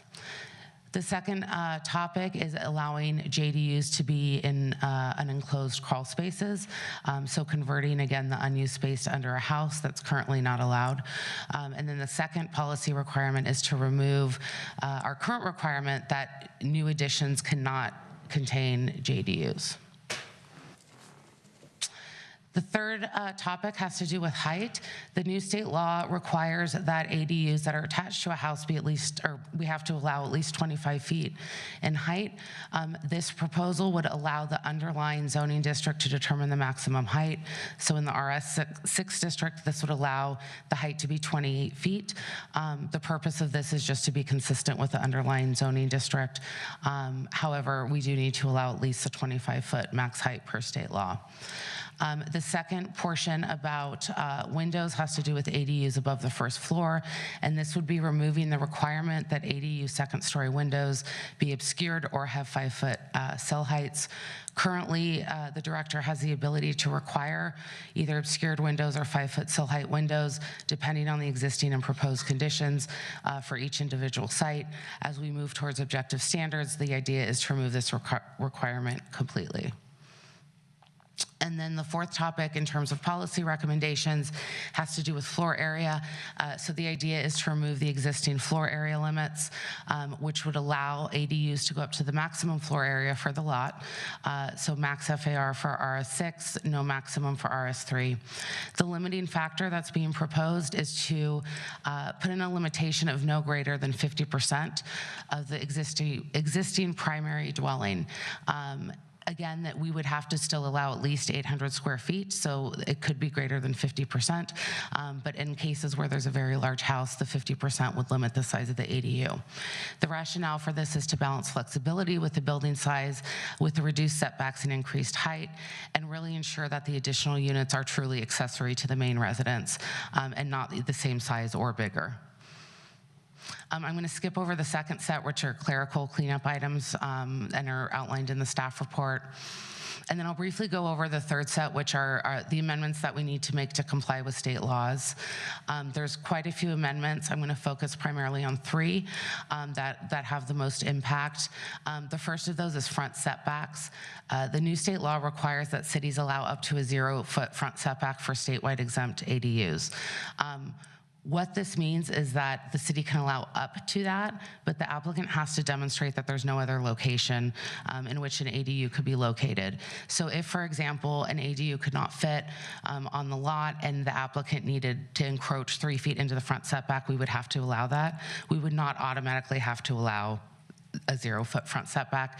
If for some reason the lot's completely built out or there's nowhere to do it, we would have to do 0 feet if there's really no other option. And then I just wanted to review the height standards. They've changed slightly. Detached ADUs currently have the 16-foot height limit. However, now if it's located within a half a mile of transit, they can be between 18 and 20 feet in height. No change to ADUs over a garage. And then attached units were 16 feet, now are 25 feet. And again, one of the policy recommendations is to allow up to the underlying zoning district, which would be 28 feet in RS6 districts. Parking standards, ADU parking, we cannot require more than 1 parking space if required for an ADU. Most ADUs meet 1 requirement or more for not requiring parking. Replacement parking is not required for garage or demolition of parking to create an ADU. And a JDU we no longer can require parking for a JDU. We can only require parking if the JDU is being converted from an existing garage. And that is my presentation. I'm available for any questions. Thank you. Oh, I'll go over next steps too, sorry. Spoke too soon. If the City Council does introduce the ordinance tonight, the second reading will be on the 13th, effective thereafter on December 12th. After adoption, the ADU ordinance does have to be sent to HCD for review, so it's possible and maybe probable that they will have some comments that we might have to address. We also anticipate returning in 2024 with any updates or changes, as well as changes that have recently been signed into law by the governor that we still are analyzing. Okay. And now I'm done, thank you. All right, thank you, Andrea. All right, any questions for Andrea? I have two questions, but go ahead, Vice Mayor Dugan, if you were going to go first. Yeah, thank you, Mr. Mayor. Can we go to slide 10 quickly? My question is just, we just talked about maintaining objective standards for obscure windows or high sill lines if you encroach, I think, into that 7-foot setback. Why can't we do something similar here? Like, why are we getting, I remember we put this in place in planning because we're trying to adopt ADUs, but we want to do it in a way that doesn't upset the neighbors. And why can't we continue to obscure the second floor windows if it's, within 5 feet of a rear or side setback and hence looking over the neighbors? So the current way that the way that it's currently written is subjective because of the director ability to require it or not. So if you wanted to do that, council could decide to do that, but it would be required in every instance just to make it an objective standard. Got it. Every instance that we're, 5 feet Whatever from? distance you determine from a property line. And what is it in the, we just did it for single family, and where were those? That was within was it a 7 foot? 7 feet. Yeah, so I would like to just map to that. If it makes sense for the single family home, it makes sense for the ADU and, keeps that overlook. And we're talking about second floor windows. Yeah, so I would propose that. And I'm sorry? Your proposal is for rear and side windows from the second story, or just the rear windows? If it's looking over a neighbor, so rear lot line or side setback 7 feet within the 7 foot. Because those are dramatic windows when they show up in someone's backyard. And then I'm on slide 17, and I don't see any, I understand state laws requiring us to go 16 or 20 feet for detached based on, how close you are to a bus stop. Is there any reason not to just get us out of the bus stop business, measurement business, and just say 20 feet and just be done? You could. It's more permissive than state law. You can set it. Got it. Higher if you'd I would propose that as well, just so we don't have to sit there measuring, how far you are from a bus stop or what is a bus stop. I mean, it's just kind of a whole administrative hassle, and I'm not overly worked up about 16 feet versus 20 feet. And I should clarify too, the way the state law is written is it's 18 feet with an additional 2 feet only for roof. So I don't know if you want to be that specific or just say 20 feet. For everything. Match the state. Match Whatever the state, to me, it would be whatever the state law is for within a half a mile, just match it for the whole city. Exactly. Right? That's my So we're just proposal. consistent and it's easy. We don't have to. Yeah. Okay. And everyone's being treated the same way too, right? Right, regardless of location. Yeah. Okay. I'm sorry, I have a question on that, though. Can I ask? Of course. So if you're not within a half a mile of transit, you could have a shorter ADU. 16 feet. And right now, and so it's like a 2 foot difference. Right, 2 to 4 feet. 2 to 4 Yeah. feet, the roof. Oh, but you're saying that's the maximum, right? Not the minimum. Yeah. No, that's the maximum. Right. Yeah, just maximum. You could always go shorter. Yeah. You could go. Yeah, you can go shorter. But you guys are okay then saying everybody can go tall instead of like 50% of the city stay short and 50% of the city go tall? Yeah, 4 feet. Yeah. 2 feet. 16 Well, plus 2. 18 plus 2, right? It's 16 plus 2 plus 2 feet for roof. So that extra 2 feet is the, roof only. It just, the whole bus stop, half, it's just so arbitrary, and it just, it seems unfair to be treating our residents different based on something so very arbitrary, and I personally don't think the 20 feet is, that much different, given that over half of our community will be allowed to do it anyways. Okay, yeah, 2 feet isn't that big of a difference, I Bus guess. goes right up pretty much everywhere. Yeah, I don't even know what the percentage is, but I'm good. yeah. I think it's consistent. It makes it easier for staff and everybody else to try to do that. You good? Okay. You good? Yeah, I'm good. Okay. That's all I had. Thank you. Okay. Ed, anybody else have questions before? You're good? You good? Okay. All right. Sorry. So you just explain what the planning commission, the proposing underlying zoning district is for the attached? Oh, sure. What are they proposing? So the state requires us to allow at least 25 feet in height for attached ADUs. The Planning Commission is proposing to increase that to whatever the underlying zoning district is. So in RS6, that would be 28 feet, so allowing 3 more feet in the RS6 district just to be a consistent height. I guess I'd rather go with what Vice Mayor Dugan proposed to be consistent. So if it's 25, why not just do 25, keep it at 25? And different single-family districts have different height limits as well. I think versus just saying 25, keep it consistent again. Well, let me ask you this. If we I think the idea is if the ADU is part of the house, just let it be planned like the house would be planned, I think is what the Planning Commission is proposing, which I kind of like that just for simplicity. But ADUs are no exemption from the articulation and all the standards we have just set. So even if you take advantage of that, you have to do all the windowing and articulation we otherwise would require. But it also has a 4-foot setback on the second floor, so there is Closer. Yeah. I see. Okay. Yeah, I could go either way, honestly, because of that 4-foot setback. Okay. Councilmember Venkatesh. Also on the ADU, Also on the ADU with balconies, can we just be consistent in the trees, allow trees also? With our objective design review we just did? Oh, require trees to, I believe so, as long as it applies across the board. Okay. And how are we on the 25-foot setback, or keeping Mr. that? Mayor, I wonder, so looking at this diagram on the screen that Crystal put up, I think it has to do with like the roof line too, that you just want a uniform roof line, and that's why I think the additional, the box in red is there. Is that, were you suggesting that everything be cut down to 25? Well, I guess I was saying that since the state law requires 25, it's not a sliding scale, why then us sort of adding more maybe adds complication, but maybe it doesn't add complication, and then you're adding 3 feet of height, and it could be 4 feet versus 9 feet. I think it just makes it uniform, though, with the envelope of the single-family building. Isn't that what the Planning Commission was trying to get to? Because see how this is a second-story ADU, and so then you would have like a uniform roof line. You're kind of making the building.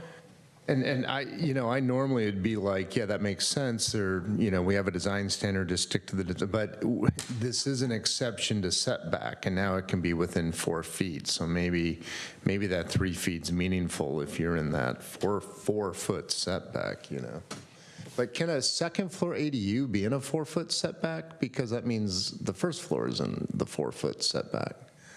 Right, so we'd see it more in new houses, or you'd see it at less than, at like 5 feet maybe, right, if it's stacked on the wall below. Yeah. We used to be able to regulate that and make it comply with the house setbacks, but that was removed, I think, a year ago. So you can use a second floor ADU to push your whole house deeper into the setback?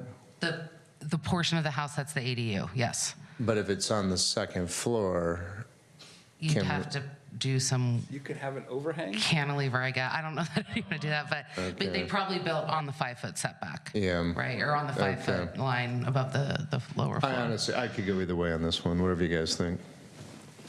What do you think, Councilmember McDowell? I mean, the additional height, I don't know, it's 3 feet. I don't find it especially like a lot of space. It's more ceiling space, right? It's not really, I don't know. I'm not an architect, so I don't know how much this impacts like how the roof is designed and if it's going to look like the roof going like this over the I can building. let you know that this was brought forward more as just being consistent, not as a problem that needed to be solved in terms of architecture. It was more just being consistent with the underlying code. I just want to make sure none of them look like this. All right, Councilmember Collins has a question, and then Councilmember Venkatesh. And then we're going to hopefully wrap up soon. Andre, I go back to pragmatics. What do you see when people come with ADUs? Is 3 feet going to be a big deal to them? Going to be more attractive, less attractive? Do they care?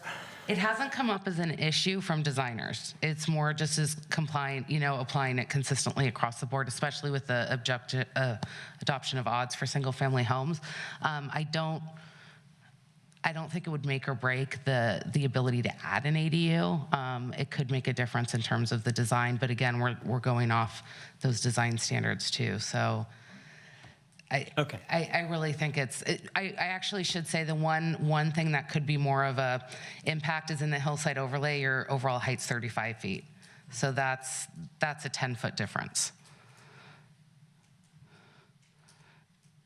I'd like to see, can we have the subcommittee study this and just leave it at the 25 for now? Because I think that's a good point. You can have some places you have a 10-foot difference, or that's a lot versus a couple feet. All right, thank you, Ron, for asking that question. Sure. All right, Councilmember Venkatesh. Thank you, Mr. Mayor. That was my question, if you live on a hillside. Okay. So, thank you. Perfect. I had one last quick question. So just so I understand the balcony requirement, that is a recommendation, not required. So number 3. So right now there's a 4-foot, is it 4 feet setback, rear setback for ADU, for detached ADU? Correct. And we're saying you can, but that if they allowed an ADU balcony, that cuts into that 4-foot setback, so it can be literally on the property line, or am I not understanding that correctly? No, so it's basically, and maybe it's not written very clear here, it's basically prohibiting balconies and decks on rear and side property lines unless it's for ingress and egress, and in that case, only the minimum required to get into the unit. So effectively, a stair landing. Okay, got it. Okay, that makes sense. Okay. All right, I'm good. Thank you for clarifying that. All right, any other questions? Okay, Crystal, is there any public comment on this item? No hands. Okay. Mr. Mayor, I move to close the public hearing. All right. Second. Okay, Crystal, we have a motion and a second. Can you Councilmember Venkatesh? call the roll? Yes. Vice Mayor Dugan? Yes. Councilmember Collins? Yes. Councilmember McDowell? Yes. And Mayor Rack? Yes. Okay. Okay, how about, we've got 8Bs. Anyone have any further comments? Okay, anyone want to make a motion? Mr. Mayor, I move to introduce ordinance number 1604.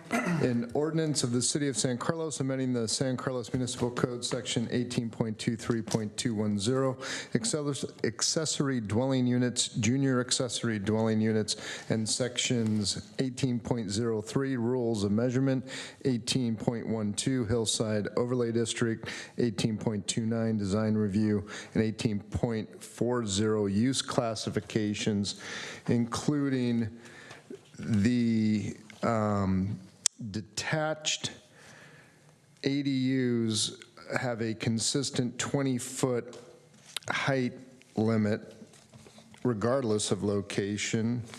And where was my other one? Is the Planning Commission one, is that in the ordinance, or is that just recommended? Do we need to strike that?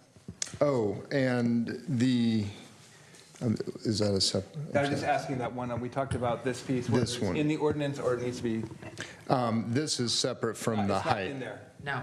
The 25 feet Yeah. is in there. No change needed. This is a separate matter. Yes. Got it. So the second additional item is the requiring obscured windows or 5-foot sills if you are within 5 feet of on the second floor of ADUs within a 5-foot rear or side setback. And through the chair, you'd mentioned 7 before to be consistent with odds. Is that what you'd like? Okay. 7 foot, yes, to be consistent. Was that clear enough?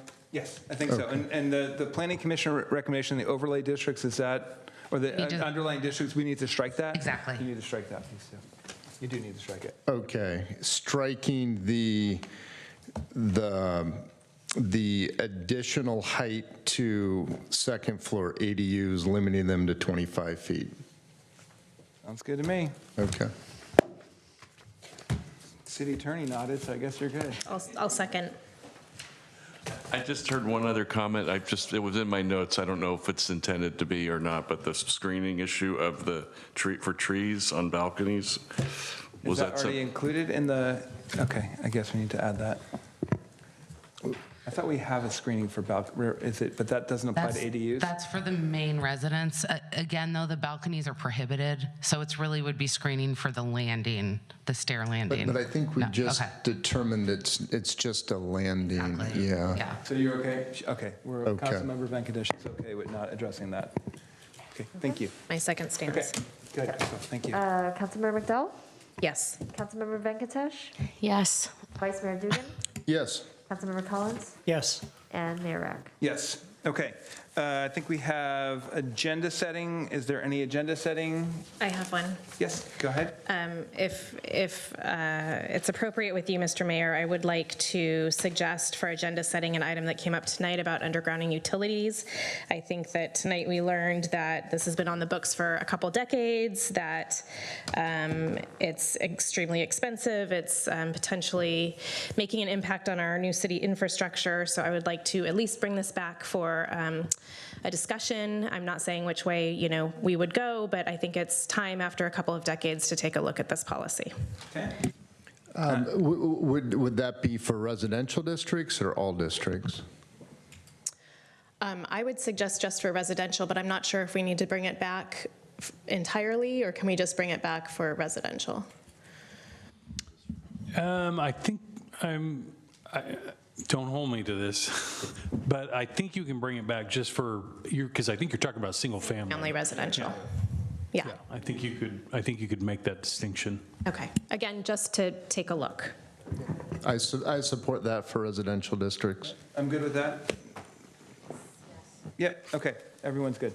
All right, any other agenda items setting? Okay, and now we have general public comment. These are items not on the agenda. Buckle up. Persons wishing to address the city council on items not on the agenda will move to Zoom comments for this.